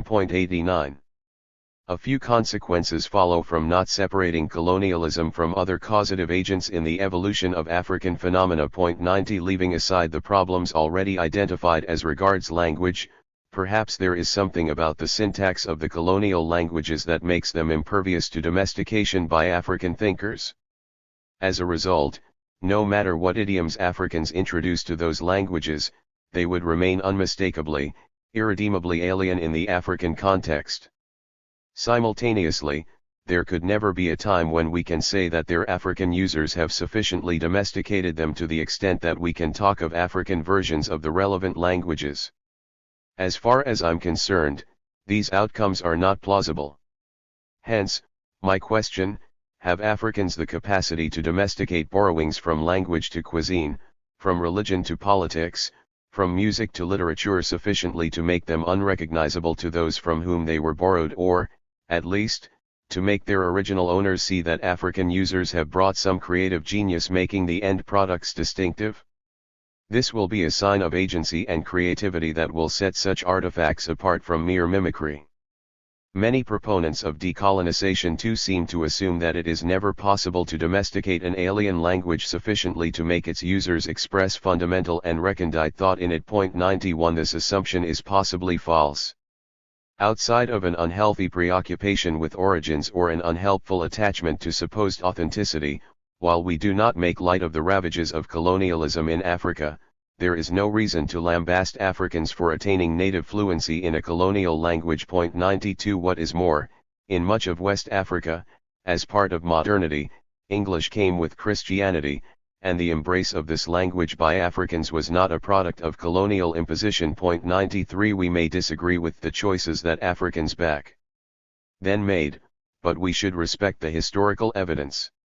This, again, is where we come upon the importance of underscoring the distinction between the two concepts of decolonization. Many cultural elements that fall within the bounds of decolonization too must be dealt with separately from our concerns with the ideological and institutional processes or products covered by decolonization. 1. The ex-colonist's choice of language may not be one of which we approve, but it is unacceptable to believe that we know better. We would be presuming to know that just because some artifact has links, strong or tenuous, to aspects of colonialism, it cannot, for that reason alone, be appropriated by the colonist at any later point. Additionally, it is not always the case that the cultural artifacts in question are caused by colonialism. And even if they were, why do we insist that it is illegitimate for the ex-colonist to find something worthwhile in the ideological structures of colonial life, which they not only took hold of in the fight against colonialism but which may also promise better modes of organizing life and thought in its aftermath? Besides berating or pointedly ignoring them, our decolonisers have never been able to carve out a space in their Africa for the category of African thinkers in whose name and on whose behalf Mfalil asks where do we come in. That is, they never engage with Africans who have opened themselves up to new ways of being human derived from the concepts and practices of those who imperialized us. It is remarkable how old this issue is and how uninterested our decolonisers seem in it. I do not begrudge them their wish to restrict their world. But by the same token, I hope that they do not begrudge the rest of us for preferring a more inclusive world which celebrates the entire range of human possibilities, including being other than African. The writers who have chosen the path of inclusivity should be honored for creating a literature of the universal from their corner of the world, an outcome that is not contingent on their medium of expression. I do not see how anyone who is adequately informed would think there is no difference between the idiom of Léopold Sédar Senghor's writings and that of Michel de Montaigne, for example, even though they both work within the same syntax. Nor would anyone mistake Wole Soyinka's drama for that of Harold Pinter, even though they both write in English. Indeed, one of the most prominent failures of the decolonization discourse is to ignore the overwhelming evidence of the idiomatization of colonial languages by colonist users, whether it's the emergence of an Indian-inflected English or of its Nigerian variant. 94 The only difference is that Indians approach this issue with more assertiveness, while African scholars are persuaded to disown any creativity and ownership when it comes to using colonial languages. 95 Ngugi is wrong. The emergence of African literature did not begin with the emergence of African language literature, if the boundaries of what constitutes an African language are not drawn too tightly. African does not come in only one flavor. So much did Yoruba usages impact on the translation of the Bible into this language, for example, that latter-day culturally illiterate Pentecostalists resorted to revising the original translation which they thought contained too many fetish references. If I had to choose between the humanism and sophistication of Soyinka, Achebe, and Senghor's articulations and their Africanness, I would willingly give up the label and keep the works. 96 3. Decolonizing philosophy or embracing nativism/atavism. On the limits of pedigree arguments. We will not be like Africa of years past. Africa will not go back. We are moving forward like any other people. It's not a question of catching up with the West. We have to take care of our development by ourselves, step by step. But I carry on my work under very difficult conditions. Asmina Sembin 1. Homogeneity of African culture is nothing more than a myth. I will even go so far as to say that we do not have a homogeneous culture in Senegal. At present, the different ethnic groups that make up Senegal are in the process of interpenetration, of leveling out, and creating a new culture. The collage that is the sum of all the differences between them will lead to a culture that, geographically speaking, we can call Senegalese. As it is today, all the population lives in the same economic situation but in different cultures. Asmina Sembin 2. We saw in the last chapter that the threshold Wayardu sets for decolonising philosophy is much lower than that of Ngugi wa Thiong'o for decolonising literature or the mind. For Wayardu, an English person who does not subject her intellectual heritage to critical scrutiny and who merely uses elements of that heritage in her scholarly work would be just as guilty of exhibiting a colonial mentality as a Yoruba philosopher who uncritically deploys materials from German philosophy. Wayardu's version of decolonisation is therefore less exacting and does not require a different name for what good scholarship should entail. Regrettably, this aspect of Wayardu's thinking is hardly ever noticed, and his followers read him as if he and Ngugi held the same views. As a result, the misguided search for uncontaminated philosophy in our autochthonous languages or the insistence on thinking philosophical concepts in our own languages has produced some grotesque outcomes. The focus of this chapter is the case made by philosophers for decolonising their discipline, and the seemingly unintended consequences of this demand, replacing critical thought about philosophy with equivalencism and an uncritical embrace of whatever is dredged up from the depths of indigenous African life as exemplars of philosophical thinking. Once we accept false binaries like the West versus Africa, Western/modern versus African/traditional with one shunned and the other embrace, the road leads us directly to nativism and atavism. Much of what is produced under the rubric of decolonising is either dedicated to exposing slights or is busy entering into the record crude formulations masquerading as philosophical insights. And these are rarely called out by other scholars because concerns over identity preempt serious critical engagement. But a more Catholic approach will likely enable us to find sophisticated syntheses stemming from critical agency by African thinkers. Given how zealous our decolonisers are when it comes to freeing the colonist from the continuing stranglehold of colonial hangovers, there is some irony in the fact that they may be guilty of condescension towards the colonist, refusing to take seriously the choices that some colonists make when exercising their subjectivity and the autonomy that comes with it. Beyond the woolly but ultimately empty rhetoric, I do not see a clear way charted by the decolonising discourse out of this predicament. Yet, I hope that part of what comes out of this book is a renewed interest in and appreciation of the many different ways in which African thinkers have responded to the colonial experience and to the other outside influences which have, over time, shaped the life and times of the continent. The importance of this line of thinking cannot be overemphasized for younger scholars who, at present, continually react to slights by denizens of the global North against them in the global South. A better way to engage with African thinkers is not only possible, but it is made necessary by the availability of a huge intellectual legacy, on the basis of which young scholars can bring substantive ideas to the table and escape being caught between atavistic rehashes of ideas that are best forgotten and dubious syntheses that peddle distortions of their cherished thinkers. Frantz Fanon is probably the most vast artist in this respect. You would think, to read some of them, that Fanon was a black thinker. 3. We would all do well to pay attention to Ato C. Kyoto's reminder that it is a gross distortion of Fanon's philosophical work to list it in the ranks of race-based identity ideologies or undiscriminating collectivist dogmas that refuse to take the individual seriously.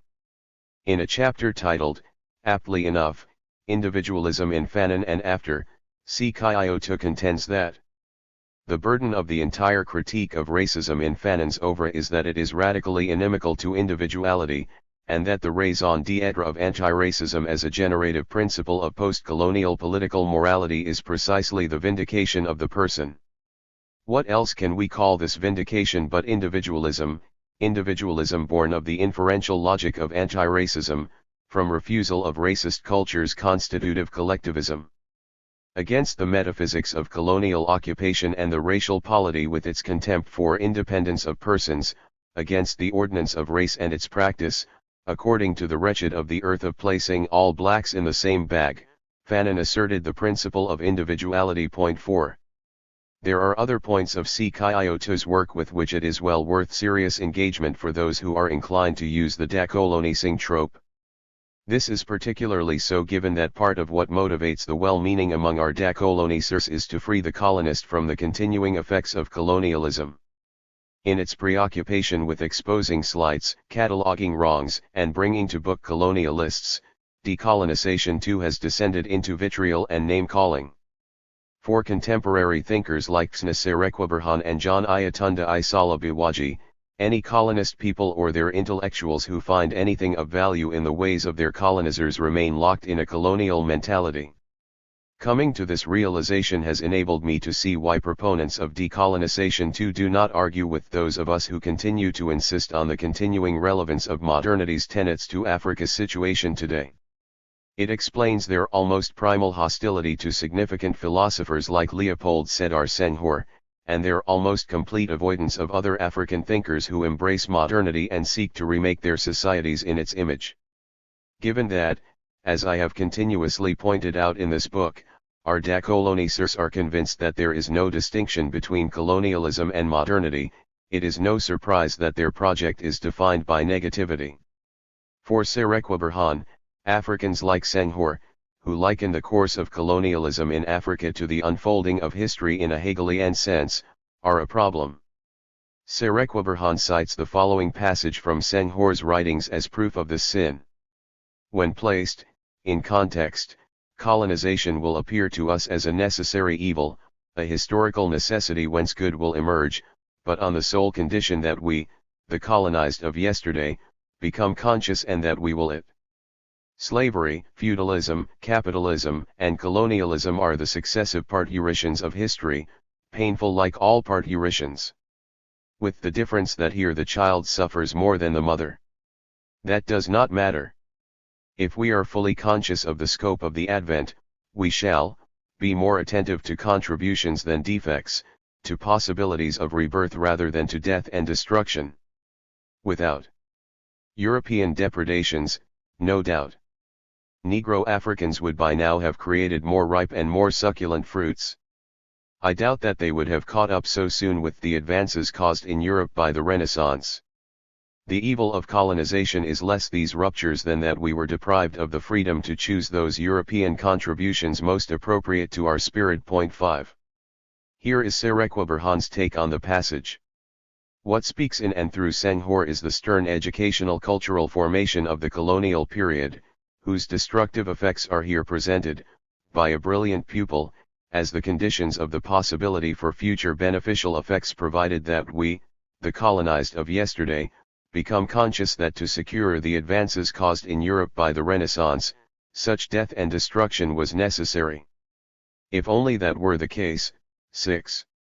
I should point out that before quoting the passage from Senghor, Serekwaburhan had insisted the former was an example of the formerly colonized, who have internalized the colonial model of human existence and history, into permanent supplementary appendages of the West. Such persons, grounded not in an indigenous history or tradition but in the vestiges of imperial Europe, have as the yardstick of their existence an exteriority that has to be constantly emulated. Existence for such persons is an ongoing process of self-nullification. Like Kafka's ape, biological life is sustained by the never-ending nullification of its indigenous ethical historical ground. 7. Serekwaburhan then segued into how Senghor was an exemplar of this parity. 8. This is not the place to get into a full discussion of Serekwaburhan's criticisms of Senghor and others who take similar positions to his. It suffices to say that as scholars, we know that there are alternative readings of this passage. It says more about Serekwaburhan that he makes no attempt to nuance his assessment of one of the most complex thinkers of the 20th century. The position articulated by Senghor was not peculiar to him, nor was it ever intended by him to justify colonial pillage. His position as regards what the colonist ought to do in the aftermath of colonialism corresponds to my call to take the agency of the colonists seriously and to pay attention to what they do with the legacy of colonization. The italicized section of Senghor's passage speaks to the will of the colonist in wringing some good out of the tragedy of colonization. And, far from expressing the opinion that colonization was good because it was designed to lead Africans to progress, Senghor's point was that even if colonization had done that, it still would have fallen short of the ideal by having deprived the colonized of the freedom to choose those European contributions most appropriate to our spirit. Additionally, because the protagonists of the decolonization discourse do not pay attention to debates among Africa's thinkers unless they are to their ideological liking, Wole Soyinka's own analysis of Senghor's humanism has largely gone ignored. Soyinka provides a scholarly and sophisticated response to Senghor in his analysis of the latter's poem, A Prayer for Peace. 9. Finally, as those who seriously consider the work of African thinkers know, Senghor's orientation is very similar to the model of providential determinism promoted by many returnees from the Americas, who interpreted theirs and their ancestors' enslavement as God's way of bringing them to the light of civilization, which they were then duty-bound to take back to heathen Africa to free their people from backwardness. Again, we do not have to share their perspective, but, I argue, good scholarship requires us to debate with its proponents. When prominent intellectuals present one-dimensional interpretations of complex thinkers, they foreclose interest from other scholars who, for whatever reason, follow their lead.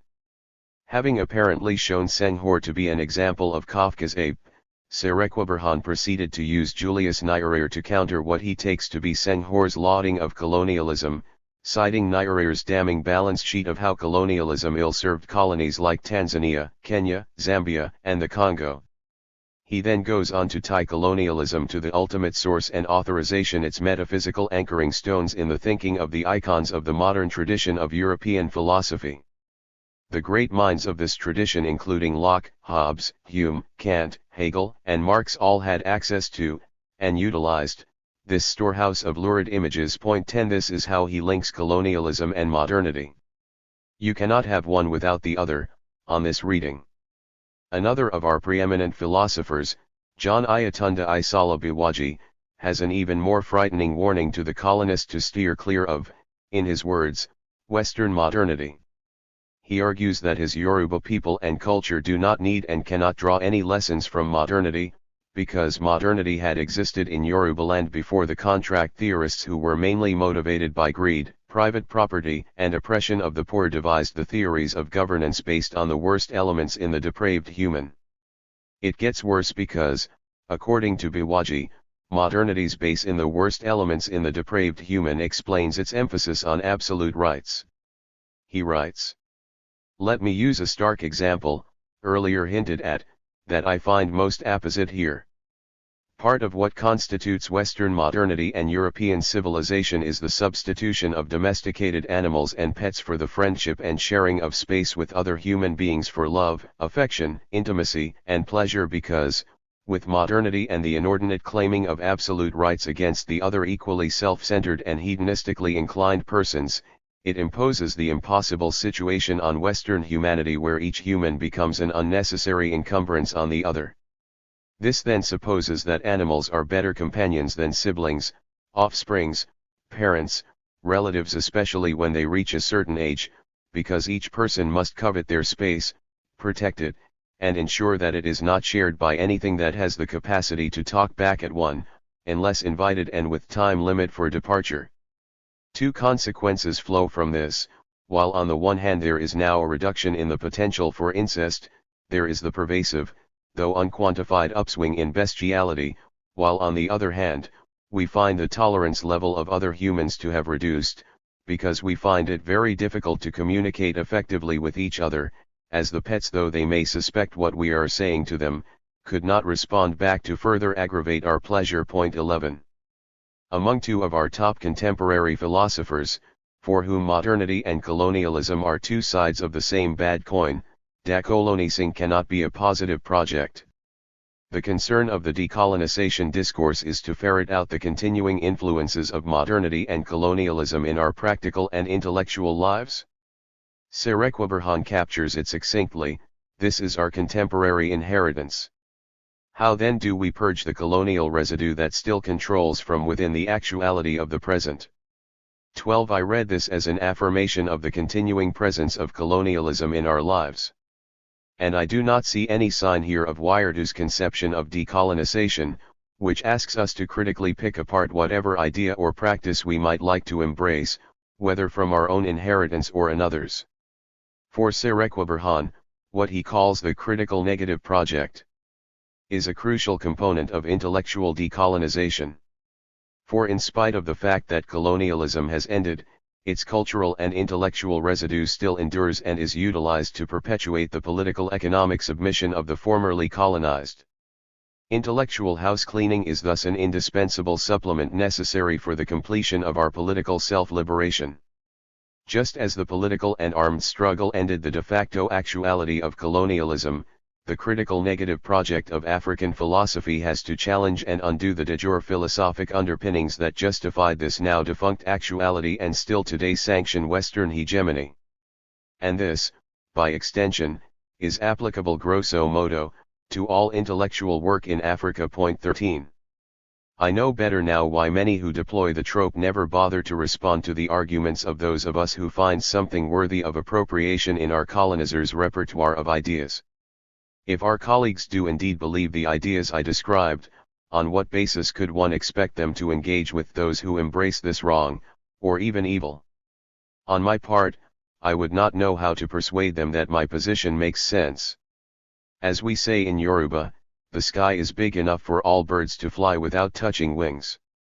My concern is that by shutting the door to the possibility of learning from our conquerors, the ideas of some of our most profound thinkers, including Senghor, are cut off from the coming generations. Many are therefore misdirected into what I shall identify as atavism by following the injunction that our thinking, to be authentic and liberatory, must forever be wary of continuing colonialism or modernity-inspired ideas and formulations. My goal in this work is to offer an alternative path which takes the ideas of African thinkers seriously, regardless of how and where they are sourced. By doing so, I seek to help create the much-needed, but sorely lacking, critical engagements with the originality, complexity, and sheer variety of African thinkers and their ideas. When this is done, as we saw with Fanon and Cabral in the previous chapters, we find that their thinking is multidimensional, sophisticated, and, quite often, evolves throughout their lives. For example, even as Nyerere condemned colonialism, he did not therefore shun liberal representative democracy and the 19th-century philosopher John Stuart Mill who inspired him. This was a commitment that Nyerere shared even while he presided over a one-party state, and which he never abandoned till he died. Nor did his justified hatred of colonialism make him give up his cherished Catholic faith or his love of William Shakespeare, which led him to translate Julius Caesar and Macbeth into Swahili as part of his contribution to the development of culture in his country and the world at large. I am inviting interested scholars to join me in exploring the channels that our thinkers created to help them make new syntheses informed by both their autochthonous inheritances and those borrowed from other sources. These channels remain largely unexplored, to the detriment of scholarship in and on Africa. This is why people do not know that Kwame Nkrumah went through a phase in his philosophical evolution when he was a stout defender of liberal representative democracy and of precisely the kinds of rights that Biwaji would like us to believe promote bestiality. Colonialism, the common anchor for Ngugi, Wierdu, Serekwaberhan, and Biwaji in their cases for decolonization, is problematic. There is a near absolutization of the concept in the literature such that little care is taken to acknowledge its complexity and historicity, nor to investigate the distinct paths of colonialism and modernity in different parts of the continent. 14 The same people who hector us to decolonize are the ones who absolutize modern European colonialism and turn it into the single pole for plotting African phenomena, no matter how removed in time those phenomena are from the colonial period. What is problematic about it is not easy to see. Allow me to explain. Decolonization, as Fanon points out, is a negation of colonialism/colonization. The central significance that is given to colonialism in the discourse is not justified by the historical evidence nor by the different experiences of colonialism across the continent. 15. It also does not produce insights into phenomena. That is, it does not aid the development of appropriate explanatory methodologies for historical events and their evolution in Africa. What's more, the obsession with decolonization has the unintended consequence of misconceiving the trajectory of the continent's historical evolution and of turning scholars away from embracing, engaging with and explaining ideas, movements, practices, processes and institutions. In short, it renders illegible to undiscerning scholars an awful lot of the intellectual products of the African mind, awareness of and engagement with which the continent sorely needs. If we accept the Manichaean binary represented in the Western versus African model, and insist that any element of the Western in the African taints the latter as colonial, it is easy to see how such a model is likely to block us from taking seriously the dynamic evolution of social phenomena in any given context. Borrowings in one direction are delegitimized and in the other are labeled thefts. The mutual learning that is standard fare in human interactions, especially among civilizations, is almost legislated out of consideration. In reality, especially in Africa, colonialism is neither as powerful nor as profound in its impact as our decolonisers proclaim. Against a bastard periodization. It was the late doyen of African historians, J.F. Ajayi, who, in 1969, inaugurated a debate on this matter by arguing that colonialism was a mere episode in African history and experience, and that the continuing talk of it having enacted an epochal break is not justified by the evidence. He argued that African history is to be noted more for its continuities than any discontinuities attributable to colonialism. 16 Ajayi's essay, short and pithy, deserves the serious consideration of decolonisers. I shall presently be looking at a rare example of such an engagement. But, first, let us examine the case that Ajayi made. The immediate motivation for his reflections was the imperious arrogance of Sir Harry H. Johnston who, as Ajayi described, was one of the most sophisticated of the builders of European empires in Africa. He saw the European invasion and conquest of Africa in the late 19th century not as an isolated event but as the last of a whole series of invasions following after those of the Phoenicians, the Greeks and Romans, the Arabs, the Turks and others from the Middle and Far East. He envisaged it, too, as a culmination of the activities of Europeans in Africa which began with the Portuguese explorations of the 15th century. His history of the colonization of Africa by alien races was a pioneering effort to view the partition of Africa in a time perspective, and is therefore a useful starting point for this discussion of the significance of European colonialism in African history. 17. Ajayi had good reasons for making this the foil for his case against the epochal impact thesis regarding colonialism. To begin with, Johnston had a grand, possibly exaggerated, view of European adventures in Africa, wishing to dress them up as later examples of the civilizational impact associated with some of the invasions in the above quote, and not just with the rapine and dehumanization that the European slave trade, the transatlantic slave trade and its successor, European colonialism, represented on the continent. Sophisticated thinker that he was, Ajayi was careful to separate colonialism from the other aspects of European intervention in Africa across time. Notice that, for Ajayi, European colonialism commenced with the partition of Africa at the fateful Berlin West Africa Conference, from November 1884 to February 1885. This is not an unimportant point. There had been European colonization efforts in North Africa in the late 18th and early 19th centuries, but they had not been fully successful. There had also been sporadic European attempts to colonize select patches of land in West Africa beginning in the 15th century and accelerating with the success of the abolitionist movement in the early part of the 19th century. The latter was the period that historians have identified with informal empire, and their control was mostly in Sierra Leone, some parts of coastal Ghana and, after 1874, Ashanti territory in that present-day country, and, from 1861, Lagos in today's Nigeria.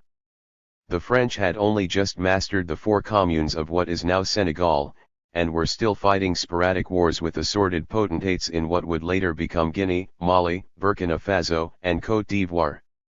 We must also remember that before 1866, there was no Italy as we know it today, and, until 1871, there was no Germany. So, it is easy to see the conceited arrogance that projected a complete makeover of Africa at the hands of Europeans, even as the designers barely knew the territory, had not attained significant statuses themselves and had conquered mere slivers of the land. As I point out momentarily, making European colonialism the singular axis for plotting African historiography effectively awards the Johnstons of this world the prize they wished to have but never really earned. Ajayi had no use for such a conceptual and historiographic framework. Johnston, he pointed out, believed that Europeans were the harbingers of a new civilization, and that they were destined to leave their mark on the physical and mental nature of man in Africa. It is this vaunted ambition to do in and to Africa what had been done in the Americas and Australasia, involving significant European immigration, settlement, and miscegenation that Ajayi called into question. 18 In short, the claim that in the aftermath of colonization Africa would be fitted with a new human, fashioned in the image of Europe, would be the ultimate demonstration of the power of colonialism to effect an epochal change in the continent's historical trajectory. Ajayi argued that this never happened, contending that the evidence does not support this epochal change thesis. We know that his analysis must be faulty because the European intervention has proved far less permanent than he had thought it would be, Ajayi explains. He continues, a full assessment of the impact of colonialism on Africa and on African peoples must, however, be made in a historical context. But the proper historical context is not the history of the colonization, but African history as such. 19.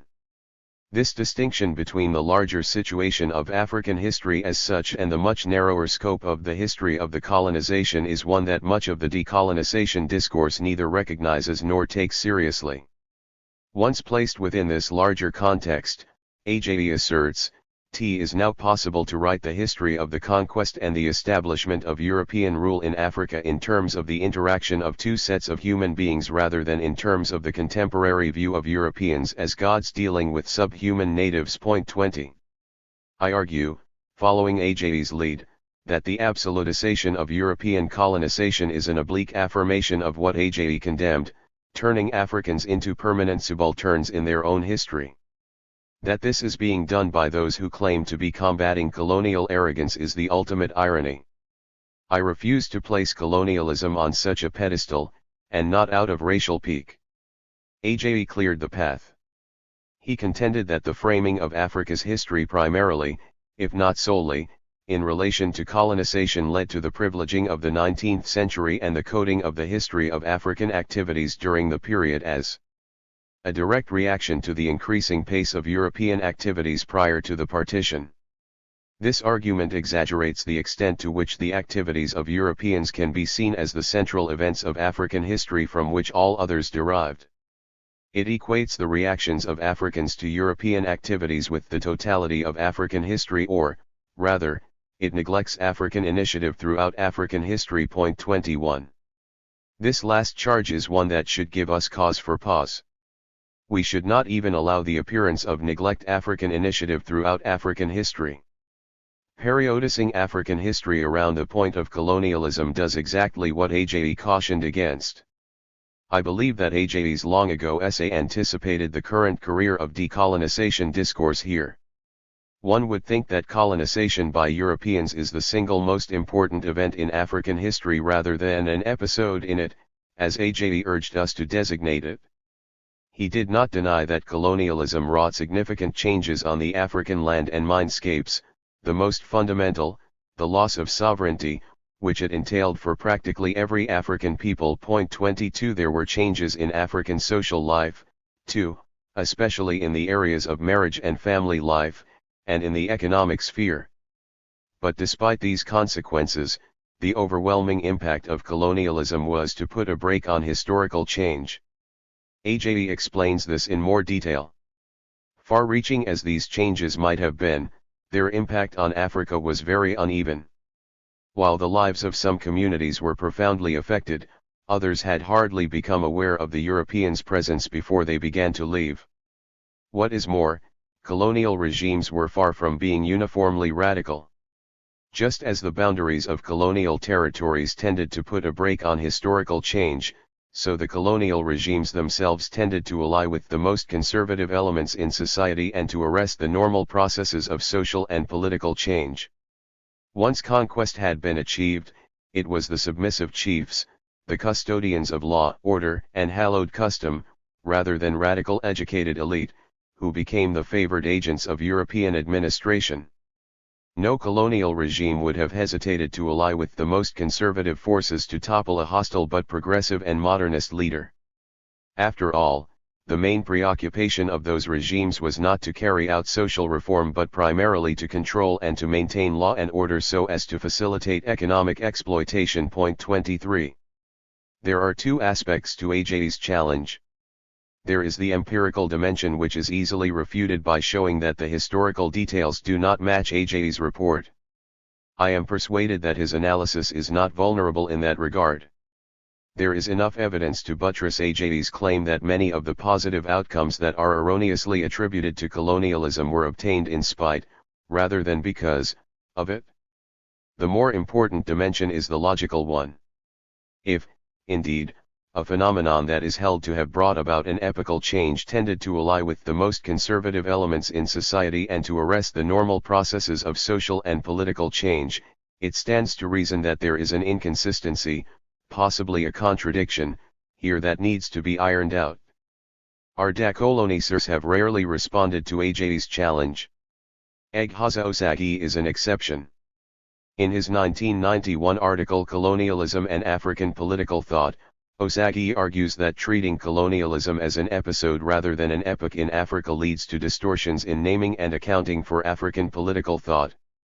Although he agrees with historians from the Ibadan school that colonialism in Africa was not a case of total European domination. 24 He contends that the colonialism as an episode thesis ignores the Atlantic slave trade and its effects, is overly defensive vis-a-vis European distortions of African history, relies excessively on oral history, and romanticizes African history. 25 He instead embraced social scientist Peter J. Ikea's argument that colonialism was an epochal moment in African history. For Osagi, since colonialism, things have fallen apart, and post-colonial Africa bears little or no qualitative resemblance to the pre-colonial past. This certainly has to be the case, because with colonialism came the sacking of empires, segmentary and non-centralized societies, and their replacement with new states which were mostly artificial creations of the colonial masters. With colonialism came the introduction of Western institutions and processes of government, Christianity, the one-man one-wife maxim of Western societies, the monetization of the economy and attendant capitalism which emphasizes the exploitation of raw materials for the colonialist metropoles, and, of course, the underdevelopment of Africa in the world capitalist system. Surely, with all these transformations which constitute the realities of post-colonial Africa, colonialism cannot be just one of those other episodes in African history. 26. Osagi's final claim here can only stand if there are no alternative or better explanations for these historical outcomes. My interest in this piece is limited to the philosophy of history to which he subscribes. There are other issues it contains that cannot be dealt with here.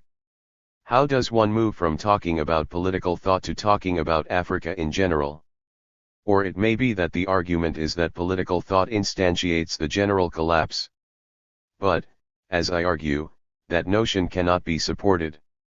As I develop below, even if it were true that colonialism explains some aspects of African political thought, it is an overreach to argue that the other phenomena referenced in the quoted passage can be accounted for in the same way. Neither Christianity nor monetization of the economy can properly be traced to colonialism. And it is established that colonialism prevented the development of capitalism in Africa. 27 Of course, Ozagi could always respond that the failure to install capitalism is yet another iteration of the impact of colonialism.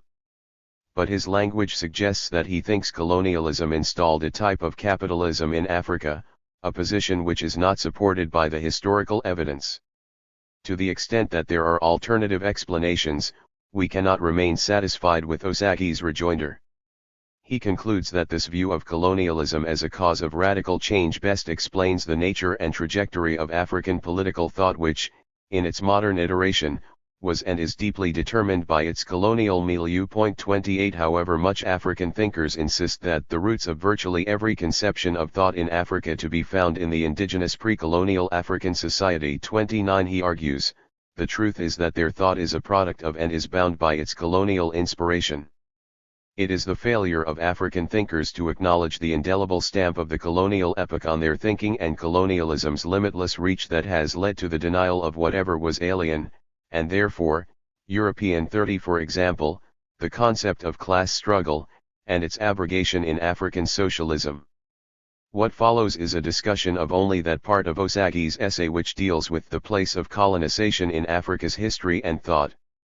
I am only concerned here with the need to endow colonialism with what are unheard of causal powers in order to make his case plausible.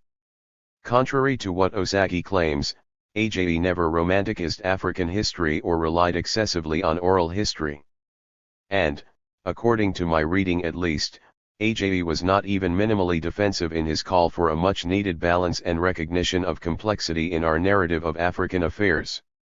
Unfortunately, Ozagi has ignored Ajayi's cautionary note and, in his eagerness to seal his case, he retroactively made colonialism causally responsible for events that even temporally predated it. He completely missed out on the tightly delimited boundaries for colonialism post-Berlin Conference that Ajayi marked out. In Ozagi's less careful exposition, the Atlantic slave trade became part of the colonial narrative even though colonial rule was not an element of it. 31 And the introduction of Christianity and the changes in social philosophies it brought in its wake also became effects of colonialism's causal prowess, even though, again, many of the critical events happened before colonialism was entrenched in West Africa. I am surprised that he did not attribute the social and political experiments under the inspiration of Islam similarly to colonialism.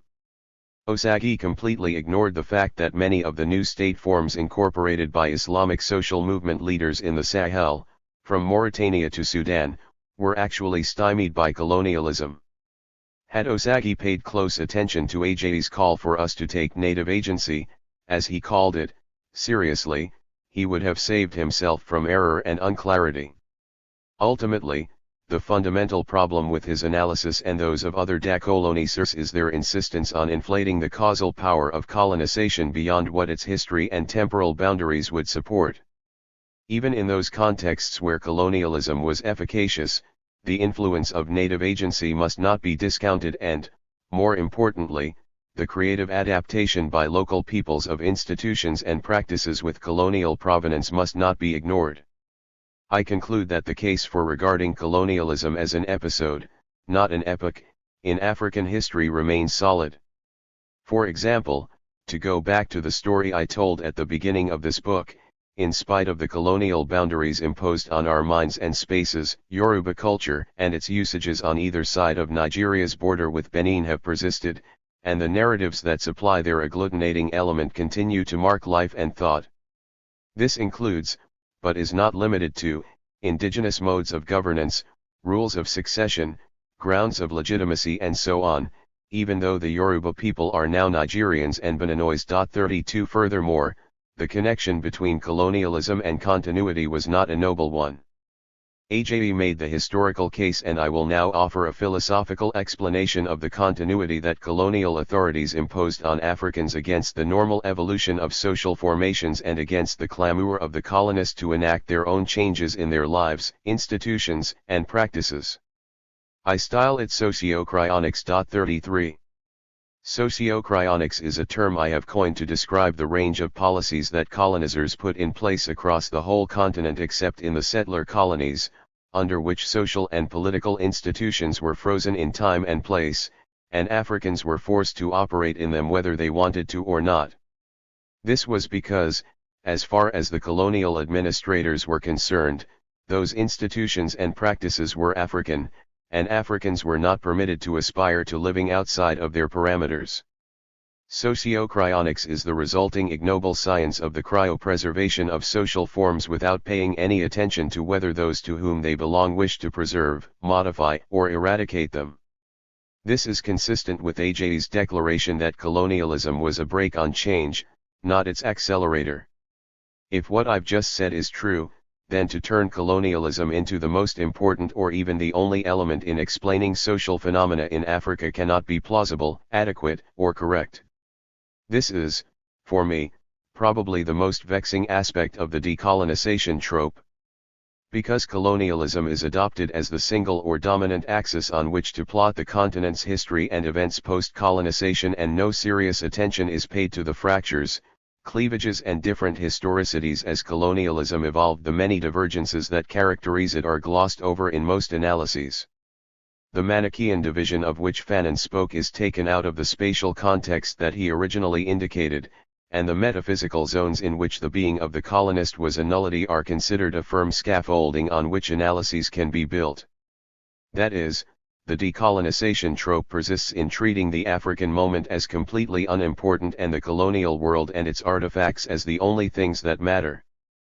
Fanon, Cabral, and other sophisticated theorists of colonialism knew that, despite professions to the contrary, the inevitable communion of human interaction, no matter within which hierarchies, will always result in pairings, influences and exchanges, in short, a trading of ideas and practices which can make it difficult to ascertain the authorship of specific products. And in those societies where modernity was midwifed by Christian missionaries, most of whom were themselves Africans, it is easy to see how late arriving colonialists would have had to contend with Africans who had already begun to appropriate for themselves and their societies some of the principles that colonizers wished to deploy as justification for their plunder. In other words, the Manichaean discourse of decolonization theorists who see only colonizers and their local collaborators on the one side and resistors who gallantly fought the colonizers and these collaborators on the other does not account for those Africans who saw a promise of better ways of being human in the modernity that they knew from experience was not produced by colonialism. Ezekiel Mfaliel's question continues to haunt the decolonization discourse, even when its proponents are either unaware of or choose to ignore it. Here, I hope, is an apt analogy. 34 Moorish rule in the Iberian Peninsula and much of present-day France lasted for over 700 years. Does anyone periodize the history of Spain or Portugal according to that long history of colonial rule? Or do we wish to deny that it was an instance of colonialism? Meanwhile, nowhere in Africa did European colonialism last for over 100 years. Writing about the history of Mozambique, for instance, Eligio Salvador asserts. History books tend to claim that Mozambique, a southern African country on the Indian Ocean, was a Portuguese colony for 5 centuries. It is an exaggerated claim, which neither the Portuguese nor the Mozambicans themselves seem interested to correct. Whatever the case, the historical evidence indicates otherwise. The period from the end of the 15th century to the second half of the 19th century can hardly be described as one of Portuguese colonization of Mozambique. It was, on the one hand, the Berlin Conference of 1885, which saw the partition of Africa among European colonial powers, and, on the other, renewed Portuguese attempts at establishing themselves in the territory that marked the beginning of colonialism. 35. Yet, we periodize African history with colonialism as its singular pole. That cannot be right. For one thing, we would be making dangerous assumptions regarding African and European societies, the solidity of their cultures and institutions, and their capacities to resist colonial makeovers by their conquerors. We would be assuming that the practices and institutions of Iberia's inhabitants were resilient while those of Africans in the time of European colonialism were weak and easily altered. For example, when we look at the phenomenon of chieftaincy in different parts of Africa and Asia, and its career under British colonialism, its survival or abrogation in either place is not a simple story to be told with reference to colonialism alone. and Andalusian Spain has turned its Moorish past into an integral piece of its cultural narrative without periodicizing its entire history by it. I do not need to provide numerous examples. It should not matter how often this way of proceeding is repeated, it cannot be right. How often in the literature do we encounter the following phrase, pre-colonial Asia? 36. The truth is that we have allowed ourselves to be driven into holding on to the African continent as a gross, almost undifferentiated unit for analytical purposes, based on our reaction to the discourse of our racist detractors. The time has long since passed when we could allow our engagement with the world, especially the African world, to be determined by a negative relationship conditioned by the ignorant denials of our very being by global white supremacy. No one looks at Asia, nor do Asians look at themselves, as one homogeneous bloc. This has not stopped Asian countries, too, from working towards Pan-Asian solidarity and, on occasion, even toying with the idea of unity. The failure to achieve such unity has only allowed Asian genius to effloresce in diverse ways that have resulted in some of the miracles of human development, miracles which no part of Africa burdened by the dead weight of seeking an elusive unity with no serious coherence of developmental paradigms has ever arrived at. To stay in Asia, it is instructive that South Korea, instead of using Japanese colonialism as a significant or defining element in its history, treats it as a mere unfortunate interlude, maintaining a periodization that is indigenous to its dynastic history and to its religious and intellectual movements. It used the collaboration, even though it was coerced, of its monarch with Japanese colonialism as a reason for not restoring the monarchy in its post-independence history.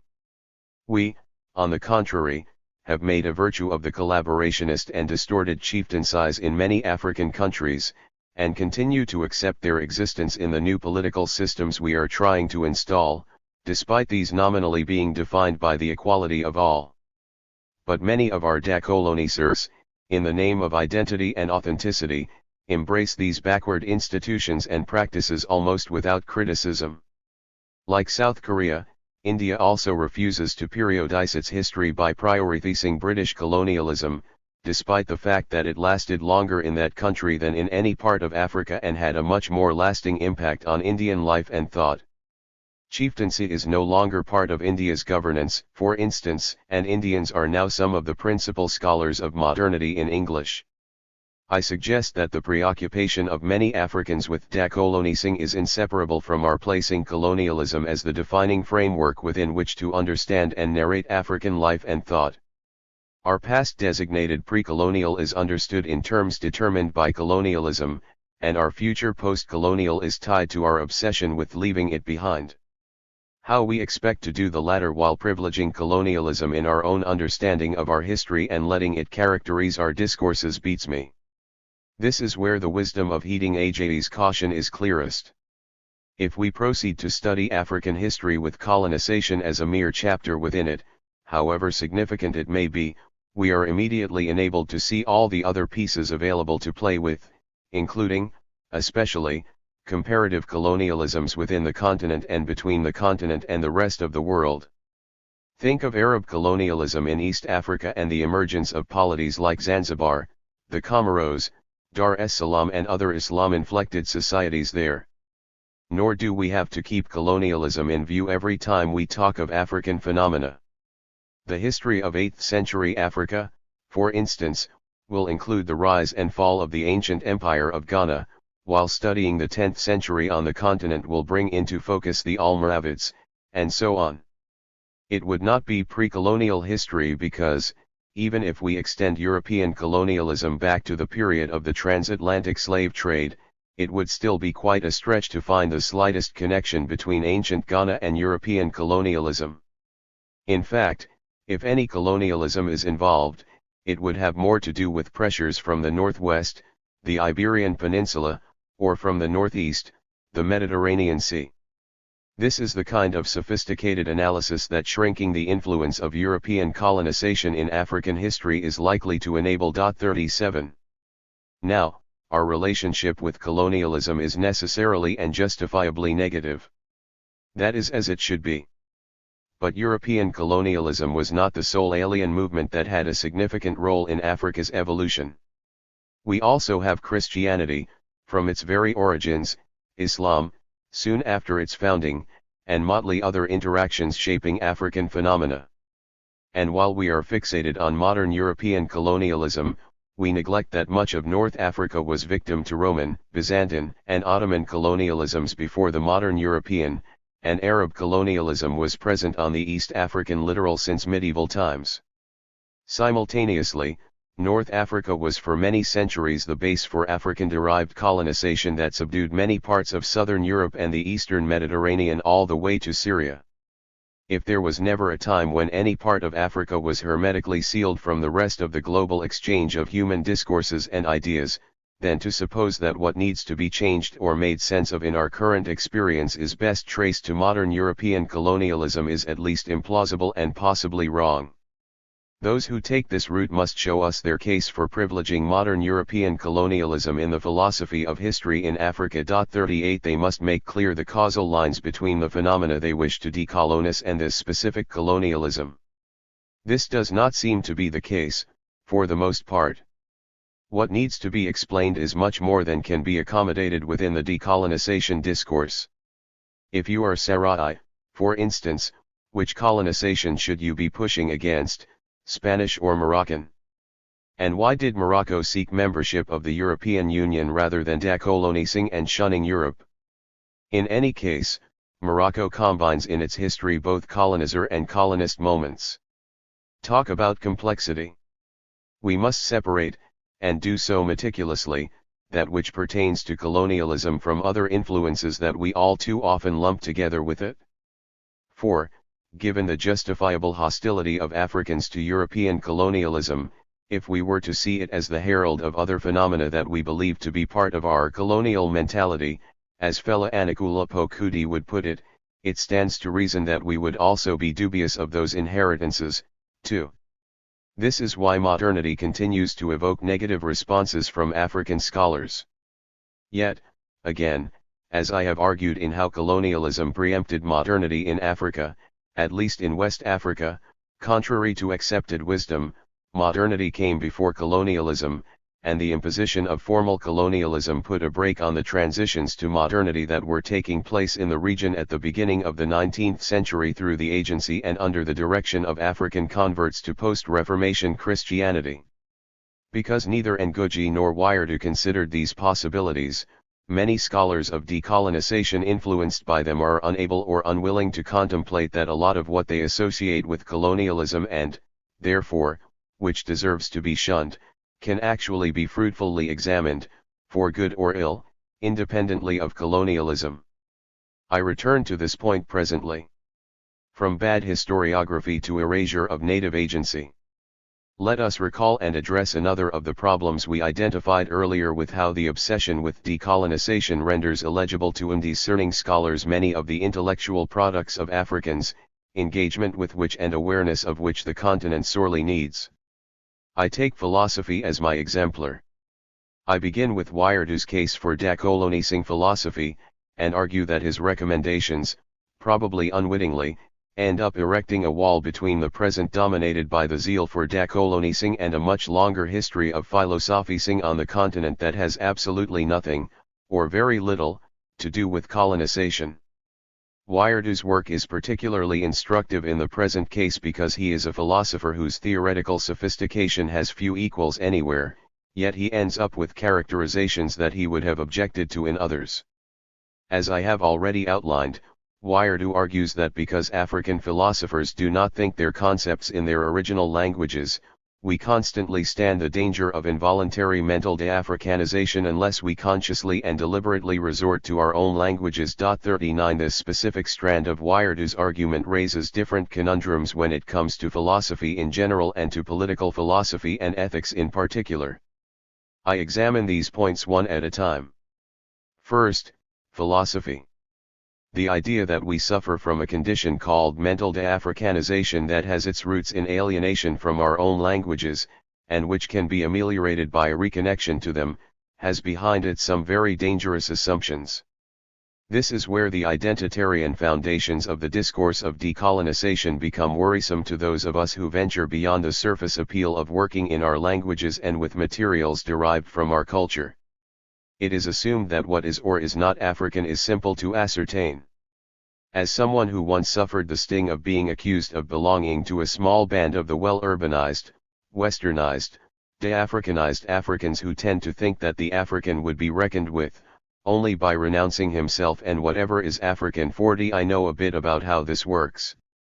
Generally, rules about what counts as African are deployed to delegitimize uncomfortable challenges to usages like mental de-Africanization or the African legal tradition. What does it mean to be mentally African? That one uses African languages. But African languages are many and varied, and many non-Africans use African languages. We already saw in the last chapter a significant divergence between Ngugi and Cabral on the nature and function of language. African languages, like many other natural languages, are heavily creolized. Must it be the case that whatever is supposedly African persists over time and can be easily separated from non-African equivalents and, most importantly, be conceptualized in an African language? Such is the anxiety induced by possible mental de-Africanization that otherwise sophisticated thinkers allow themselves to be goaded into embracing a flattened-out, dehistoricized Africa that is limited to uninsightful characterizations like pre-colonial philosophy, traditional statecraft or even traditional religion. This is where the influence of atavisms and atavistic responses to the predations of European colonialism is most pronounced. Once we stop making European colonialism the pole around which we build our explanatory and narrative structures, it is easy to see that even just to take the 19th century as our time frame and West Africa as our location, there is a lot more philosophical material to work with and a lot more complexity to unravel than would be the case if we assimilate the area and its ideational processes and products to some pre-colonial designation. If, indeed, time answers to the dynamism that we suppose of it, a description of any part of Africa or of African phenomena that implies we cannot talk of eras, fashions or movements which evolve from one period to another cannot aid our understanding. Worse, it would harken back to the racist characterization of Africa as a place that never changed. If we take this issue of change as given, it means that 19th century African philosophy must necessarily include the contributions of the many participants in the intellectual life of the period. And there were different conceptions of African at the time. There were the returnees from the Americas and other places in the growing African diaspora who had had enough of the restrictions on their life chances in the lands to which their forebears had been forcefully taken as enslaved persons, and therefore repatriated to Africa to build better lives for themselves and their progeny. They were Africans and their efforts were towards the advancement of the Africa they called home/fatherland/motherland. There were the recaptives, Africans who were being taken to slavery in the Americas but whose ships were intercepted by the British Navy on the high seas after the abolition of the slave trade in Britain, and who were then liberated and returned to Freetown. Freetown was a port city specifically chartered to serve as a receptacle for such freed persons, as well as for former enslaved persons from any of the British territories, who wished to go back home to Africa. They, too, were Africans. There was Liberia, a creation inspired by the American Colonization Society but brought to fruition by the physical and intellectual labor and the capital of former enslaved persons in the Americas, whose desire was to realize the utopia announced at the founding of the United States of America but from which its American originators had shirked in order to continue enjoying the profits of slavery. They undertook their brave but perilous project as Africans. There were the indigenous Africans who from the late 18th century had become dissatisfied with the version of Islam they had inherited and who wished to establish Islamic societies that were closer to ideals of the faith and, to that end, prosecuted social movements for change. They were no less African. I am sure there are more different varieties of being African than I could ever identify, but that is not necessary now. It should also be clear that, given these complexities, many Africans of the period subscribed to heterodox beliefs about philosophical anthropology, social ontology, family systems, and ethical systems. Last, but certainly not least, were the native inhabitants, who were all part of diverse intellectual traditions, some of which were written and all of which were undergoing both palpable and often imperceptible transformations at the time. And this is just in West Africa. It is from this patchwork of Africannesses that our decolonisers wish arbitrarily to select some pristine African way of being, identified only by the fact that it is articulated in our own languages and those marked by Giafo's absolute autochthony, or that it emanates from some nebulous African culture and tradition spread over a vast continent and which almost certainly excludes all the categories outlined above. Additionally, none of the typologies of African that I have mentioned owed their emergence, their allegiance, or their political socialization to European colonialism. So, they and their ideas cannot be candidates for some spurious decolonization. A trope that promises to expunge so much of a complex reality from its purview, I argue, cannot be geared towards explanatory adequacy, completeness, or correctness. When the writers of the Liberian Constitution made it a close relative of that of the United States, they were not mimicking the Americans.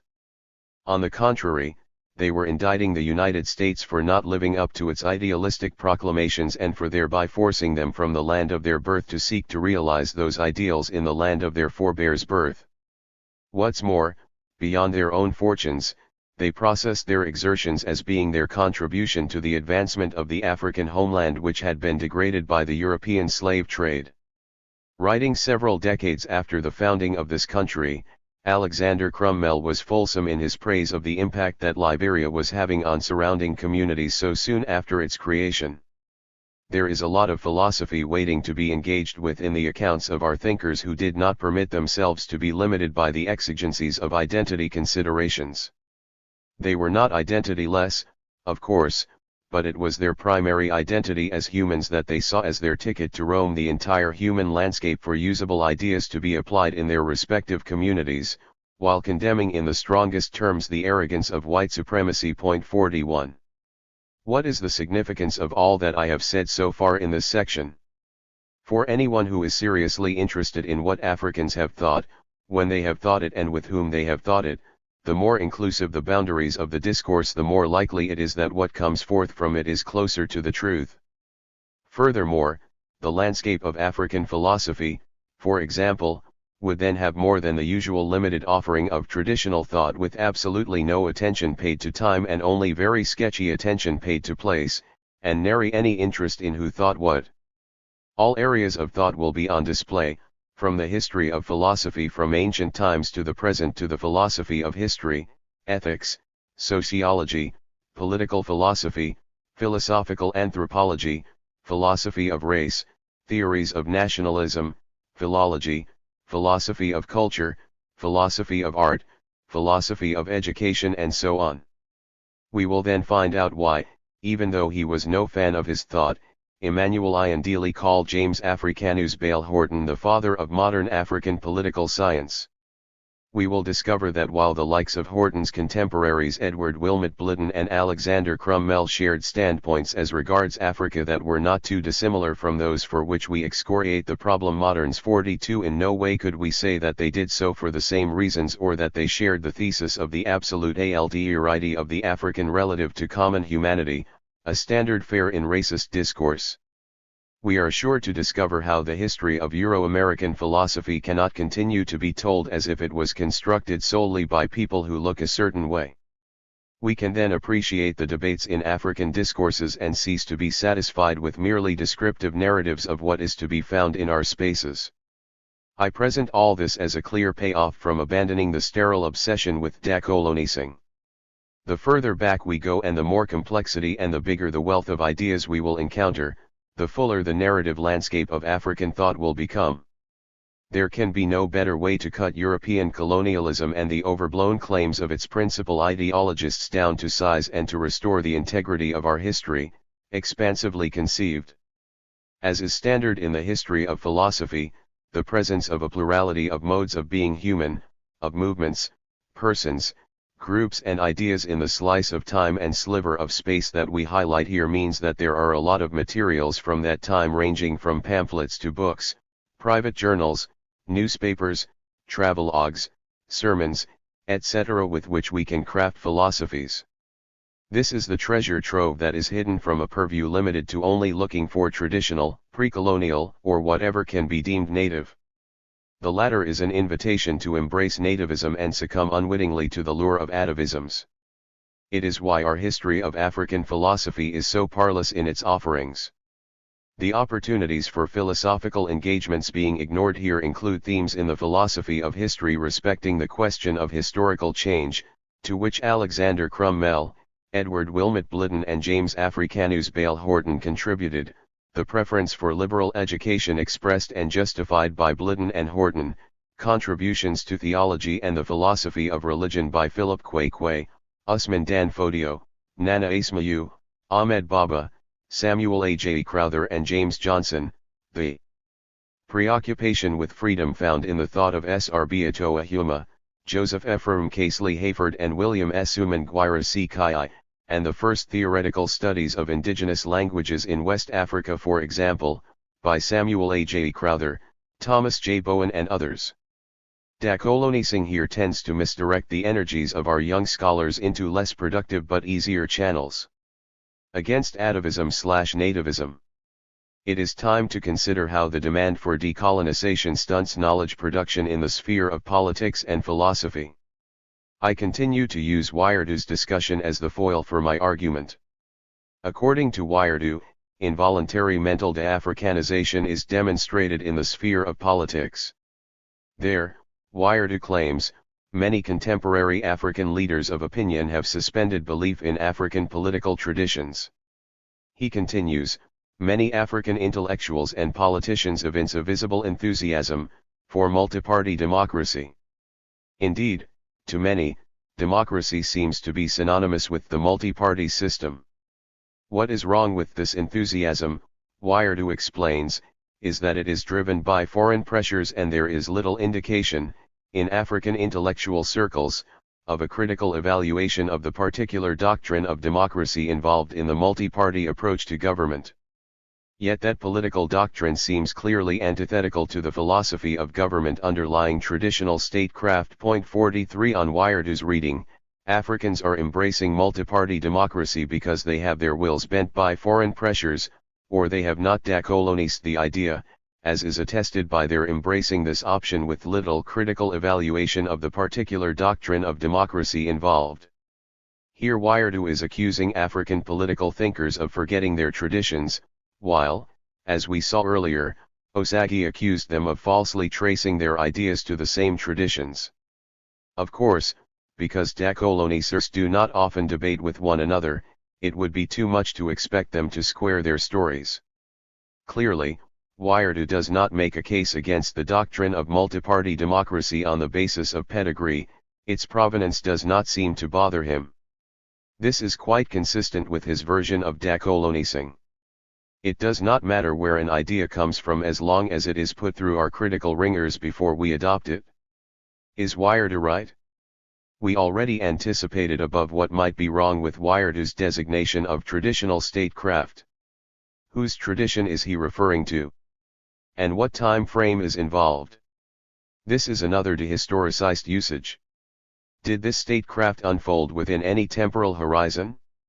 Did it evolve in terms of changes taking place within it, driven by both internal factors and opening to external pressures and influences? We know that historically African polities, big and small, were not unlike their counterparts in other areas of the world, and evidence abounds of the evolution of political structures and their underlying legitimating ideological principles. This makes it difficult to talk of statecraft even in one single complex political tradition, never mind doing the same for a whole continent. For Wiredou, thinking through the concept of democracy in our own African language yields an awareness that multiparty democracy seems clearly antithetical to the philosophy of government underlying traditional statecraft. The issue is not what it would mean to think about democracy in our own language. It is the justification given by Wiredou for his opposition to democracy that is of concern. Second, he seems to be assuming, again, that we cannot sufficiently domesticate a foreign idiom enough to make it our own. This is where the difference with Ngugi becomes important. Wairdou must insist that there is no critical evaluation because, as we pointed out above, to him, embracing practices or ideas based on critical evaluation is equal to decolonisation. On this score, he is more open to possibilities. I argue that African thinkers already answered that question before Wairdou posed it. And they have been answering it since Prince Sundiata Keita adopted Alexander of Macedon and the Prophet Mohammed as his models of leadership in medieval Mali, since the Fanti and the Egba decided to embrace liberal democracy, and since Usman Dan Fodio chose to substitute Islamic theocracy for Hausa indigenous modes of governance in 19th century West Africa. Here are some questions for Wairdou and other decolonisers.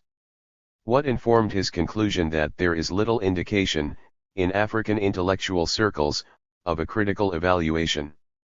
It definitely did not come from any awareness of or engagement with the robust debates in African political thought going back to the mid-19th century in West Africa, before formal colonialism was imposed, and continuing into the period in which Wairdou wrote.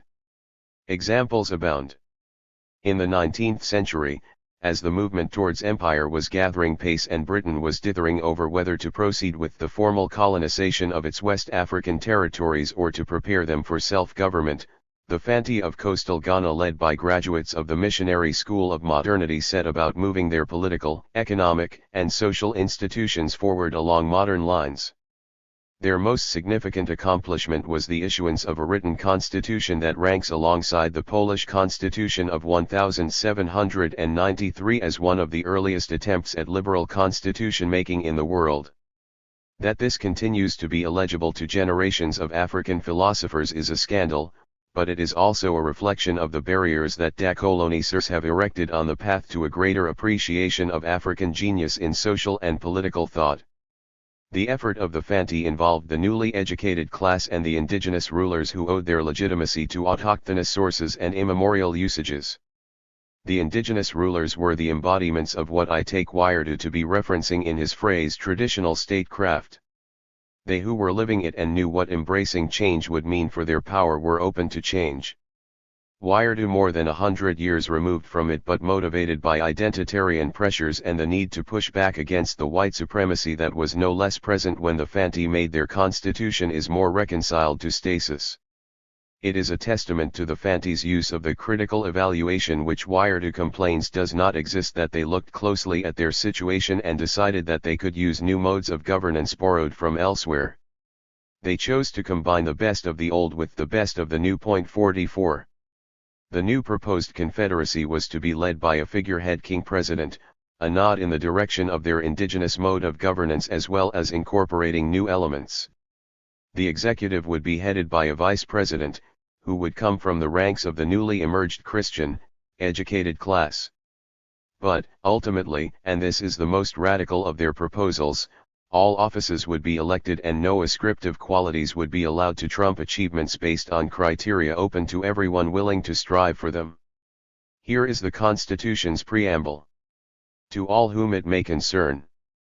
Whereas we, the undersigned kings and chiefs of Fanti, have taken into consideration the deplorable state of our peoples and subjects in the interior of the Gold Coast, and whereas we are of opinion that unity and concord among ourselves would conduce to our mutual well-being, and promote and advance the social and political condition of our peoples and subjects, who are in a state of degradation, without the means of education and of carrying on proper industry, we, the said kings and chiefs, after having duly discussed and considered the subject at meetings held at Mankesum on the 16th day of October last and following days, have unanimously resolved and agreed upon the articles hereinafter named. 45.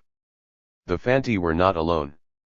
In Abeokuta, modern-day Nigeria, a similar movement was underway which led to the formation of the Egba United Board of Management, which later metamorphosed into the Egba United Government, the dissolution of which was the first act of the imperialist regime of colonial administrator Frederick Deltry Luggard when he first brought Nigeria together in 1914.46, and we should not forget the Liberian constitution, either, in this respect. Among individual thinkers, James Africanus Bale Horton was very sophisticated in his analyses of various communities in British West Africa, recommending new political systems according to how advanced their current political systems were at the time of his writing in the mid to late 19th century. In the late 19th and early 20th centuries, opinions varied from the more liberal Joseph Ephraim Casely Hayford to the more conservative William Sumanguira C. Kai, and later in the 20th century, to the ever-evolving relations to modern liberal democracy in the writings of Olúfemi Awólọ́wọ̀, Kwame Nkrumah, or Sylvanus Olympio. 47. To assume, without evidence, that African thinkers uncritically embraced liberal democracy is wrong and dangerous. What is even more significant is that from the Fanti Confederates to the EGBA United Board of Management, to individual intellectuals like John Mensah Sarba, Joseph Ephraim Casely Hayford, Kwame Nkrumah, Julius Nyerere, C. Kauture, Nnamdi Azikiwe, and Olúfemi Awólọ́wọ̀, a critical evaluation of the doctrine of democracy condemned by Wired did not lead them to embrace traditional African statecraft. Each one of these individuals and movements, at certain periods in their respective evolution, embraced variants of liberalism, a fact that is often unacknowledged in African discourse. 48. I will cite only two examples to illustrate the wealth of ideas from which our decolonisers encouraged by Wired, Serek Birhan, Biwaji and others are alienated when they conflate liberal representative democracy with Westernism. Firstly, I am convinced that Kwame Nkrumah could not have been uncritically accepting liberal democracy, as Wired accuses, when he wrote, "In our struggle for freedom, parliamentary democracy was as vital an aim as independence. The two were inseparable. It was not our purpose to rid the country of the colonial regime in order to substitute an African tyranny. We wanted to free our people from arbitrary rule, and to give them the freedom to choose the kind of government they felt would best serve their interests and enhance their welfare." 49. The second illustration comes from Olúfemi Awólọ́wọ̀, one of Africa's foremost philosophers. In 1960, he wrote, "As we planned for Nigeria's independence, we were fully conscious that freedom from British rule does not necessarily connote freedom for individual Nigerian citizens. I and most of my colleagues are Democrats by nature, and socialists by conviction. We believe in the democratic way of life, equality under the law, respect for the fundamental rights of individual citizens, and the existence of independent and impartial tribunals where these rights could be enforced. We believe that the generality of the people should enjoy this life and do so in reasonable abundance. The most detestable feature of British administration was that the governed had no say in the appointment of those who governed them. A Nigerian administration by Nigerians must be erected on the general consent and the united goodwill of the majority of the people. In my view, there can be no satisfactory alternative to this. At the same time, I fully recognize that the healthy growth of a democratic way of life requires the existence of an enlightened community led by a group of people who are imbued with the all-consuming urge to defend, uphold, and protect the human dignity and the legal equality of their fellow men." 50. As far as I know, not a single proponent of decolonization in African scholarship has evinced any awareness of or engagement with these thinkers and their works. This is part of what I mean by a walling off of Africa's intellectual heritage by privileging colonialism and by focusing on decolonising in our philosophical and other theoretical exertions. My hope is that bringing their work forward may help those who wish to break down that wall and engage with the richness and complexity of African intellectual history, outside of simply excoriating colonialism and global white supremacy. Ironically, Wired's evidence for his preference for traditional statecraft derives not from African scholars such as those I just mentioned, but from the same foreign pressures he admonishes us to critically evaluate, the colonial anthropology of Meyer Fortes and E. Evans Pritchard and, in later works, Kofi Eberefabizia. 51. If I may say so, Wired and those who follow his lead are the ones who need to critically evaluate anthropological sources and their static representations of African life and thought. I dare our decolonisers to delve into works like those I just cited and to try to show why they ought to be discarded.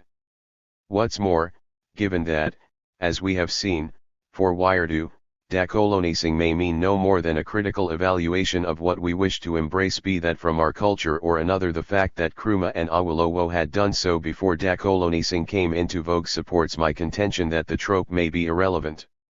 And to the extent that decolonisation too blinkers its followers when it comes to taking seriously the breadth, depth, and complexity of the African library, it may also be pernicious. I do not begrudge our decolonisers, including Wairedu, their political philosophical preferences. But by seemingly asserting that there is an essential conflict between African ideas and practices and those of foreign provenance, on account primarily of their alienness, especially if those concepts are from our former colonizers, Wairedu and other decolonisers are not improving our understanding. I don't want to be misunderstood. I argue that the alienness of an idea or practice, by itself, cannot be a disqualifying attribute.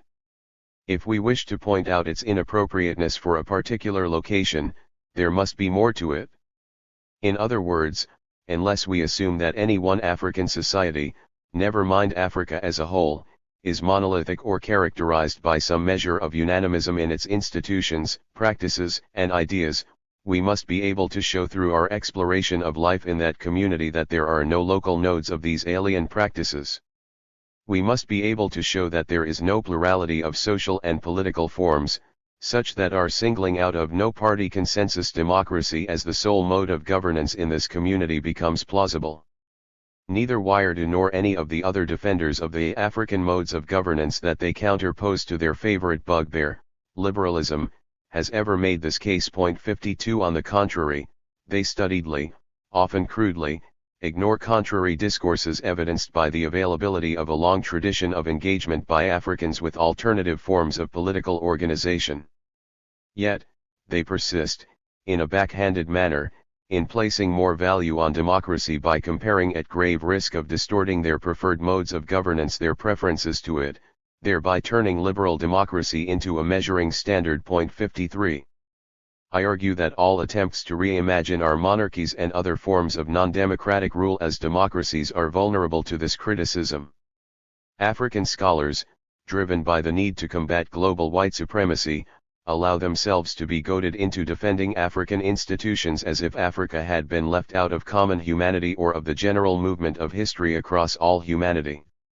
This is too heavy a price to pay for an outcome that is better secured by doing solid, sophisticated analyses of our institutions with an eye to understanding their relative strengths and weaknesses and, most important, their historicity.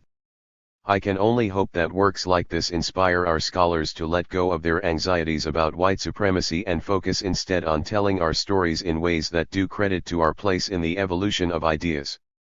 As far as I know, these atavistic responses are meant to show that we have democratic equivalents in our indigenous institutions. Yet, none of our decolonisers have ever campaigned for the restoration in today's world of these former modes of governance and their substitution for those of exogenous provenance. And when they speak as if these old monarchical/aristocratic/oligarchic structures were democratic, too, one is right to seriously question their understanding of these concepts and practices. I do not see anyone seriously arguing that Chinese imperial systems or the British monarchy were ever democratic. Here I see evidence of what I called elsewhere Occident anxiety. Point 54. These are all moves that obscure rather than illuminate our understanding. Just as decolonisers assume that no amount of fluency in the acquired tongues would suffice to domesticate them, this same attitude is applied to political structures. The suggestion is that there is an essential incompatibility between multiparty democracy and so-called traditional African statecraft, because something about Africa, its peoples, and histories makes it impossible for liberal representative democracy to be domesticated there.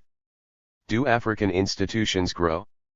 Do African societies evolve? Should we even inquire into whether those institutions and practices we celebrate as African are in fact native to the places and peoples we claim are their authors? In short, does history matter? Of course, once you embrace the static idea of a pre-colonial Africa, all the preceding questions are peremptorily excluded. When in doubt, identity and pedigree always seem to triumph. I believe that contentions like Wired's lead to a persistent but wrong-headed search by African scholars for African equivalents of democracy, rule of law, modernity, knowledge, and so on. It is as if these concepts are so foreign that it does not matter what level of fluency we attain in the foreign languages, we can never domesticate them unless we think them in our own languages. Worse, they, too, are evaluated in static terms. It is why an ideal like the rule of law would be considered outside of its history and treated as if it could be found throughout it. Of confidence and new syntheses. The preceding are problematic claims. This is where, I am afraid, proponents of decolonization too have simply constructed a new wall in place of the ones that decolonization 1 was designed to tear down. Once everything is defined by its relationship to European colonialism, whatever has even the faintest scent of colonialism becomes tainted and, therefore, unworthy of further exploration not just in terms of its provenance, but, more significantly, in terms of its integrity as a part of a body of ideas. The canvas on which to paint African ideas becomes increasingly small, and a false originality rules the roost of African philosophy, for example.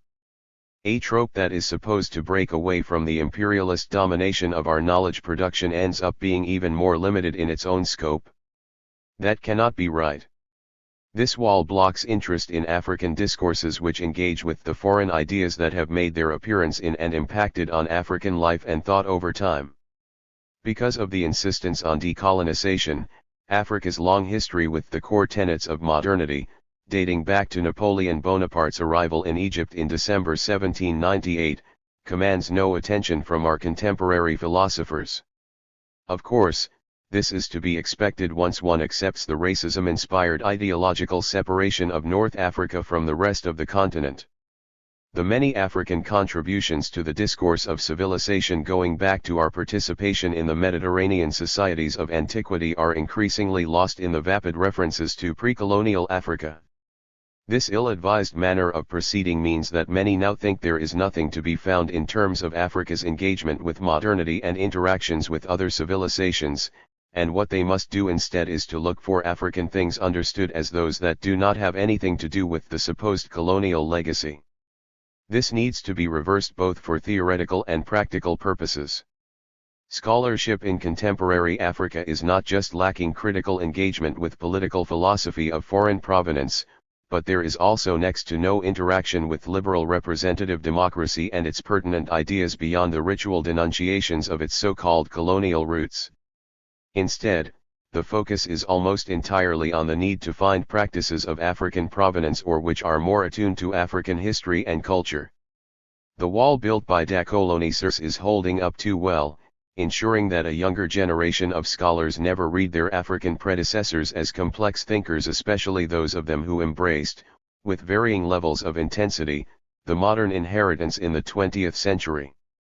Olúfemi Awólọ́wọ̀, Kwame Nkrumah, Julius Nyerere, Sylvanus Olympio, Leopold Sédar Senghor and Fatima Mernissi all, at different times in their intellectual careers, embraced liberal democracy, and even those who did not like Kenneth Kaunda, Sekou Touré, Jomo Kenyatta, and Endabani Sithole all had serious arguments for their positions which went beyond identitarian justifications. This abandonment of serious intellectual engagement comes at precisely the time when Africa needs determined education about the philosophical foundations of the entire system of governance in place across much of the African continent. Other than Eswatini, which has the last absolute monarchy in the world, most countries in Africa have some form of liberal representative democracy, along with associated ideas like the rule of law and the dominance of rights discourse. Whether it is in Morocco or Egypt, Guinea-Bissau or South Africa, the cry is the same: rights, freedom, governance by consent and inviolate human dignity. It is very difficult, if not impossible, to successfully operate systems with underlying philosophical foundations which are not part of our own intellectual orientation. There is an assumption that being alienated from our traditions is, by definition, bad. But the late Abiola Irel thinks otherwise. He explains. Our present experience of alienation stems directly from our historical encounter with Europe, and from our continuing relationship with a civilization that, in its present form, was forged in that continent, and which therefore, holds out a special interest for us. We cannot ignore the fact that the transforming values of contact with this civilization have produced the present context of our collective life, if we are to get a mental handle upon the process of transition in which we are involved. The very tensions and conditions of stress of this process would have been beneficial if they helped to concentrate our minds both wonderfully and intensely upon the nature of our alienation. 55. The above lines were published in 1992. Of course, as Irl is another self-confessed Europhile, had our decolonisers looked at his work, they would have thrown the same barbs at him as they do at the rest of us who share his standpoint. Indeed, by practically delegitimizing certain thinkers for not sticking with their African heritage as if the meaning of African heritage were easy to ascertain, attention is directed away from exploring their works, debating their ideas, and, on occasion, showing what is wrong with their positions, as I have tried to do in this work. African scholarship is therefore impoverished. Our decolonisers open the door to atavistic preferences, unexamined affirmations, and an uncritical embrace of things for the simple reason that they are African. We can and ought to do better. Incidentally, long before Irl's call for us to work with the changes shaped by our engagement with modernity and with the various external influences which have made their mark on the continent, earlier intellectuals who had become aware of the same problem had some insightful responses to the challenge. It is part of the problem of the decolonizing forces that outside of their fixation on Senghor they hardly ever pay attention to what Africans who do not buy into their ideology wrote or are writing. Again, the issue is not whether the thinkers concerned are necessarily right. Rather, it is a question of embracing the breadth, depth, and complexity of the African library over time. It is a matter of heeding Kwame Nkrumah's injunction in his investiture speech as first Chancellor of the University of Ghana, at its inauguration as an independent institution on November 25, 1961. In his account of the intellectual history of Africa, Nkrumah did not limit himself to only autochthonous contributions, nor did he deploy the bastard periodization criticized above. He went back to what he called the great medieval civilizations of Africa and the role that higher institutions of learning played in them. Speaking about Africans who attained distinctions as intellectuals even while slavery lasted, he said, "In our endeavor to organize and promote researches into the African background and history and to assess the full structure of this period, I have asked Mr. William Abraham, a product of this university and a Fellow of All Souls, Oxford, to work on the life, times and philosophy of Anthony William Amua. I could mention also Mensa Sarba, Atoa Huma, Casely Hayford, Philip Kwarku, and our own Agri. I could continue to speak of Africans capable of repeating the whole of the Quran from memory, Africans versed in Latin, Greek, Hebrew, Arabic and Chaldee, celebrated Africans who were corresponding members of the Academies of Science of Europe and America. 56. I wish that we, their successors, would be as committed as Nkrumah and those in his list to being excellent students of Africa's past in all its bewildering complexity. What Nkrumah and those whom he insisted must be studied never evinced was any discomfort at being denizens of modernity, and they were dedicated to creating a knowledge society as Africa sought to recover from the predations of the transatlantic slave trade and march in tandem with the rest of humanity to a better life. They were ever conscious of and ready to acknowledge the state of their continent and its peoples. They never papered over them. I cite below the work of Ladipo Solanke, one of the most important stalwarts of the Pan-Africanist movement and a leading light in the efforts to form a West African Federation. He was also a distinguished lawyer, legal scholar, and overall brilliant and influential public intellectual. On April 10, 1930, Solanke delivered a public lecture in which he, as with many of that generation of African intellectuals, dwelt on how African societies were to move forward in the aftermath of the transatlantic slave trade, of European colonialism and of the impact of Islam and Christianity on their indigenous institutions, practices, and processes. I will let him speak directly. Dear countrymen, it seems to me that the right and correct view we should take together with the course we should adopt as regards the progress of our country towards the attainment of modern political self-determination should be first of all to admit that it is impossible for us to make any progress through developing solely upon our ancient laws, customs, and institutions. Perhaps this would have been possible had foreign peoples such as the Europeans, the Asiatics, and such like not yet come among us to earn their livelihood. But since their advent, new conditions, new modes of life, and new problems for which no remedy or remedies may be discovered out of our ancient laws and customs, have not only made their appearance but have also continued to increase in number, strength, and variety. For instance, the custom of preparing annually estimates of the revenue and expenditure of the administration, is a new and modern one which conditions impose on every administration to adopt. It is not native. In the next place, whilst it is true that a good deal of our laws, customs, and institutions have become archaic or are either crude, barbarous, harsh, inhumane, insufficient or inadequate, there is also a large amount of others that are good, sound, and more suited to our conditions than any that may be substituted for such. The right course to adopt under the above circumstances, seems to be the process of elimination by substitution, i.e. to abolish and scrap up, root and branch, all those customs, laws, and institutions which have become useless but retain those that are still good and sound. The laws, customs, and institutions abolished and scrapped up must be replaced by modern and sounder ones. But the only source from which modern and sounder laws, customs, and institutions may presently be drawn is British or Western civilization, and before these can be properly and firmly grafted into our life we must have them thoroughly assimilated. Point 57. I am not going to comment on Solanke's ideas. I have quoted them here to show the kind of nuanced and complex thinking that earlier generations of intellectuals brought to their study of the relationships between what they inherited from their autochthonous cultures and what was of foreign provenance, however it came to them. Unfortunately, our decolonisers evince little knowledge of or interest in the intellectual history of the continent. Now that I have brought it to their attention in this book, I hope that scholars who would like to seriously engage with the complexity and heterogeneity of African thinking find direction for better analyses.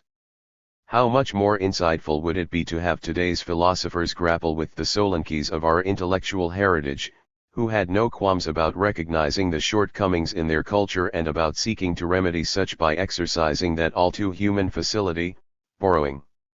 Curiously, other than thinkers like Wiredu and the late Kwame Gaikai, it is rare among academic philosophers to find proponents of decolonising who lay out defects in their indigenous heritage and how such are to be resolved. Nor is there an acknowledgement of the complexities of contemporary societies, the heterogeneities to be found therein and how such are to be accommodated by so-called indigenous processes, practices and institutions. Additionally, how might these ideas instruct and guide humanity elsewhere, or are they content to have their ideas applicable only to their societies? It is even more curious that many of their offerings are limited to descriptions, and they never explain how their concepts could be incorporated into existing societies. Of greater importance and relevance is that Solanke and many of his contemporaries were doing exactly what Irel asked of us in his lecture, coming to grips with the alien influences that have shaped our lives and refusing to pretend that we can somehow separate our inheritance from these influences, especially modernity. Point 58. Despite what decolonisers might eagerly seize upon as a denigration of his African inheritance, Solanke actually went on to defend what we criticize here. He insisted on the generally democratic nature of indigenous modes of governance, usually headed by monarchs, even as he argued that these institutions needed to be supplemented by borrowings from the British and the West, particularly in matters of policing and prisons. As a matter of fact, Solanke's reflections are not so different from what we find in the writings of some of the thinkers that decolonisers love to parade about as authorities for their positions. Amilcar Cabral is a notable example. But, again, if only our decolonisers would properly embrace Cabral's complexity and sophistication as a thinker, they would find that a straight line ran from Solanke through Cabral to Irel. Here is a sample of Cabral's writing on the subject. If you see a film about the Vikings of olden days, you can see them with great horns on their heads and amulets on their arms, setting off for war. And they would not set off for war without their great horns on the head. No one should think that to be African one must wear horns on one's chest and an amulet around one's waist. Such persons are individuals who have not yet properly understood the relationship between man and nature. The Portuguese did the same, the French did it when they were Franks, Normans, etc. The English did it when they were Angles and Saxons, voyaging across the sea in canoes, great canoes like those of the Bijagos. 59. Decolonising theorists make it easy for scholars not to engage with this literature at all and, in so doing, gloss over the contributions of African thinkers to the domestication of these ideas going back to the 19th century and earlier, especially in West and North Africa. The proponents of decolonization are largely uninterested in the efforts of African thinkers to adapt foreign ideas for their own purposes. Many African intellectuals have critically engaged with both foreign and indigenous ideas in trying to work out the best form of government for the flourishing of human life and societies in the African context. Unfortunately, so thick is the wall erected by our decolonisers that, to continue with the example of politics, many of them would be hard-pressed to name any serious political philosophers outside of Nkrumah, Fanon, Cabral, and Nyerere from any time other than the present day. And they hardly ever grapple with even those thinkers in their full complexity. Of course, none of our decolonisers thinks to engage with the robust defense of liberal democracy by Olúfemi Awólọ́wọ̀ or by Abiola Iral in his In Praise of Alienation, or with Paulin J. Houghtonji in his argument for liberal individualism. 60. Most frightening of all, because Africans can only be resistors or victims of modernity according to the decolonization trope, we are unable to come to terms with the philosophical genius of African thinkers who are disdainful of decolonizing and who find it worth their while, after critical evaluation of course, to appropriate the core tenets of modernity as fundaments of their own thinking, both in politics and in moral philosophy. The latter approach is as it should be because, again, in Iral's words, we must not forget, too, that African labor and resources went into the building of the material prosperity of the West. In many ways, therefore, we have a claim upon Western civilization, as well as a considerable stake in it, as the instrument for the necessary transformation of our world. It is in our interest to make good that claim, to adopt strategies that will make our stake in that civilization pay handsome dividends. We cannot do this if we continue to be burdened by the complexes implanted in us under colonialism, and which are only intensified by cultural nationalism.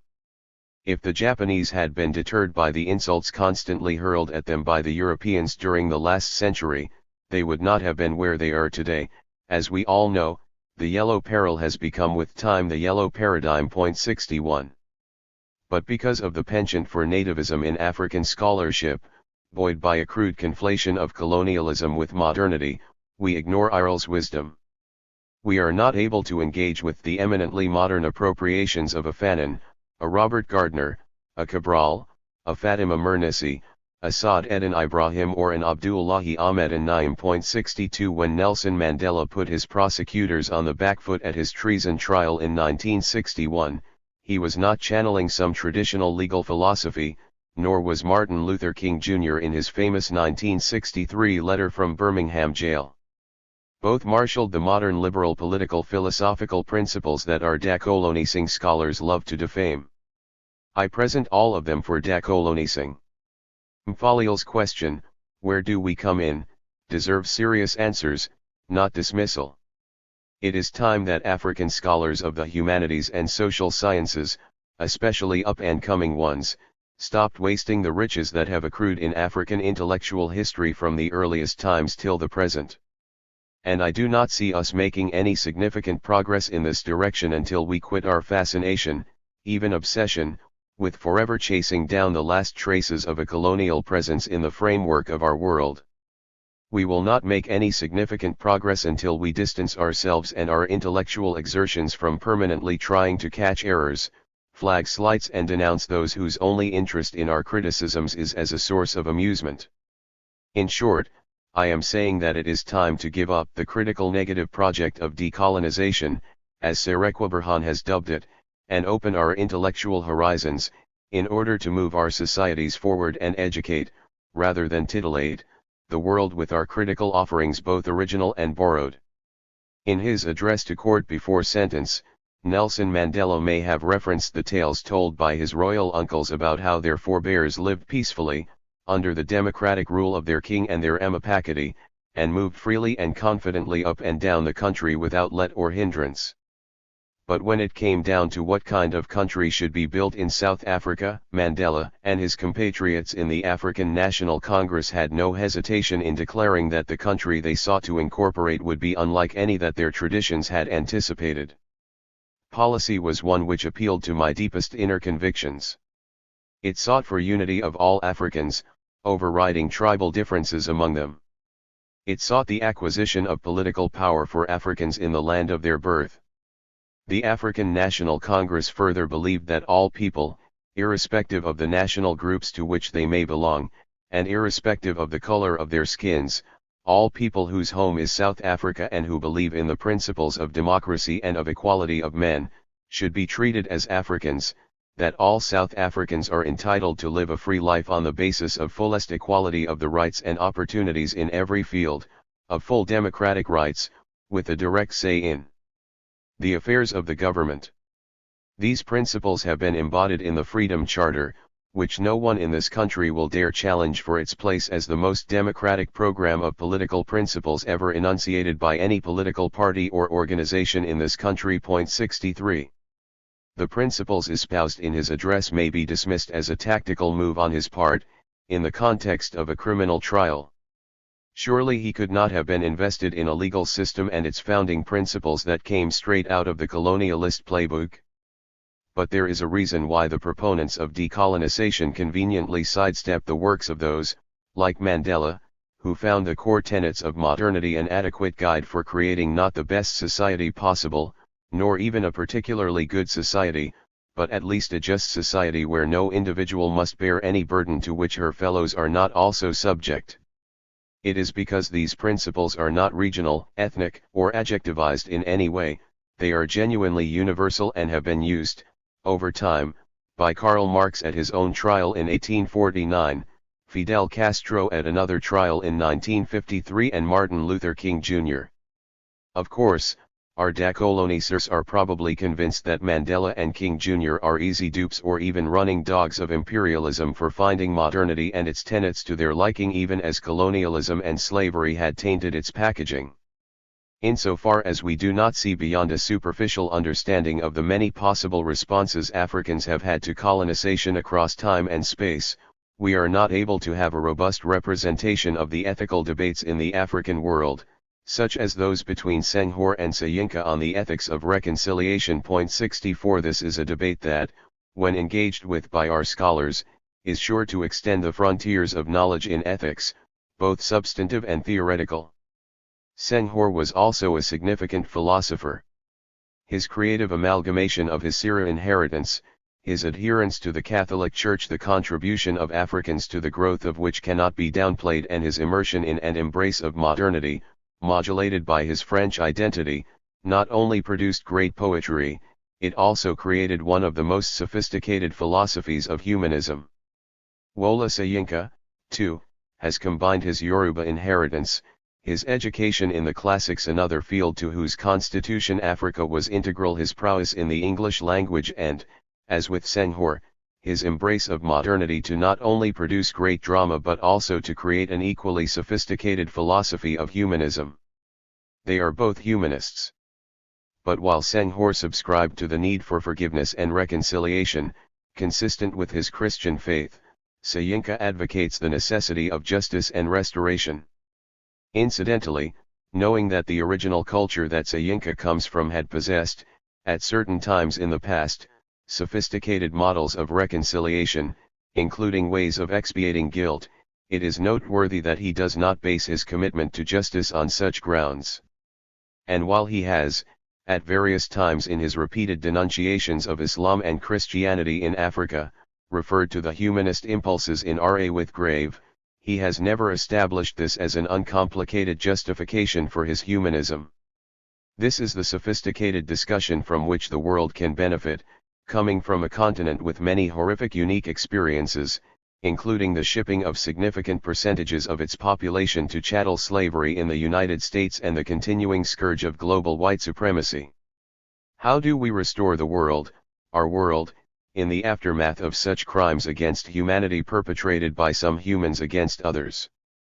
Much of the debate about politics and its requirements in contemporary Africa unfolds almost without reference to theory or to the philosophical foundations of the institutions of representative government, impartial judiciary, the rule of law and the separation of powers that we seek to install in our various countries. Thus, it often seems as if our political operatives are building without any understanding of the discourses that underpin our institutions. Scholars and practitioners alike are working with significant knowledge deficits. This is despite the fact that, as I argue in the next chapter, the continent has been grappling since colonial days with the challenge of redeeming the promise of modernity for its own citizens. Its philosophers have been singularly neglectful of this, and it has consequences for the design and operation of our political system. Africa cannot afford to continue proceeding the way it has until now, building modern institutions without deeper knowledge of the philosophical templates from which they were forged. We should stop shooting darts in the dark. I know that most people rarely consider in tandem the elements that I have in this work. But my hope is that this book, at least, encourages more people to take another look at the allure of decolonization.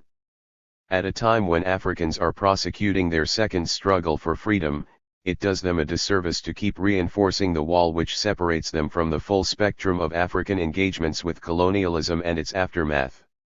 A genuine commitment to human liberation cannot afford anything less. 4. Decolonize this. Taking history and agency seriously. Liberty is not unilateral. It does not merely mean freedom from European domination. Asmina Sembin 1. I have argued in previous chapters that putting colonization at the center of ex-colonist lives is historically suspect and has the unintended consequence of making less legible, if not rendering completely invisible, the autonomous lives led by the colonist even while colonialism lasted. It eviscerates the lives they led before colonialism was imposed on them, and the lives they have crafted since they threw off the colonial yoke. Opposing this does not mean a denial of the impact of colonialism on the life, times and thoughts of the colonist. But it surely means, and I cannot emphasize this enough, refusing to define the colonists strictly by the colonial experience, however profound colonialism's impact may have been on them. Hence, I insist that the ultimate problem with decolonization discourse is its often apprehended failure to take seriously the complexity of African agency and the many ways it has grappled with both colonialism and its legacy, ranging from wholesale embrace of colonially derived languages, ideas, institutions, processes and practices to attempts at wholesale rejection of the same. We need to engage with this complexity. In this final chapter, I focus on a problem in political science and political philosophy that is often zeroed in on by African and Africanist scholars in their strident call for decolonization, the central political philosophical problem of who ought to rule when not all can rule, and the related question of the fate and career of liberal representative democracy and the form of governance it underwrites on the continent. Consistent with the tenor of the rest of this work, I direct our attention to a problem that goes to the heart of the decolonizing discourse but can be shown to have little, if anything, to do with colonization.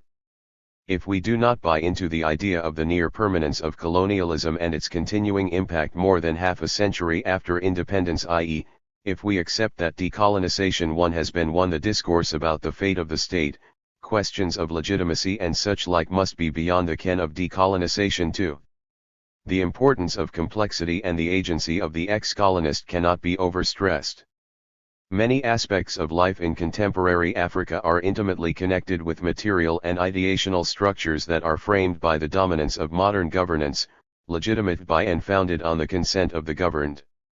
What is even more significant is the repeated elision in discourse and in practice of the underlying metaphysical grounds of the modern state, the principle of subjectivity, the centrality and inviolate status of the individual. While the state and its allied institutions like the judiciary are built on this principle, some areas of life continue to be structured by other, not necessarily compatible, ideas and associated beliefs, ranging from at what age girls can marry to what rights widows must undergo at the passing of their husbands, to age grade memberships that are not voluntarily chartered. Point 2. This is not to mention the continuing distortions of governance by the presence of chieftaincies in many countries on the continent. None of the fundamental human rights that our polities enshrine in their constitutions and pledge under numerous international conventions to observe owe any of their legitimating foundations to autochthonous cultural and political ideas and practices. As I always insist, if we decide to eliminate these externally derived structures, processes, and ideological practices, there would be no need for us to argue about their provenance or their place in our societies. This is a vital point made by those of us who embrace modernity and would like to see our societies embody its core tenets, and which is often a source of rancor between us and our opponents. Point 3. But the point I just made is separate and separable from my preference for modernity as a principle of social ordering and a mode of social living. The issue at stake here is this: since independence, Africans have been free to rid their polities of the empirical analogues of the modern, consent-based governance that was a nominal legacy of colonialism. It is no answer to say that this has not been done because our erstwhile colonizers would not let us. The political history of the continent is instructive in this respect. From absolute monarchy in Morocco, Ethiopia, Swaziland, and Libya to one-party socialist experiments, military rule of various flavors, and even an ill-fated empire in Central Africa, Africa has been a veritable workshop of political experiments. Through it all, one thing has remained constant: the persistent effort by all our countries, outside of military dictatorships, to accommodate our modes of governance to respect for the dignity of the individual, the rule of law, the independence of the judiciary, and, for the most part, multi-party elections that must be free and fair to be legitimate. This is the crucial question here. Nothing stops any of our countries from severing ourselves and our polities from the dominance of the modern form of governance dominated by liberal representative democracy and its related institutions and life worlds. Certainly, the response to my challenge will require more than supplying equivalents from our culture, continentally conceived, or making imprecise statements about how our autochthonous modes of governance embodied all the attributes I just laid out. Care must be taken to show how those principles emanate from specific cultural formations or particular theories, following the pattern of works such as Olúfemi Awólọ́wọ̀'s The People's Republic, Kwame Nkrumah's Africa Must Unite, Julius Nyerere's Ujamaa, or Joseph Casely Hayford's numerous speeches in support of liberal democracy. My argument is that if Africans, organized in their polities as we currently have them, keep the institutions of modern governance or fail to found them on autochthonous philosophical foundations, they owe it to themselves to realize these borrowed institutions in their best incarnations and ensure they are operated in such a way as to get as close as possible to the best life that they promise. That is, if we continue to privilege them, organize our lives around and within them, the call to decolonize them misses the mark unless decolonization's proponents can show that these institutions are inseparable from colonialism and that there is no conceivable way for Africans to embrace them of our own accord other than under the continuing domination of our former colonizers. The entire purpose of this book is to show the errancy of both approaches. Africa is a continent in which we are insisting that parents should no longer be able to marry off their female children under the guise of religion or culture, where we are delegitimizing certain widowhood rights and where we are demanding that law enforcement agents respect the inviolate dignity of the individual and take seriously the presumption of innocence when someone is alleged to have committed a crime. Even if all the protocols that inform and legitimize our actions are not derived from our original philosophies and traditions, how useful can a trope be that asks us not to dig deep into the traditions and philosophies from which we have borrowed? I wish to restate the key point in this chapter. African countries are like other countries across the world, from Japan to Argentina, Pakistan to Spain, which are struggling to come to terms with modernity. In the African case, outside of Eswatini, there is no single country that is not genuinely working to install or is at least paying lip service to the key elements of a modern political system: representative democracy, governance by consent denominated by party politics and free and fair elections, an independent judiciary, and a government that is subordinate to the wishes of and serves those that charter it. No amount of dithering or doublespeak in the name of so-called homegrown ideas and practices will wish that away. Here is the challenge to decolonisers: if liberal representative democracy is inseparable from colonialism, why do you not just reject it outright? Why waste your energies on decolonising it? Those to whom you have surrendered their authorship and ownership, the so-called West, Global North, etc., have no anxieties about liberal representative democracy outside of continuing to acknowledge how far their countries remain from realizing it in the best possible form, and Western intellectuals never shy away from making the improvement of it their daily preoccupation. Given the richness of cultures and relevant forms of governance across Africa, it would be more efficient and would answer more to anxieties about racism and identity to turn our backs on these colonial relics and install novel political arrangements that better suit our heritage and our needs. Why are we so invested in forcing other people to reconfigure their inheritance for our convenience, and why do we get mad when they do not? Here is the deal: the world, the so-called West or Global North, does not owe Africa. And I fail to see, unless we grant that white supremacists are right and we are permanent children whose will is forever at the mercy of our erstwhile colonizers, why after 60+ years of independence, Africans are willing to accept that we are still colonist and that we have no will or strength to defeat our oppressors and, therefore, do not have the wherewithal to expunge modern institutions and practices inspired by the so-called West from our lives. If the call for decolonising amounts to no more than we saw in the last chapter, with other people asking that whatever is foreign be domesticated for use in a different culture, then there really is not much, beyond fad, to the decolonising discourse. Furthermore, if African scholars are not willing to eradicate all the ideas, practices, institutions, and processes that they believe are colonial, it is their responsibility to become good students of the intellectual and theoretical foundations of those phenomena, as a prerequisite for making them deliver as they do in other countries such as South Korea and Japan. This is where we should aim our intellectual energies, and striving for the best life for humans in our communities should be the touchstone for judging what matters.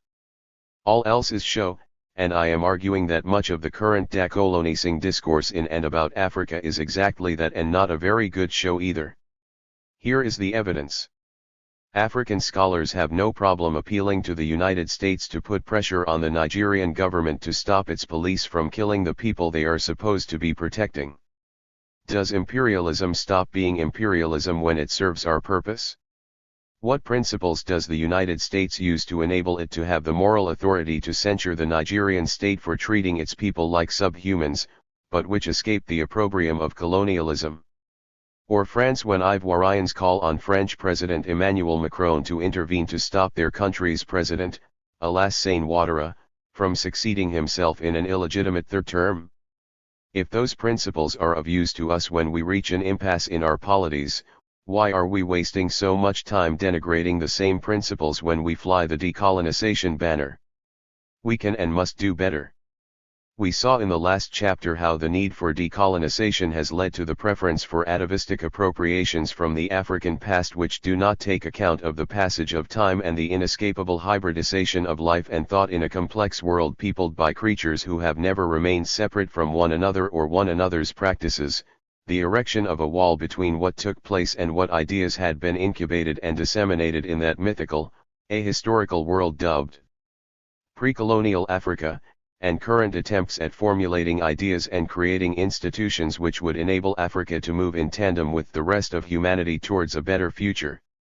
In this chapter, I take a comparative turn to look at other communities with historical and, more crucially, racial trajectories and profiles similar to our own to show how the decolonisation enterprise can not only be misleading but may in fact have harmful consequences for Africans, their lives, their societies, and, most importantly, their capacity to domesticate borrowed ideas and institutions.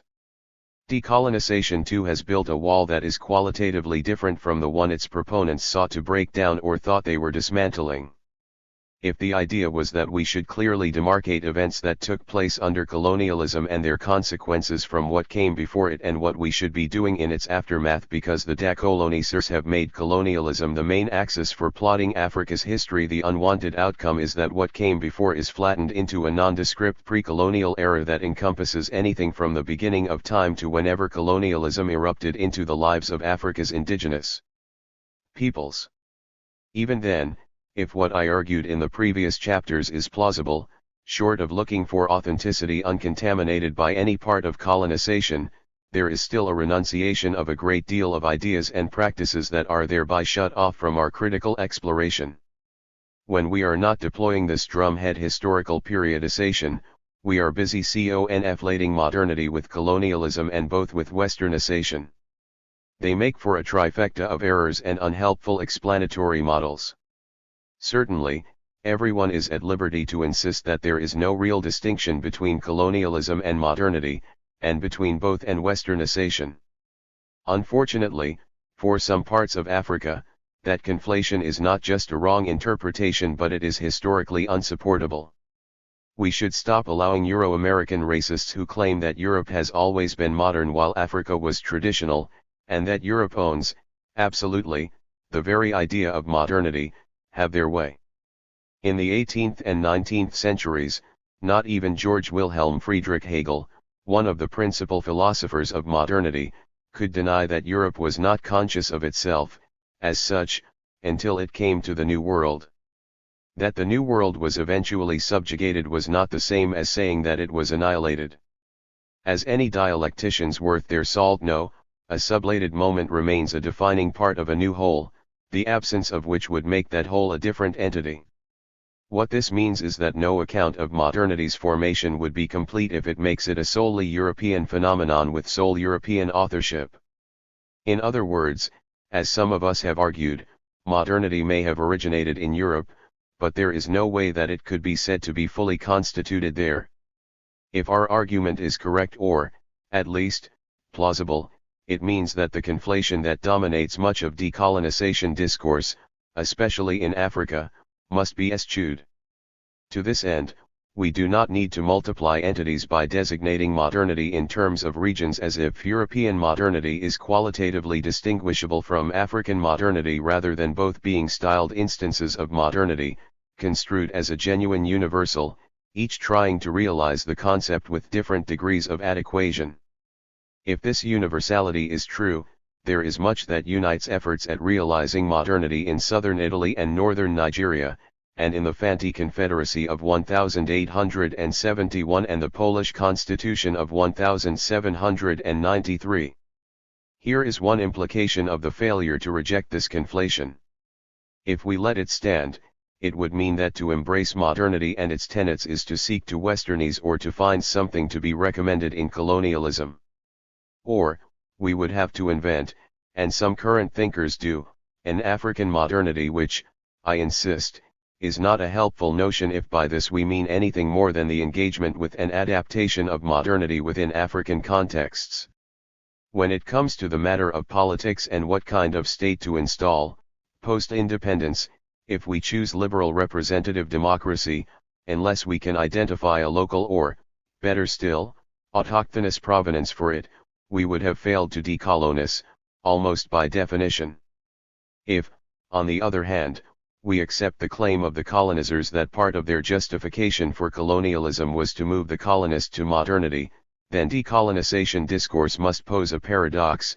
If liberal representative democracy, a tenet of modernity, is a Western contraption, then post-independence political arrangements must not include democracy or, at least, that version of it which has a Western provenance. But if democracy is a core tenet of modernity, but the latter is not Western, then what decolonization calls for, post-independence, would be the deepening of democracy, not its overthrow. The tragedy of decolonization too is that it cannot condone the idea of any Africans embracing modernity as their own and seeking ways of redeeming its promise for their societies. Perhaps the most pernicious wall erected by decolonization is the truncating of the history of Africa's rich and long engagement with modernity. In the remainder of this chapter, I provide evidence of Africans striving to redeem the promise of modernity for their societies before, during and after colonialism. I also, for comparative purposes, show that preference for and success at manipulating the institutional and ideological artifacts of modernity have nothing whatsoever to do with the inheritance of the people concerned, only with historical contingencies. That is why we have a lot to learn from our kin in the Caribbean. Meanwhile, I am leaving out the contributions of African Americans in forcing the United States to move closer to its founding liberal ideals and, in so doing, ensuring that the country continues to bridge the chasm between ideal and reality as a modern state. I am also leaving out the role of African-descended intellectuals in ensuring, post-Second World War, that France was saved from fascism and its republican ideals were upheld. Point 4. I would like to end on a positive note. Here I take a deliberate risk that, I can only hope, the reader will, in the end, find worth taking. I am acutely aware of the many failings of the state in post-independence Africa, from Cape to Cairo and all points in between. I do not exaggerate that an overwhelming percentage of the discourse on the state in post-independence Africa, conducted by African and Africanist scholars alike, is devoted to its failings. I question how right their descriptions are and how plausible or adequate their explanations are.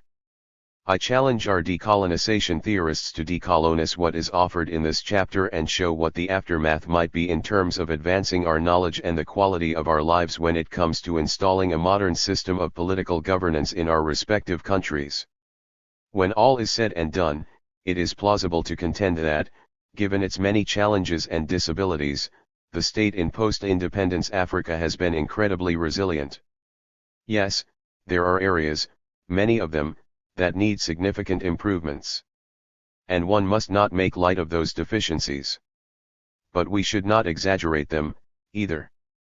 Despite the gloom and doom that is routinely predicted of the state in Africa, especially its post-colonial exemplars, and which is used as justification for seeking African substitutes, it is remarkable how successful that much maligned institution has been. This success is best understood as the product of the continuing striving of the state to reduce the distance between what it ought to be and what it is at any given moment. That is, Africans have never given up on the objective of redeeming the best of what the modern state promises. It is what makes them fight and never reconcile themselves to manifestations of the state that fall too far off the mark. It is what they are all striving to install for the umpteenth time in the current attempts at democratization across the continent. This is why I have called it Africa's second struggle for freedom. Point 5. During the first struggle for liberty identified with decolonization 1, Africans wanted the freedom to order their own affairs as they saw fit. They did not want to be ruled by any government that they had had no hand in installing. They wanted their human dignity restored from the battering it had taken under colonial rule. They wanted governments that were responsible for and responsive to them. Above all, they wanted to be free.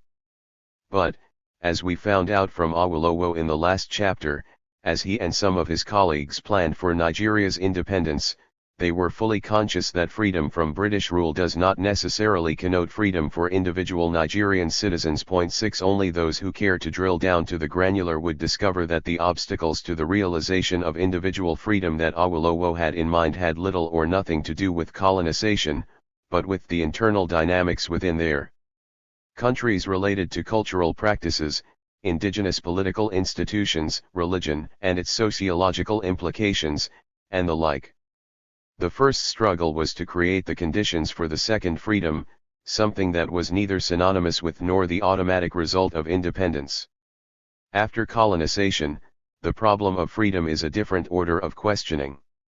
Unfortunately, once independence was obtained, Africa's rulers including Kwame Nkrumah in Ghana, Sékou Touré in Guinea and Félix Houphouët-Boigny in Côte d'Ivoire decided that the struggle for freedom was over and done with. They proceeded to put in place numerous political contraptions all designed to subvert and deny the freedom of their people to turn their citizens into subjects and to substitute their own wills for those of their people when it came to the installation of governments all across the continent. Did they have any more truck with freedom? No, they had their coats of arms, their flags, their national anthems and so on. It was almost as if they thought that the struggle they had led for independence did not include the freedom of individual citizens to have, hold, and seek to realize their own conceptions of the good life. The proverbial freedom to be left alone, especially by their governors, the impermissibility of governmental interference in the details of their daily lives, limits on the powers of government, and the sanctity of their dignity and their life were all cast aside by their leaders. In other words, the promise of independence was never redeemed for ordinary Africans at the micro level of their quotidian lives. Watching the images in the media from Egypt, Tunisia, Libya, Malawi, Uganda, and, in the mid-2000s, Ethiopia and Zimbabwe and, as I write this, in Eswatini and Sudan, in the interviews at the barricades with young and old, men and women, from all walks of life, it is clear that, much more than the chronic economic and other problems of their daily lives, their main demand is that they must be free. When street vendor Mohamed Bouazizi committed the brave act of self-immolation in 2010 that triggered the Tunisian revolution, he was not dying for country, ethnic group, or religion. He could no longer take the repeated assault on his freedom and dignity, as well as on that of his countrymen and women. Therein lies the ultimate lesson of the current movements for change in both Africa and the Arab world. 7. Let us begin with a few uncomfortable facts for those who think that the ongoing struggle for individual freedom is an anti-colonial one. Except for Ethiopia and Egypt, all countries in Africa are the results or creations of the machinations of foreign mischief makers or, in the case of Liberia, seekers after freedom. This explains why it is standard fare in discourse about Africa to remark on the artificiality of African boundaries. That African countries are artificial creations is not anomalous. Most countries in the world are. 8. This is a fact that is often lost on African scholars who have become convinced beyond all doubts that the manufactured nature of African borders is exceptional and a source of unresolvable conflict.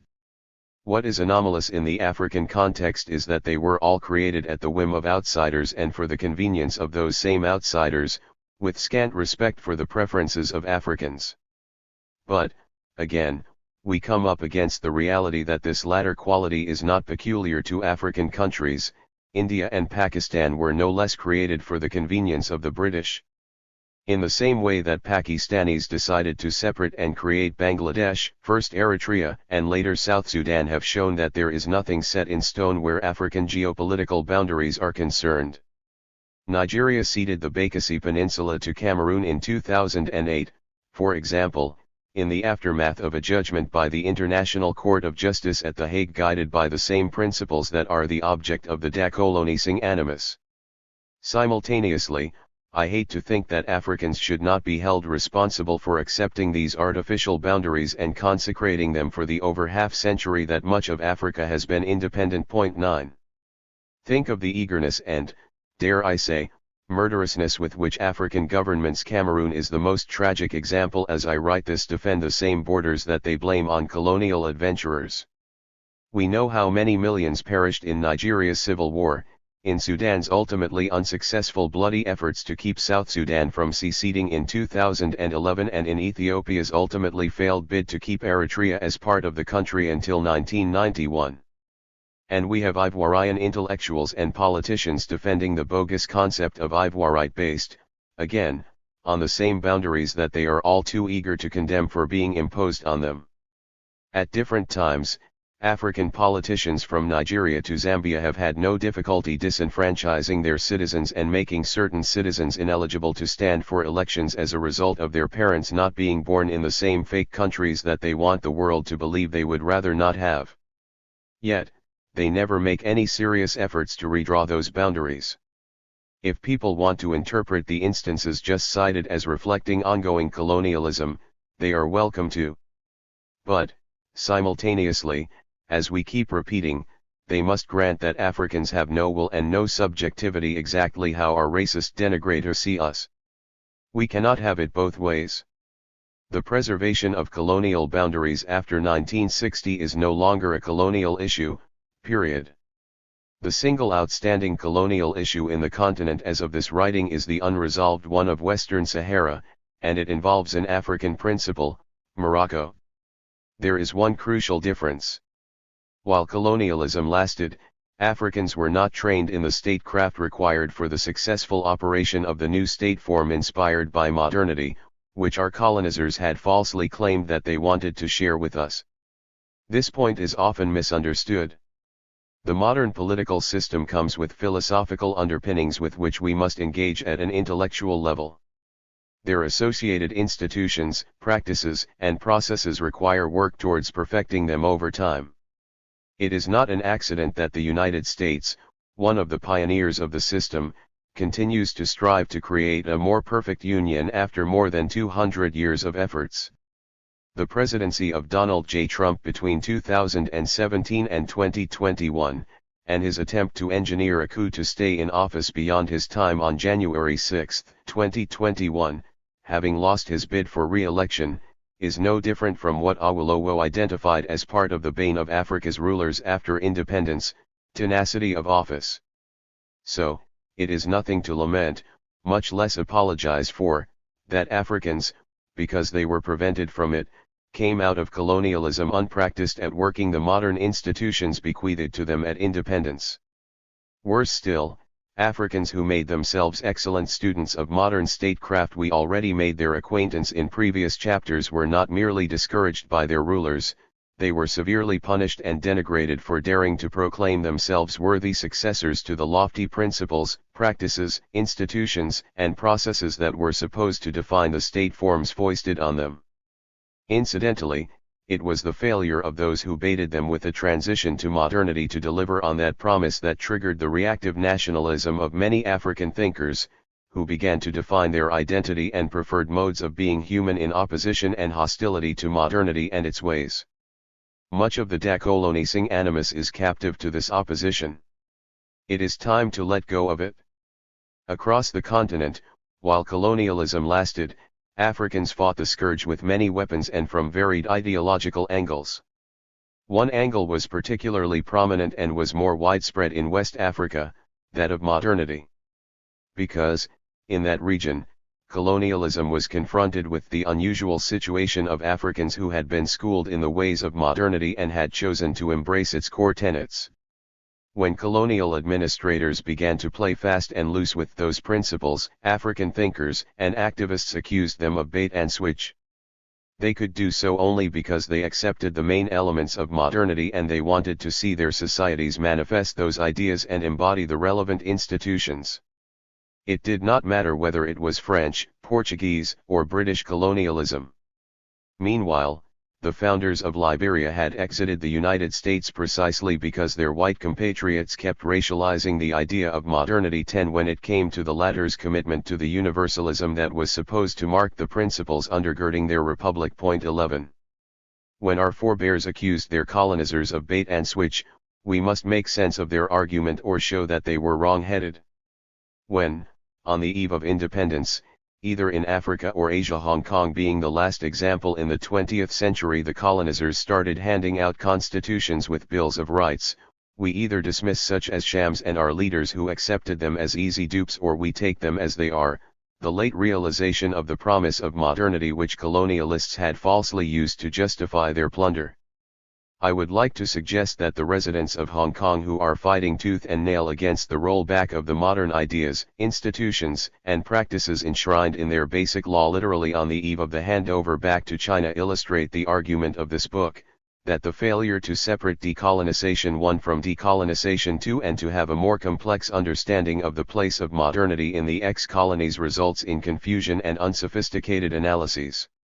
Why would Hong Kong's citizens by their hundreds of thousands risk life, limb, and personal freedom to defend a way of life and its founding principles, which only became reality for them post-1997, if those are no more than the ways of colonialism?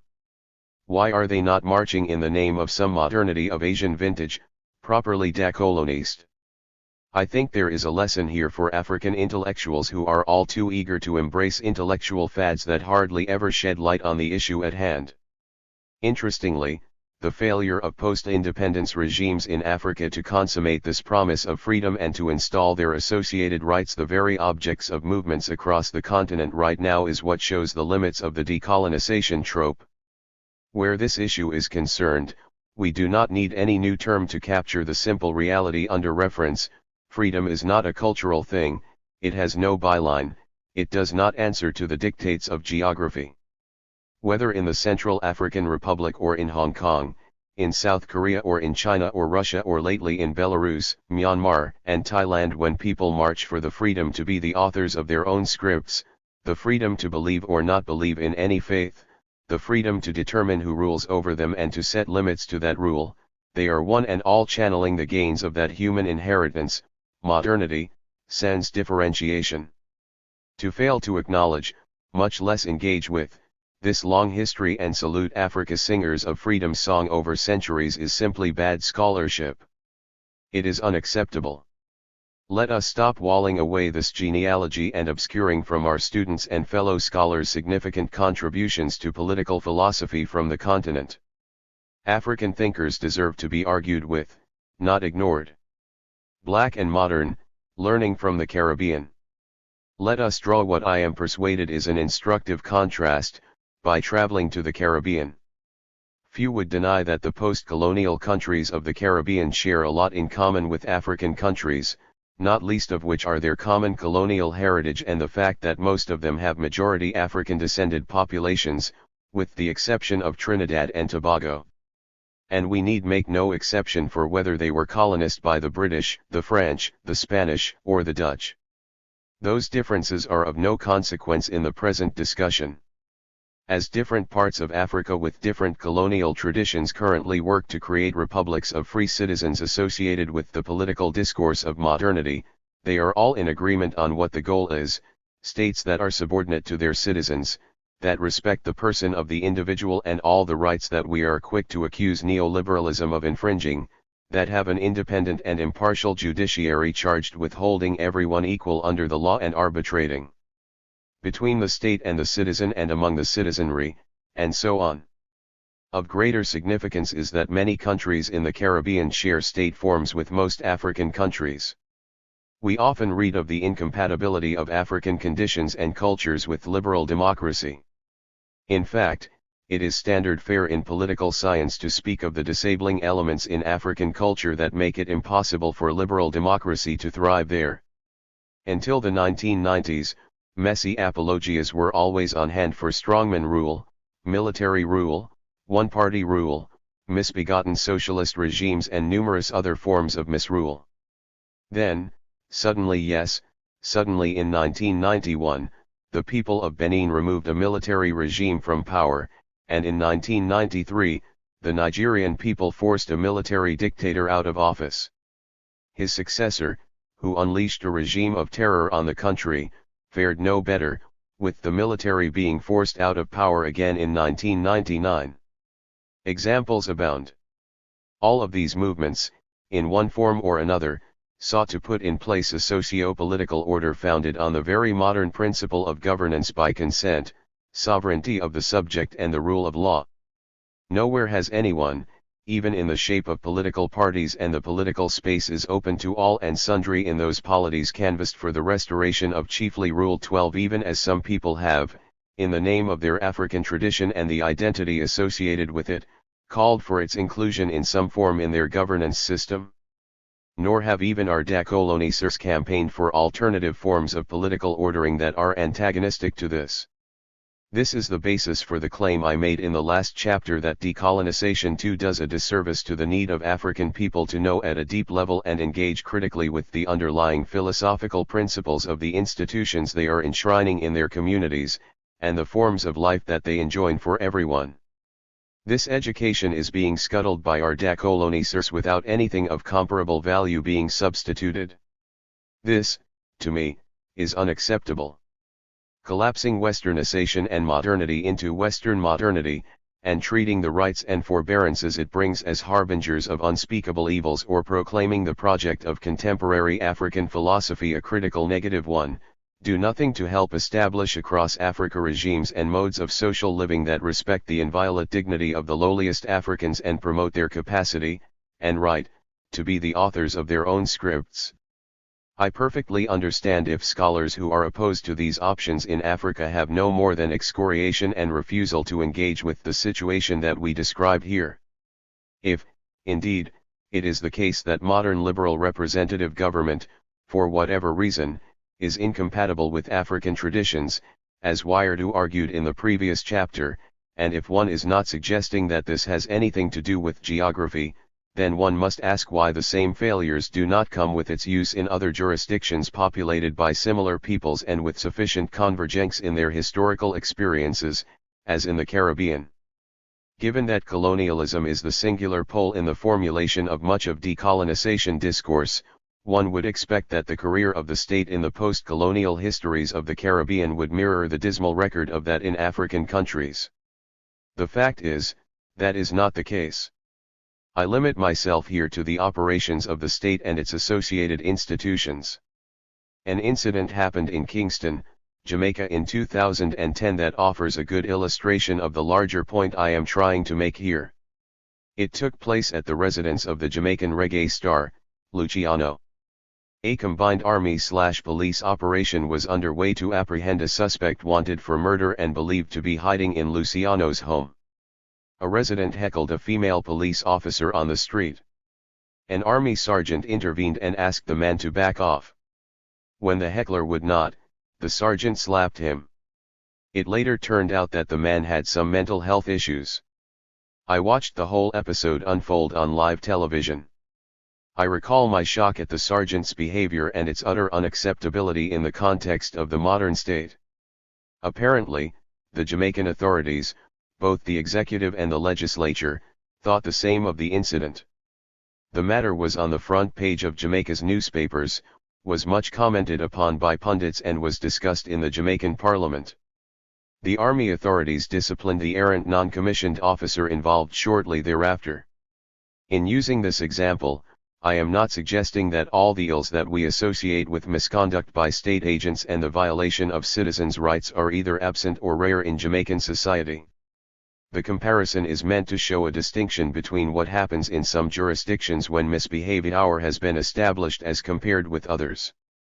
One way to understand the comparison made in this section is to assess the ease or difficulty of escaping with impunity when it comes to the behavior of state agents and their accountability for their actions in the performance of their duties. Contrast all this with what routinely occurs across much of Africa when similar situations occur. We have witnessed the world protesting against the tradition of police brutality against Americans of African descent in the United States, more recently triggered by the wanton killing of George Floyd by officers of the Minneapolis Police Department on May 25, 2020. It is also a time dominated by news of the ravages of COVID-19, which has necessitated lockdowns of whole countries and cities across the world since its beginning in 2020. What was remarkable was the number of Africans killed by state agents in Nigeria, Kenya, and South Africa in the name of enforcing lockdown rules during this time.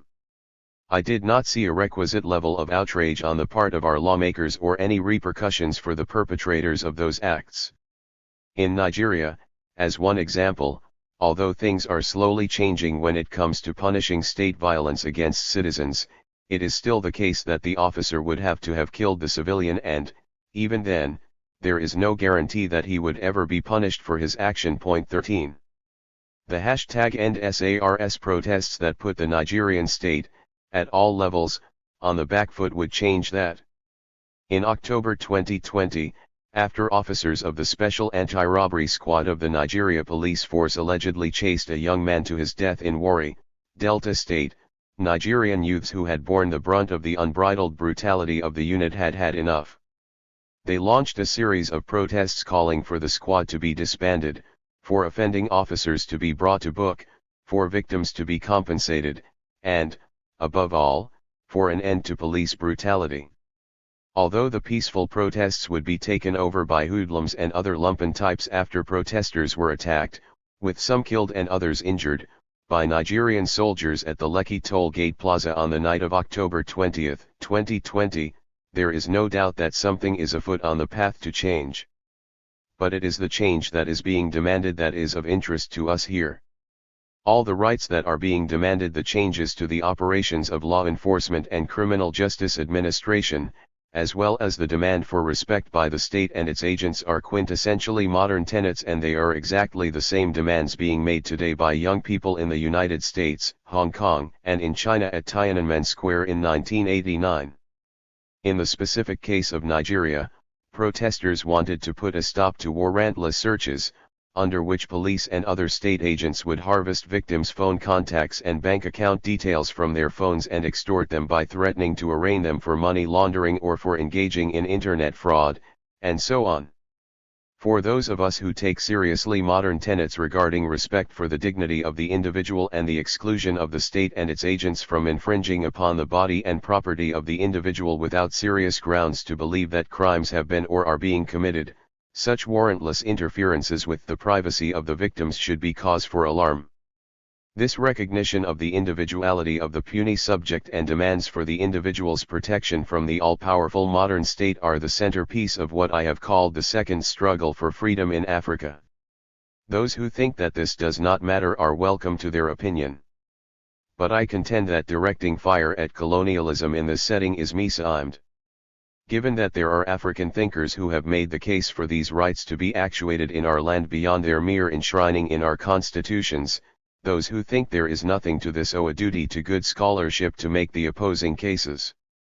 In other words, Mfaliel's question comes up again: where do those African thinkers who see worth and the possibility of a better life under this new dispensation come in? Away from the decolonizers' critical negative project, I hope that others begin to see the possibility of much more fecund scholarship around these issues.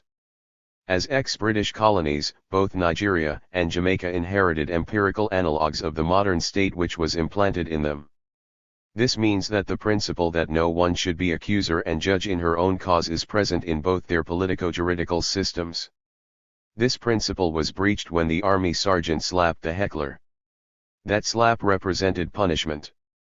It was summary punishment that ran counter to the presuppositions of justice within the system. It meant that the officer had decided that the man had committed a wrong that warranted sanction.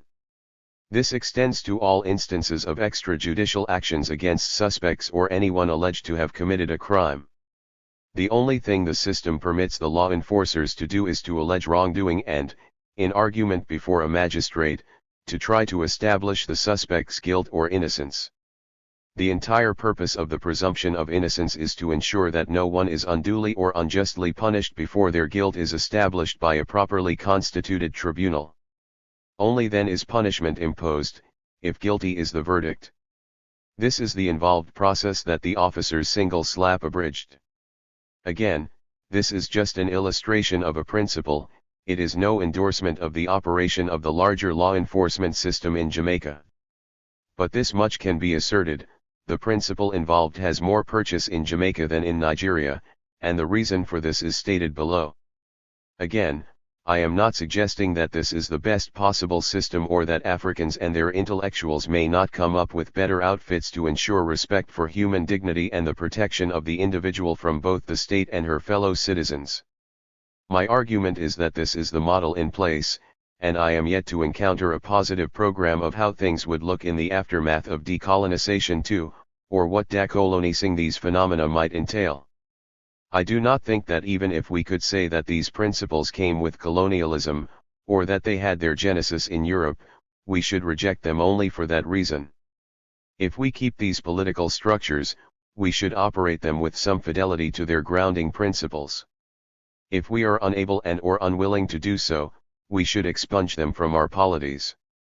We must wonder then why there is such a wide divergence between the realization of the modern state in Nigeria and Jamaica, where respect for the citizen's right not to be summarily punished by the state or its agents is concerned.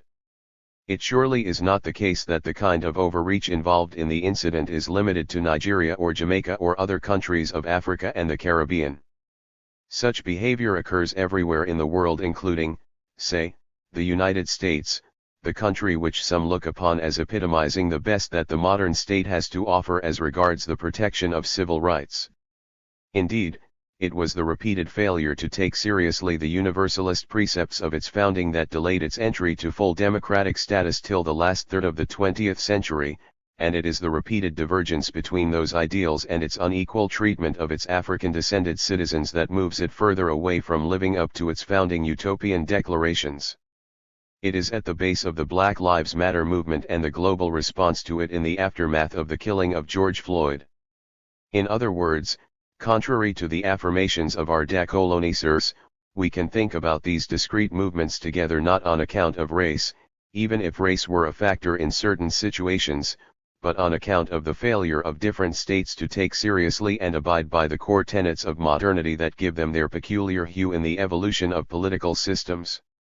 It is noteworthy that our decolonisers who mostly live in the old colonialist redoubts of Europe and America, or are forever addressing their main audience there, think nothing of encouraging distortions of the history of modern institutions and of the fact that concern on behalf of the puny individual in the modern state is often the biggest protection of the dignity of the poor in many countries around the world. 14 What we need is not to muddy the waters as regards the core principles of modernity, but to shed light on them.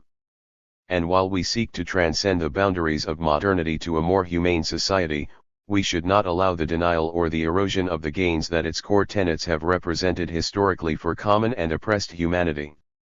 I cannot think of places that need this reminder at the present time more than in Africa, Eastern and Central Europe, and in Asia particularly, China, Myanmar and the Philippines. And the citizens of Hong Kong, by their protests against the despotic inroads into those rights and privileges, showed us how and why they matter.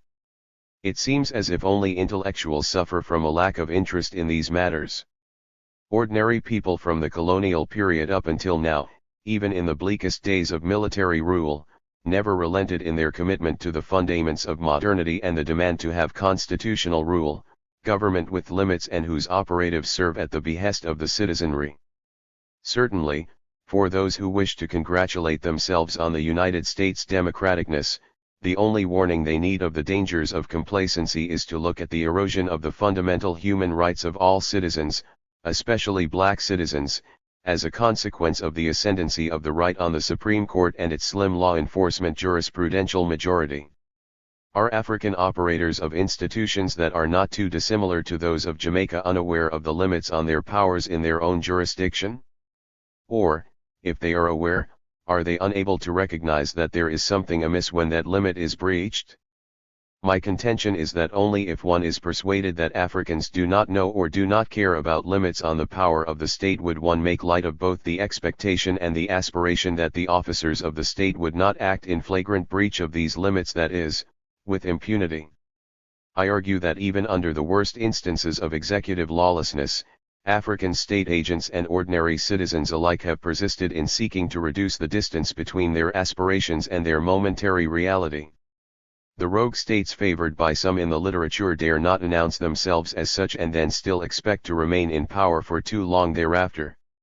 I am, of course, neglecting those who facilely claim that original African societies had the rule of law and checks on the exercise of power. 15 Indeed, the entire purpose of many who warn us away from modernity is to argue that it was a colonial import, and whatever different modes of social living and principles of social ordering it brought were inferior to, or at least no better than, what Africa already had. We have seen some of our most important thinkers shun this approach.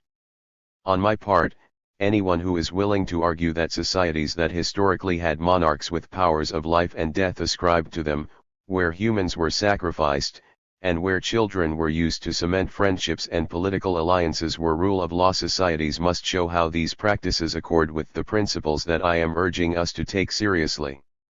I do not see the scholars of other societies in Asia, Europe, or the Americas that fit the model I just described blithely arguing for the democraticness of their past arrangements. What we know from the empirical records of the state in much of Africa is that Nigeria is not atypical of the dominant situation on the continent.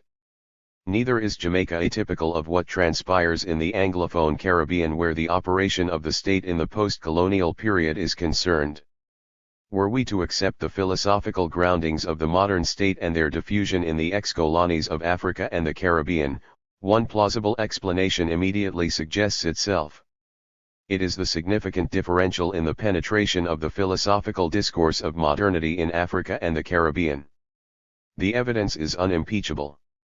I question the easy but unilluminating binaries that make it almost impossible for African scholars to take seriously our struggles with and the strides we have made towards redeeming the promise of modernity for our long-oppressed fellow Africans. No, we do not have to think that everything about modernity is fine or that it is the only model that we should consider. What is unacceptable is to continue writing as if empirical evidence makes no difference and as if all that matters or should matter are our fanciful, even if relentless, bromides against modernity, coloniality, the list goes on. I am often flabbergasted by the refusal to engage with, beyond bland generalities, the desperate life worlds dominant in African countries and the denial to millions of their basic dignity as humans in these countries, and not all of this is traceable only to the depredations of colonialism.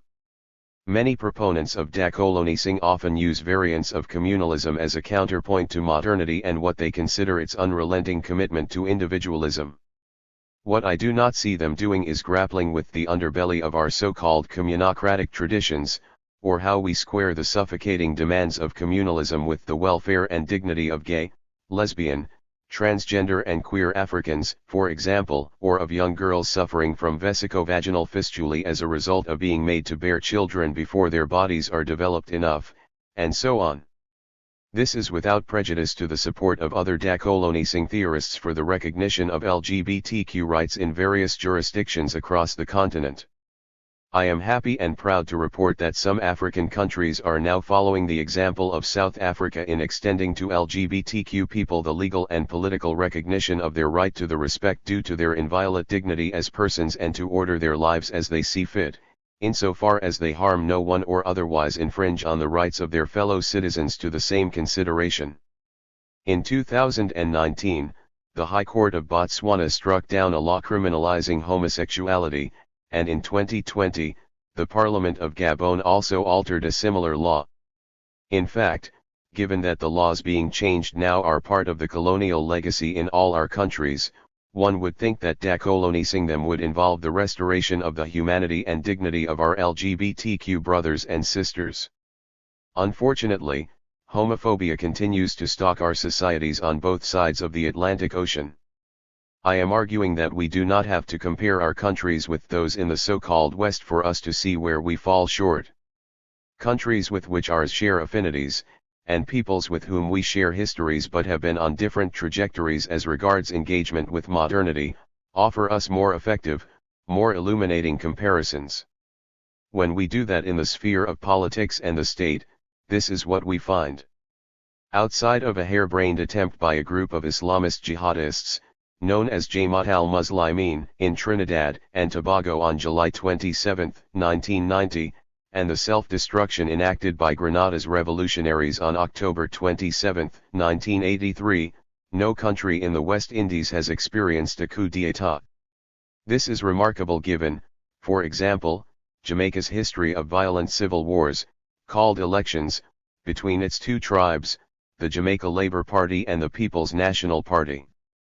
Few African countries got anywhere close to civil war before savior soldiers would insert themselves into the political sphere in the name of saving the polity. Despite the considerable progress that the continent has made, we see the recent setbacks of military misadventures in Guinea, Mali, Chad, Sudan, and Burkina Faso. In Jamaica's case, that history has never provoked a military intervention or even an attempt at one. That is, the principle of civilian control of the military has never been at issue in Jamaica. Although there are continuing problems with police brutality and gang violence, there has been no coup attempt. And the judicial system has never been called in question. The party system works. The judiciary works. The key to everything is that the Jamaican people, legitimizers of the system according to the principle of governance by consent, take their sovereignty seriously, and are insistent and boisterous in holding their elected representatives to account by tossing out one party and installing another at regular intervals. The countries of the Caribbean are mostly dominated by African-descended peoples. And this is not in name only. Many of them take their cultural antecedents very seriously. Curiously, I do not know of any serious thinkers there, including decolonisers, who think that so-called traditional modes of governance are an appealing option for remaking their polities.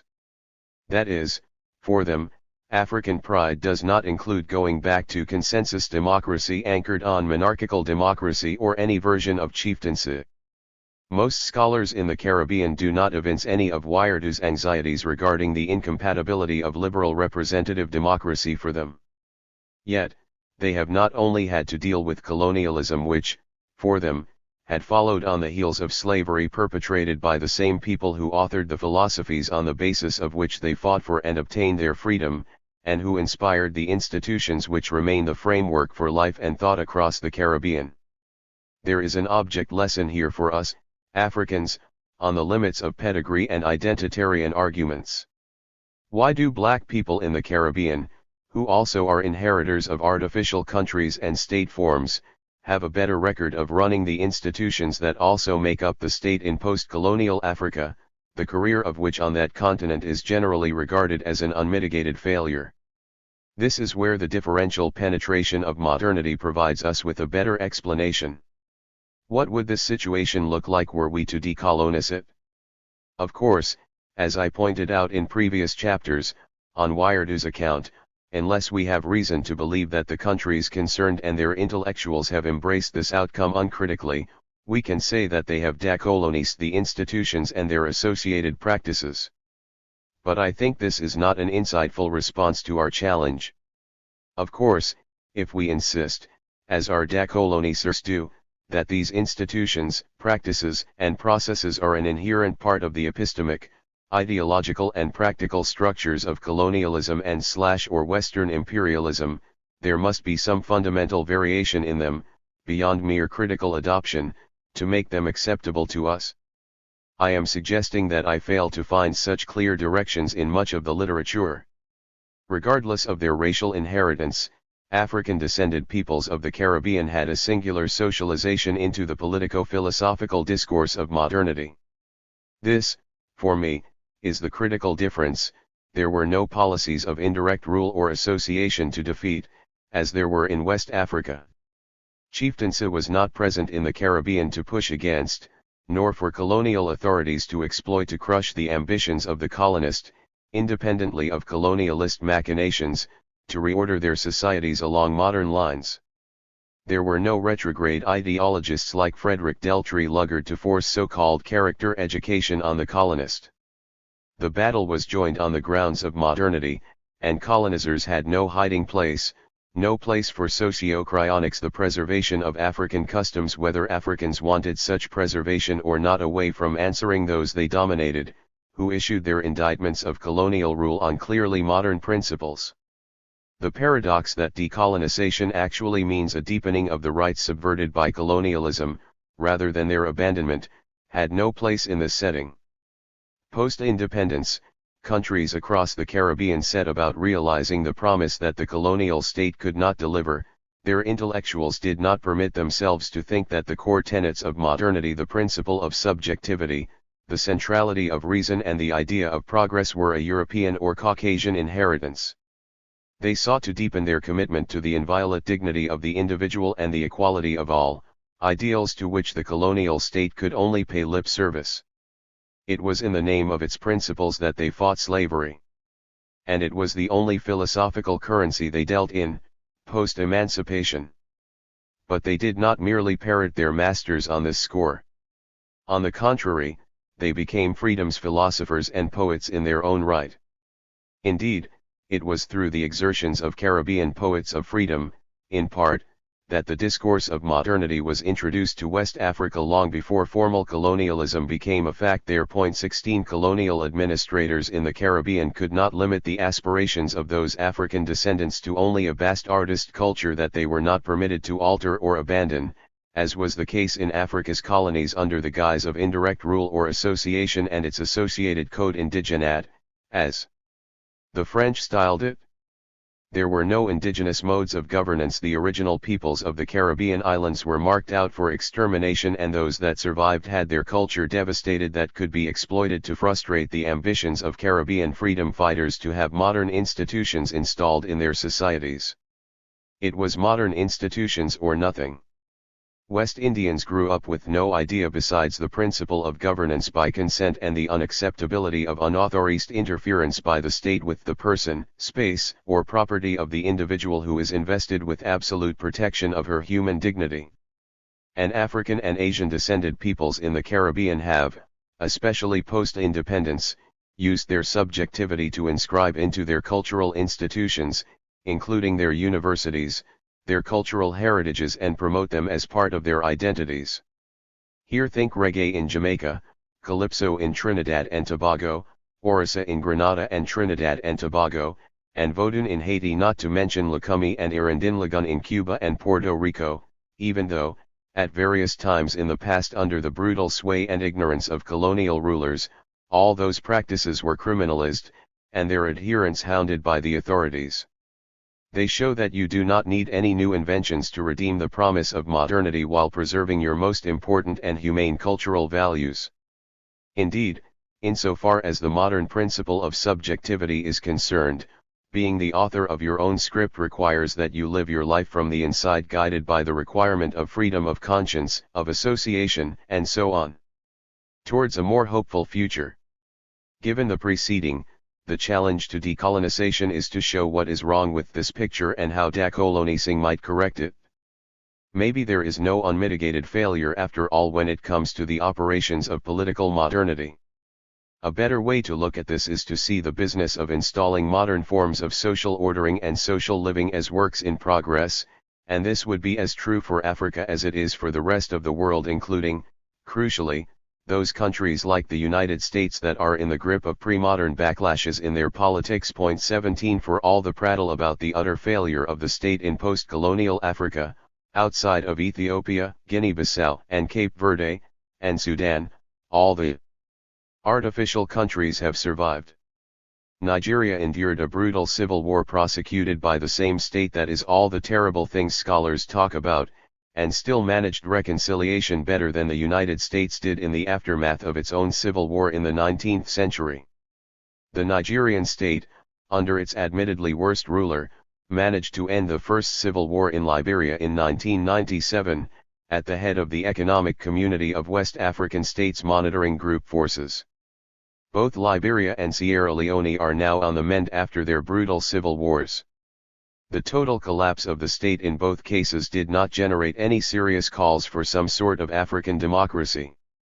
On the contrary, both countries are working hard to perfect their adaptations of the modern state structured by liberal representative democracy. This is why I insist on a granular approach, away from the nebulous, often global approaches taken by many in the decolonising literature. The Tanzanian state helped Ugandans to get rid of the murderous rule of Idi Amin in 1979, the Ugandan state, in turn, provided the beachhead for the Rwandan Patriotic Front to put an end to the genocide prosecuted by the Hutu-dominated Rwandan state in 1994. And the secessionist struggle in Casamance has not resulted in the collapse of the Senegalese state, nor has it become for that reason a police state. On the contrary, it has made giant strides towards greater democracy. The Ghanaian state, which hit rock bottom in the 1970s, did not dissolve or degenerate into chaos.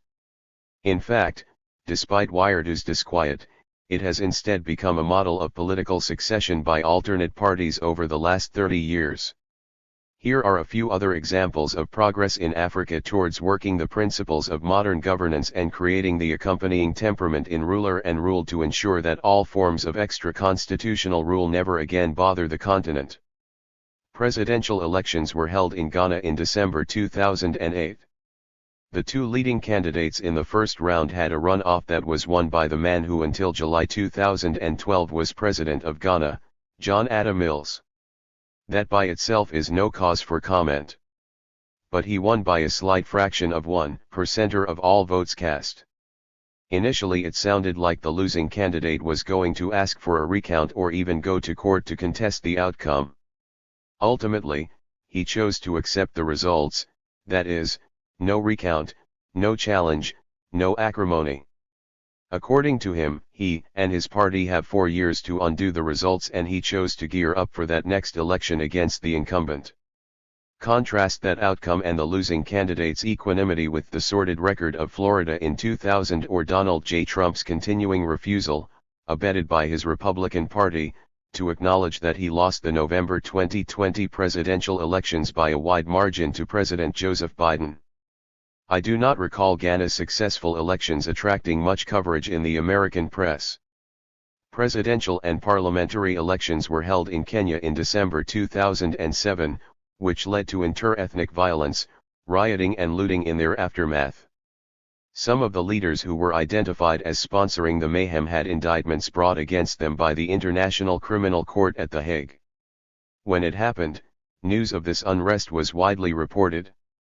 Unfortunately, those indictments could not proceed to trial because witnesses refused to testify. But that is not what is of significance to me.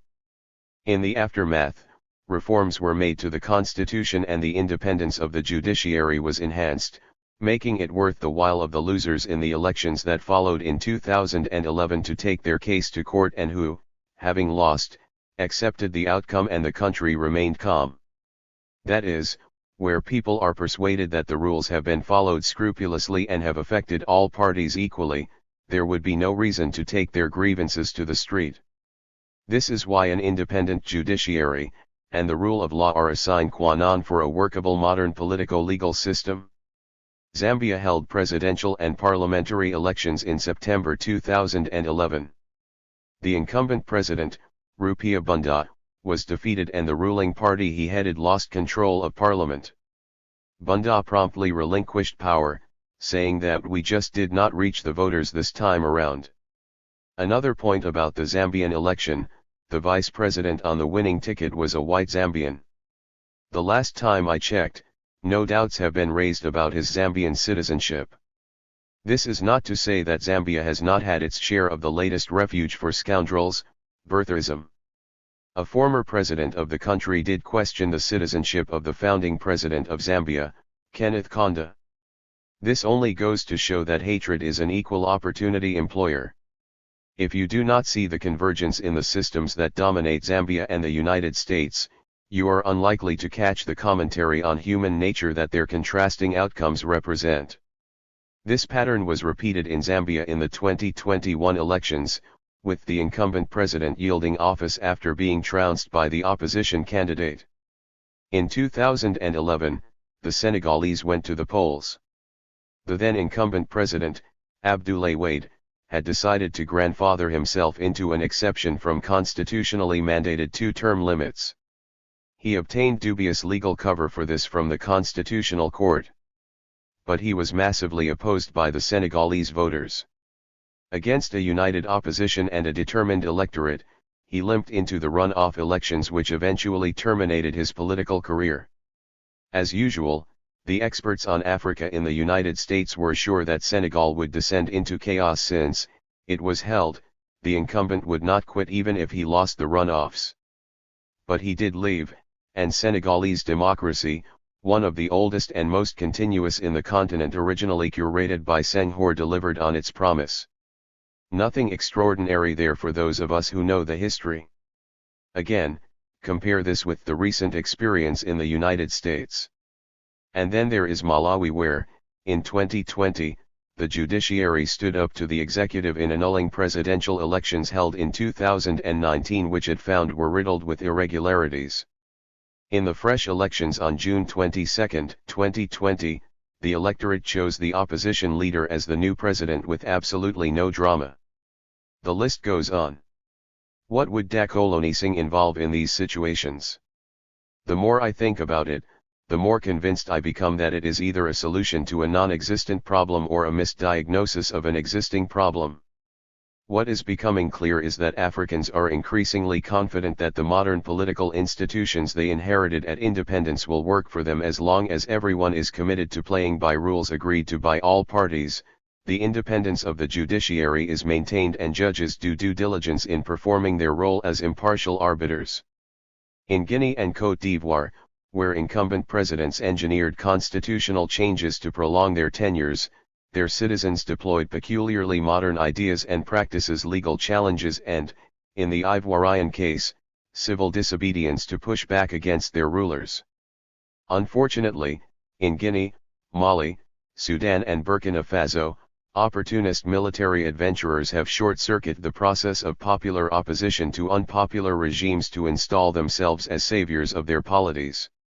It is significant that their neighbors in the economic community of West African states have, unlike in the past, imposed punitive sanctions on the regimes in defense of constitutional rule. Most important, as in other societies, liberal representative democracy in Africa is a self-correcting mechanism, as long as no one takes power and uses it to make it impossible for them to be removed, as did the Nazis in 1930s Germany and as Trump attempted in the United States in January 2021. The electorate can always correct course at the next election if they discover they made a mistake in the previous one. John Mahama in Ghana and Goodluck Jonathan in Nigeria were both one-term presidents because their respective electorates frustrated their bids for re-election. The same applies to Trump in the United States. Decolonisation has nothing to contribute to this discourse, from my experience. In all African countries, regardless of the challenges faced by the state in them, people go along with the craft associated with all state forms. They get married under state auspices, they ask that the state treat them with respect, they cooperate with law enforcement authorities, they protest when they think that the state has failed in discharging its primary responsibilities, and they demand that the state deliver to them the promise of independence.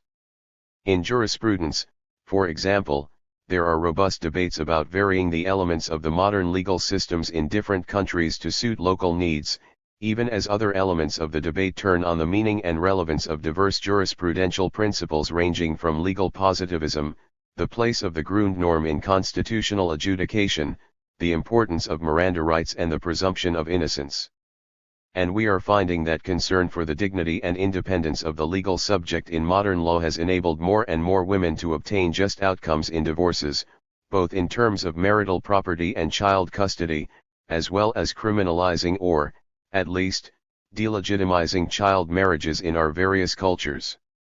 For us to make sense of the resilience of the state in post-colonial Africa and come up with real research designed to improve our understanding, rather than titillate our prurient desires or feed the imperious arrogance of racism towards Africa and Africans, we need to make sense of the state, simpliciter. We need carefully to monitor the nodes of possible transformation in order thereby to realize what gains have been made and safeguard them, while we work to bridge the gap between the current reality and the philosophical idea of the state bequeathed by modernity.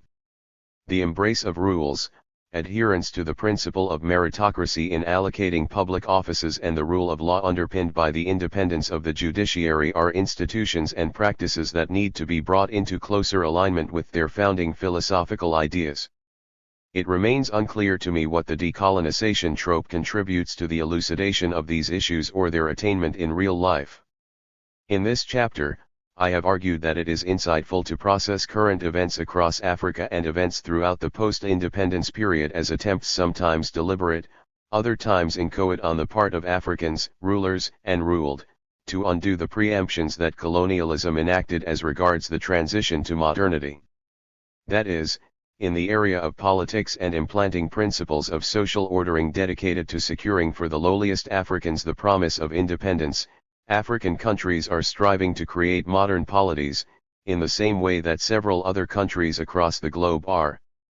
African countries are not different from others in recent history which, guided by their divergent historical experiences and cultural specificities, are fighting to create and install empirical analogues of an ideal type, the modern state. In this struggle, the principles we appeal to, the benchmarks we deploy to assess how far along our polities have come, the limits that we demand our rulers observe in their rule and that our fellow citizens recognize in our interactions, almost without exception all harken back to those principles traceable to the philosophical discourse of modernity.